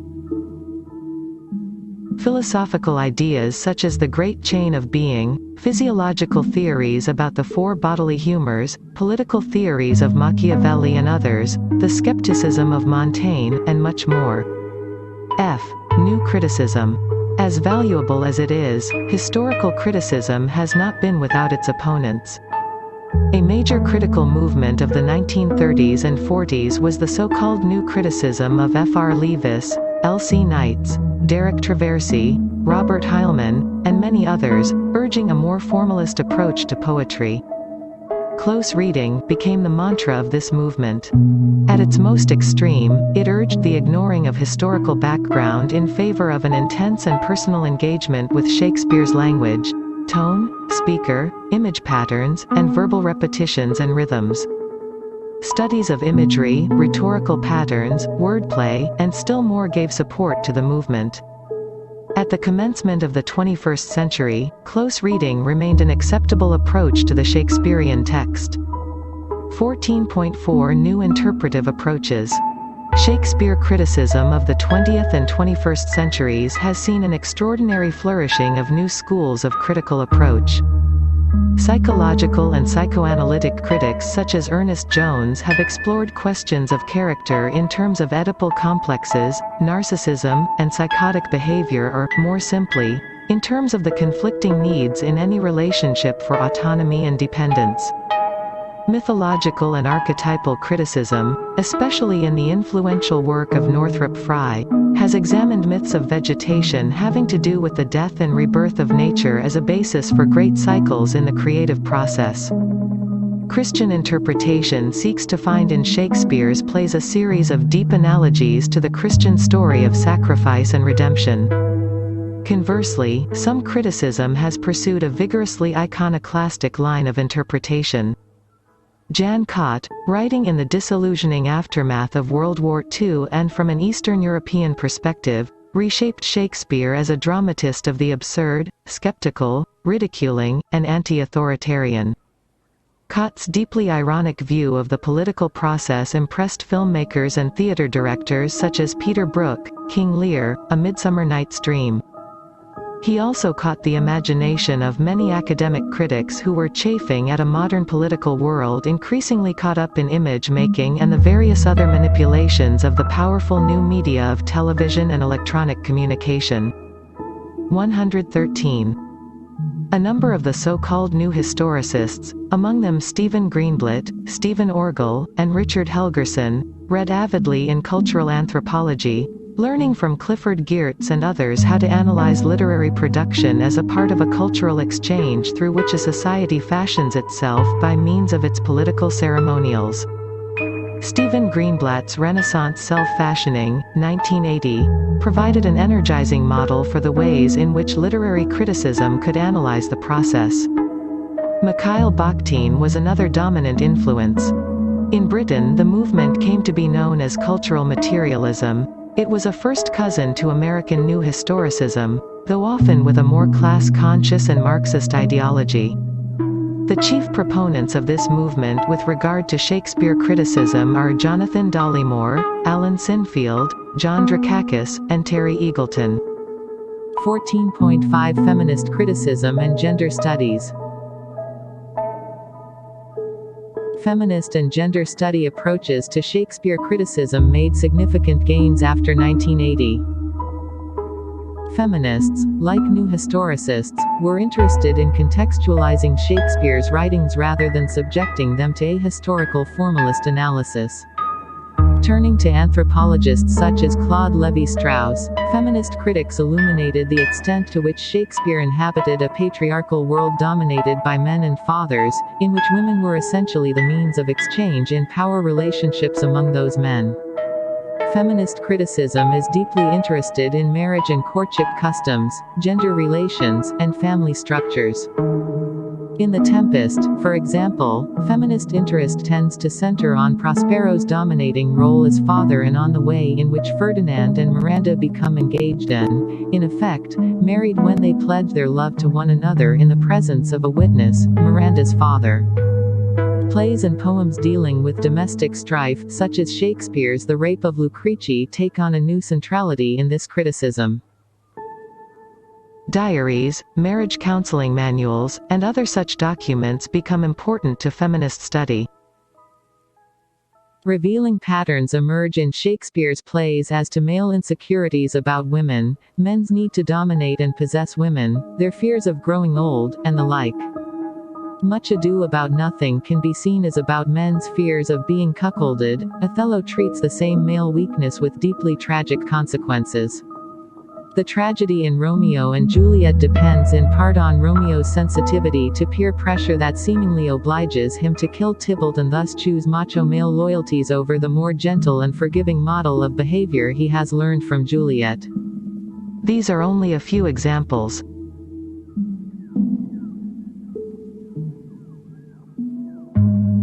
Feminist critics of the late 20th and early 21st centuries included, among many others, Linda Boos, Lisa Jardine, Gail Paster, Jean Howard, Karen Newman, Carol Neely, Peter Erickson, and Madeleine Sprengnether.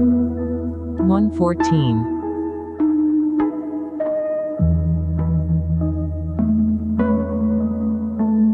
Gender studies such as those of Bruce R. Smith and Valerie Traub also dealt importantly with issues of gender as a social construction and with changing social attitudes toward deviant, sexual behavior, cross-dressing, same-sex relationships, and bisexuality.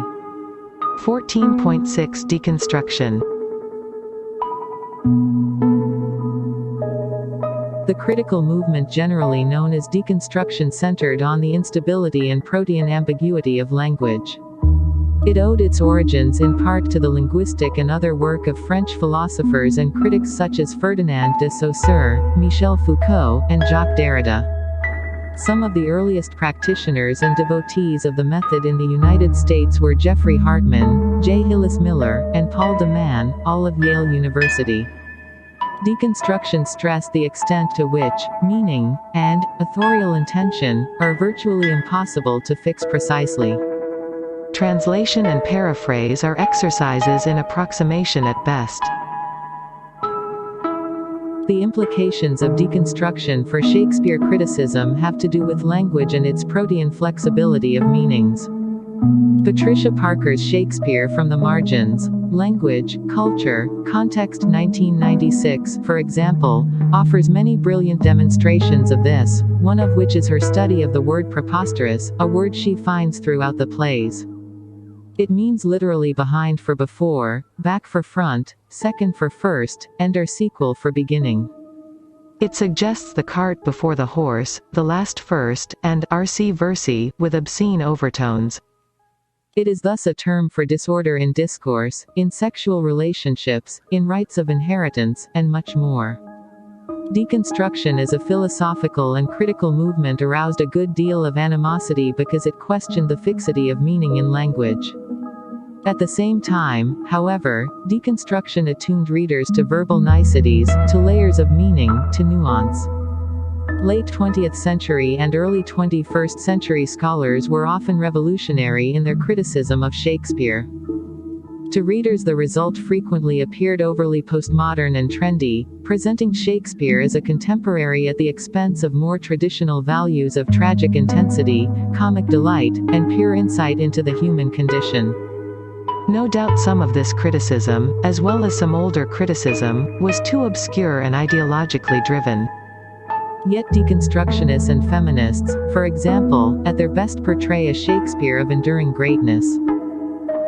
His durability is demonstrable in the very fact that so much modern criticism, despite its mistrust of canonical texts written by dead white European males, turns to Shakespeare again and again. He is dead, white, European, and male, and yet he appeals irresistibly to readers and theater audiences all over the world. In the eyes of many feminist critics, he portrays women with the kind of fullness and depth found in authors such as Virginia Woolf and George Eliot.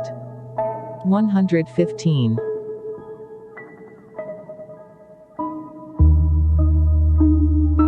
Latest trends in Shakespeare studies include an analysis of the plays and the characters from eco-critical perspectives, eco-feminist perspectives, and also from the point of view of culture studies. They throw open many more avenues to examine Shakespeare's works in relation to current events and trends.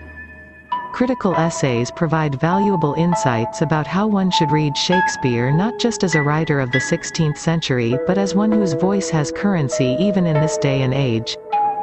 14.7 Summary. Critical writing on Shakespeare is extensive. Every aspect of his works, his world, his theater is a matter of study and examination. The complex matrix of his drama makes it possible to be read in different ways. His plays are at once political, social, personal and philosophical commentaries on life. Shakespeare Studies has established itself as a field of research that examines the critical writing on Shakespeare and his plays. 14.8 Check your progress review. 1.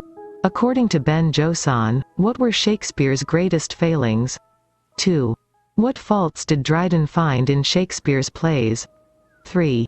How different was the attitude of the Romantic critics when compared to Pope and Samuel Johnson? 4. What is the name of the book written by A.C. Bradley?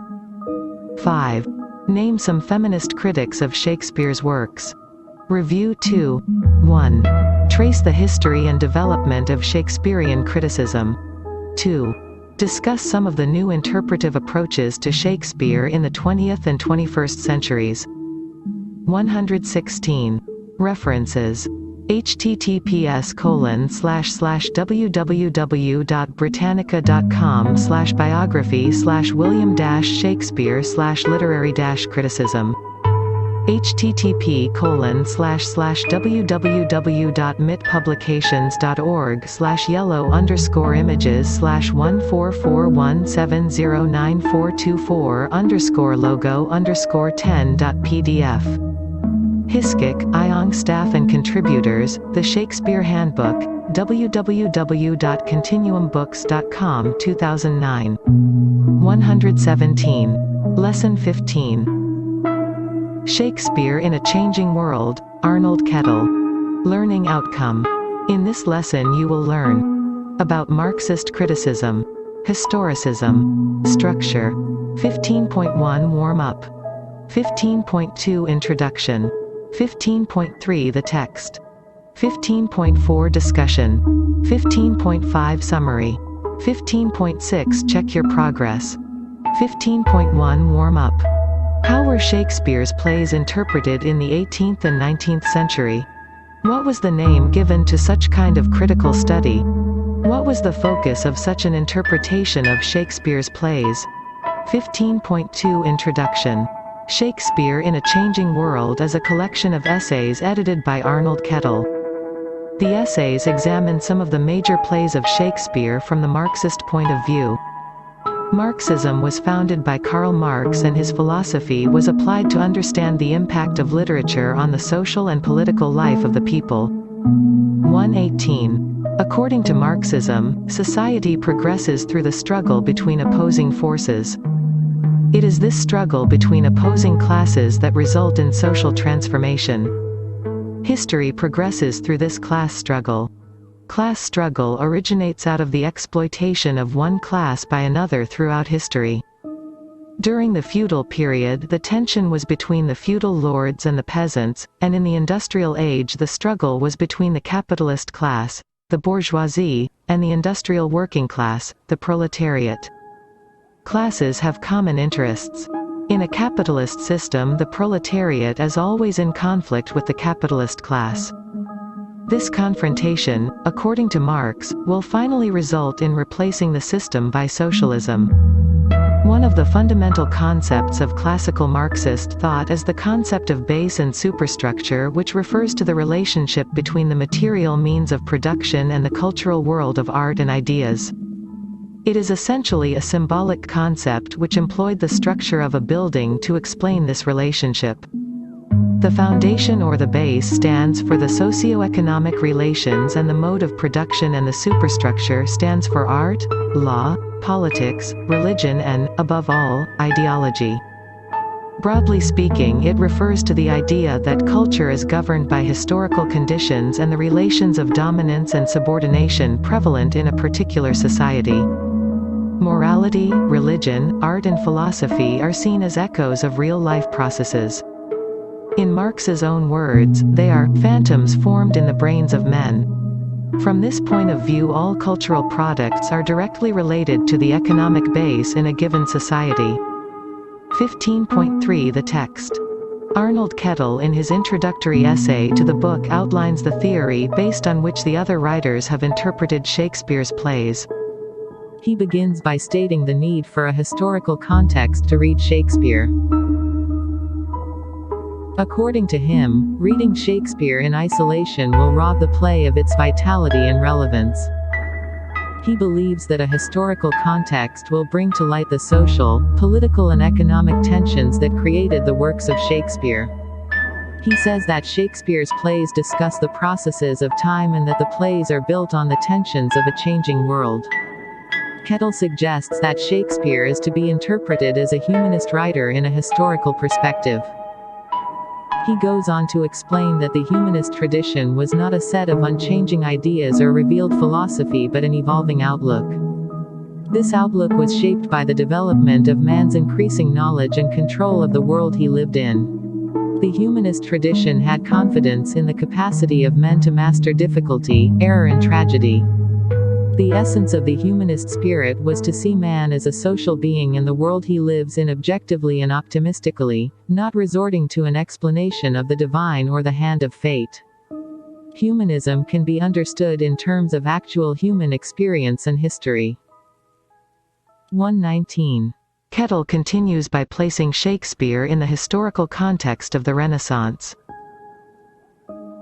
He explains how the Renaissance occurred as a result of breaking up of medieval feudal society and the release of human energy and aspiration. He says that the nature and value of Shakespeare's works are inseparable from human development: social, artistic, political, religious and scientific. The context created the man and his works strengthened and advanced humanism. His works thus are products of a historical context but speak of values that are not rooted in its time.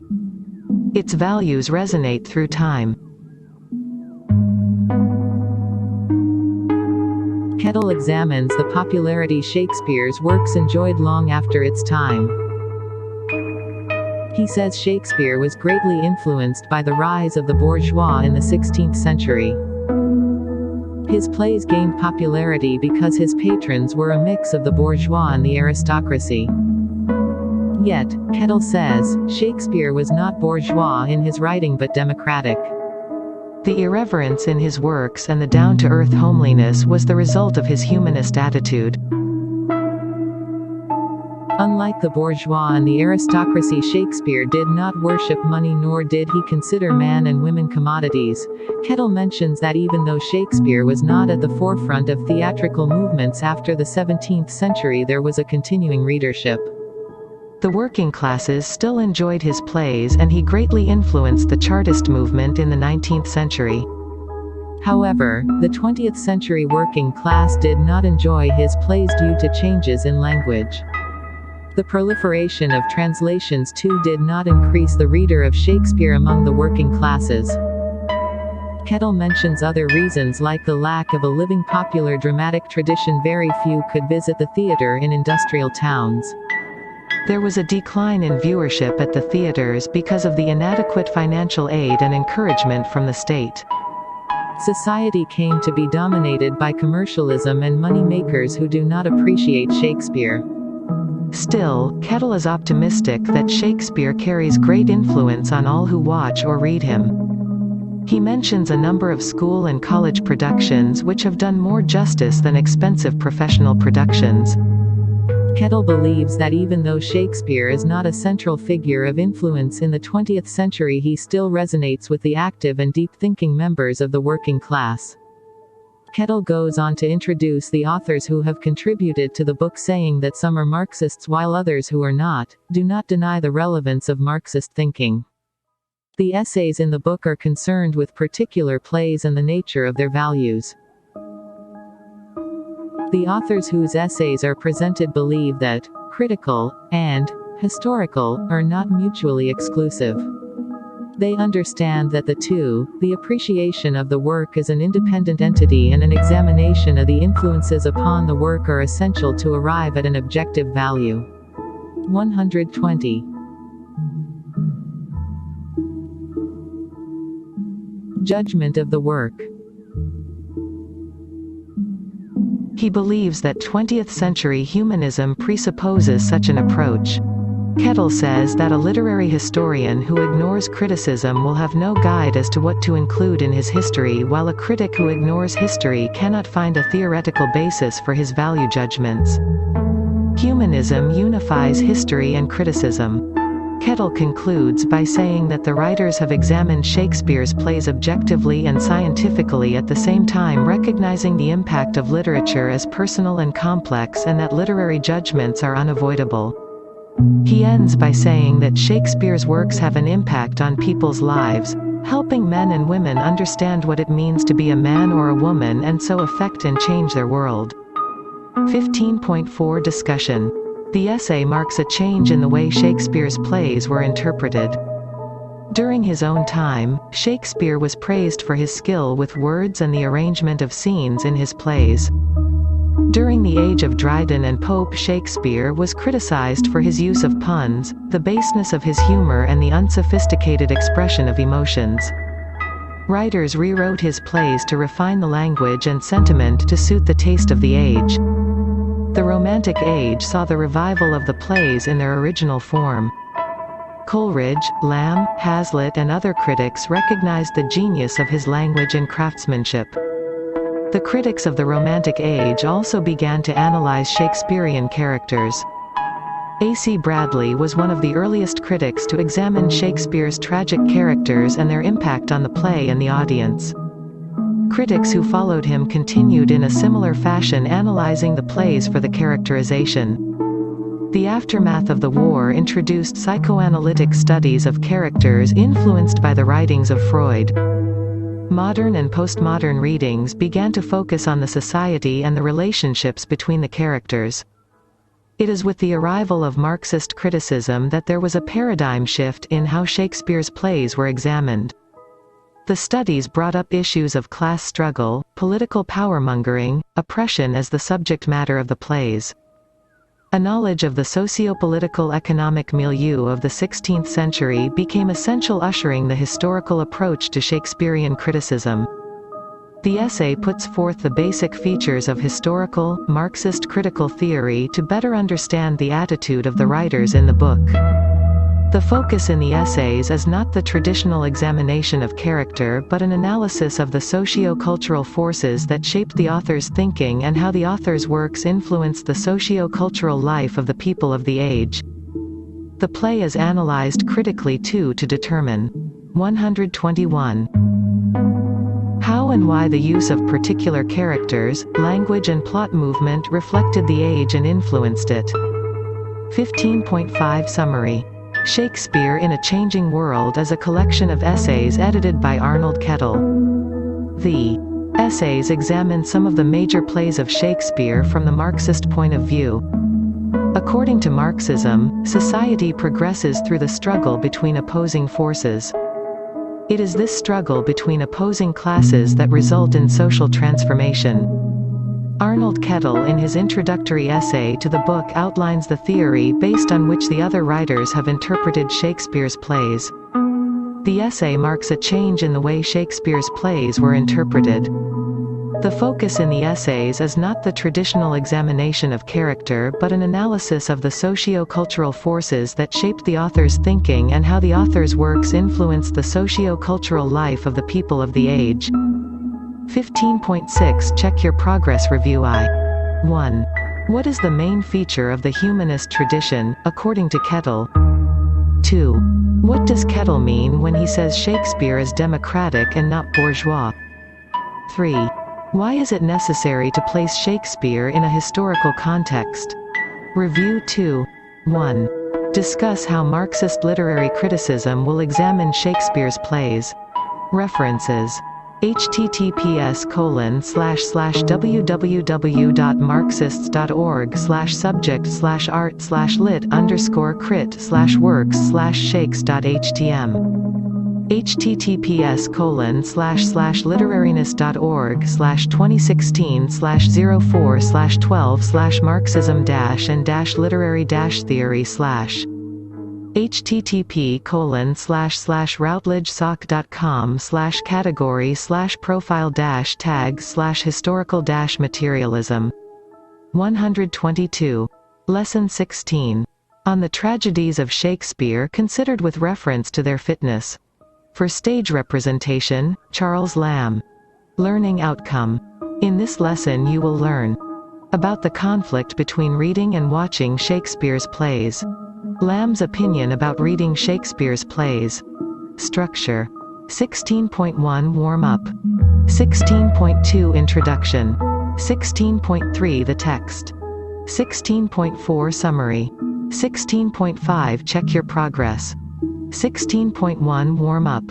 Which is better, reading a book or watching a movie? What is lost when a book is adapted to the screen? How should Shakespeare be experienced, in performance or by silent reading? 16.2 Introduction. Charles Lamb in his essay compares the act of reading Shakespeare's plays with that of watching it being performed. His main argument is that reading activates the imagination, leading the reader to a sensitive, insightful experience of Shakespeare's genius while the performance suppresses the imagination with its visual suggestions of set, scenery and acting. 123. He feels that even the gestures, movement of eyes, the very physique and voice of the actors distract the spectator from a true experience of the play.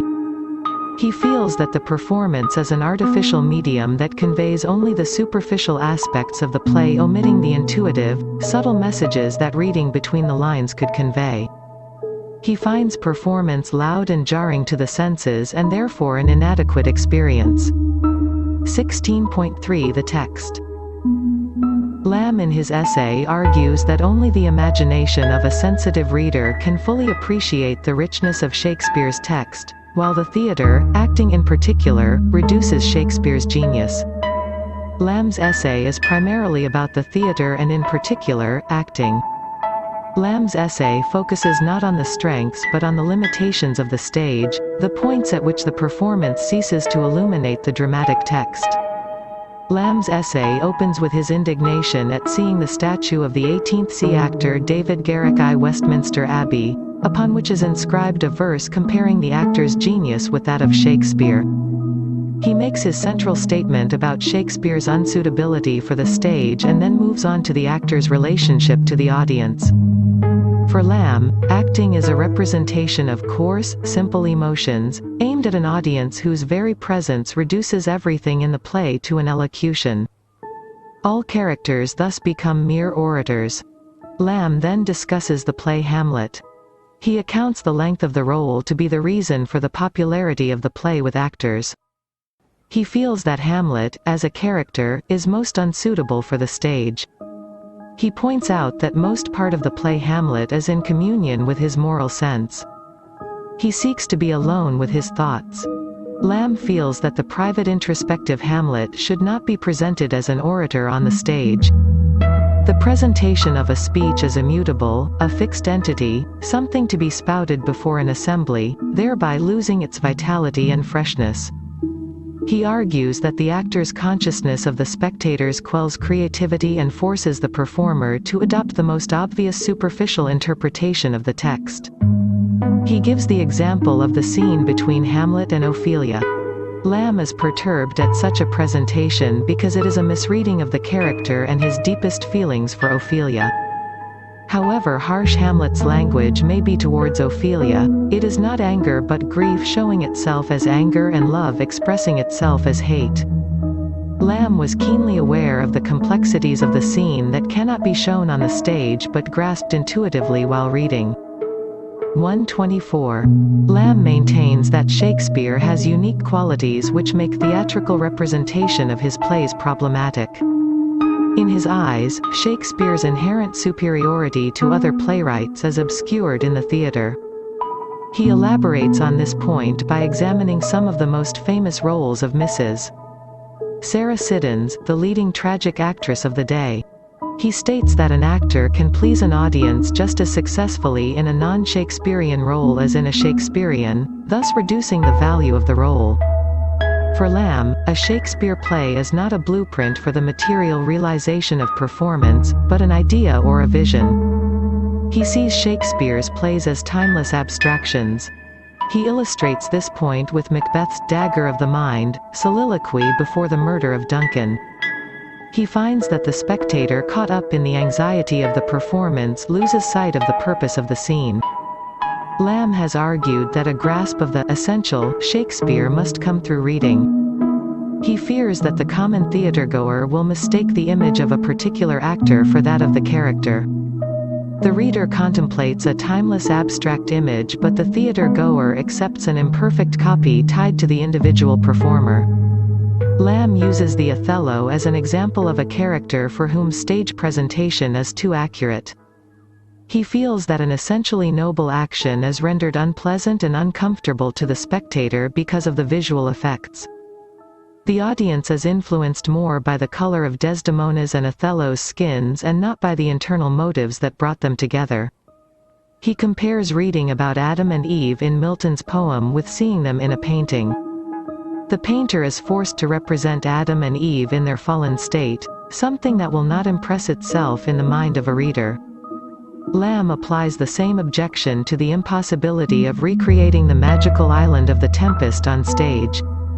He points out through these examples that reading can avoid the embarrassment certain performances are likely to cause. He prescribed the idea that certain characters were improper for stage performance even though they made for good reading. Lamb uses King Lear to challenge the nature of dramatic representation and expose its inherent limitations. He begins by reiterating his previous point that certain aspects of performance are unpleasant to watch. He then argues about the possibility of an adequate representation of Lear as it is the only character impossible to represent on stage. Lear's greatness is not physical but intellectual. The play lays bare the mind of Lear and this is not possible to be represented on stage. For Lamb, the tumultuous internal activity within Lear finds no adequate reflection in 125. His external circumstances. He finds it difficult to present the mind of a character on the stage while reading is able to capture the workings of a character's mind. Lamb wishes to dispense with the theater because he sees it as a filtering medium, subject to accidental variables and additions through which the experience of Shakespeare is imperfectly transmitted. Reading comes to represent a more direct, unadulterated encounter with Shakespeare's artistic achievements. 16.4 Summary. Charles Lamb in his essay compares the act of reading Shakespeare's plays with that of watching it being performed. He feels that the performance is an artificial medium that conveys only the superficial aspects of the play, omitting the intuitive, subtle messages that reading between the lines could convey. Lamb in his essay argues that only the imagination of a sensitive reader can fully appreciate the richness of Shakespeare's text, while the theater, acting in particular, reduces Shakespeare's genius. Reading comes to represent a more direct, unadulterated encounter with Shakespeare's artistic achievements. 16.5 Check your progress review. 1. What does Lamb express anger at in the beginning of the essay? 2. Which plays of Shakespeare does Lamb use as an example to illustrate his arguments? 3. Why does he refer to Milton's work? 4. Mention some of the famous actors of the 18th C named in the essay. Review 2. 1. Explain why Lamb prefers to read Shakespeare's plays rather than watch them being performed. 126. References. https://www.bartleby.com/27/21.html https://www.nebooks.com/articles/2004/08/Shakespeare-stage- https://www.jstore.org/stable/1261453 Read now equals 1 and seek equals 13 hashtag page scan tab contents. Walworth, Alan M., Alan Marshall. A Challenge to Charles Lamb's On the Tragedies of Shakespeare, Thesis, December 1990, Denton, Texas.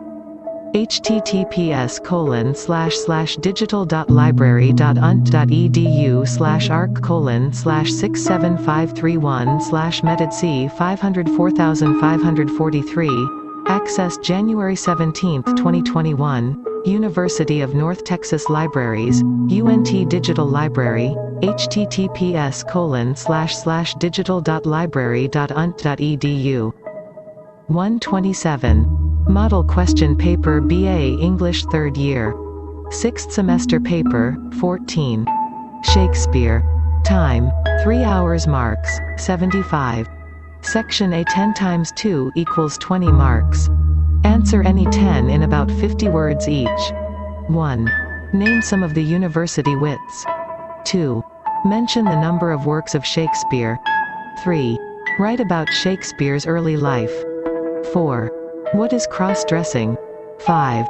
Differentiate between asides and soliloquies. 6. Mention some of the major events discussed in the history plays. 7. Why are the problem plays called so? 8. What are the sources for Macbeth? 9. Write a short note on Macbeth. 10. In what way are Duke Orsino and Olivia similar? 11. Mention some of the film versions of Henry IV Part 1. 12. Why does Lamb mention Othello in his essay? 128.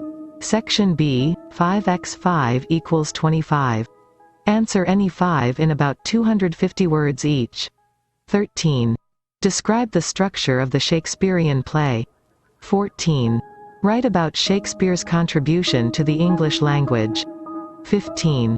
Discuss the supernatural elements in Macbeth. 16.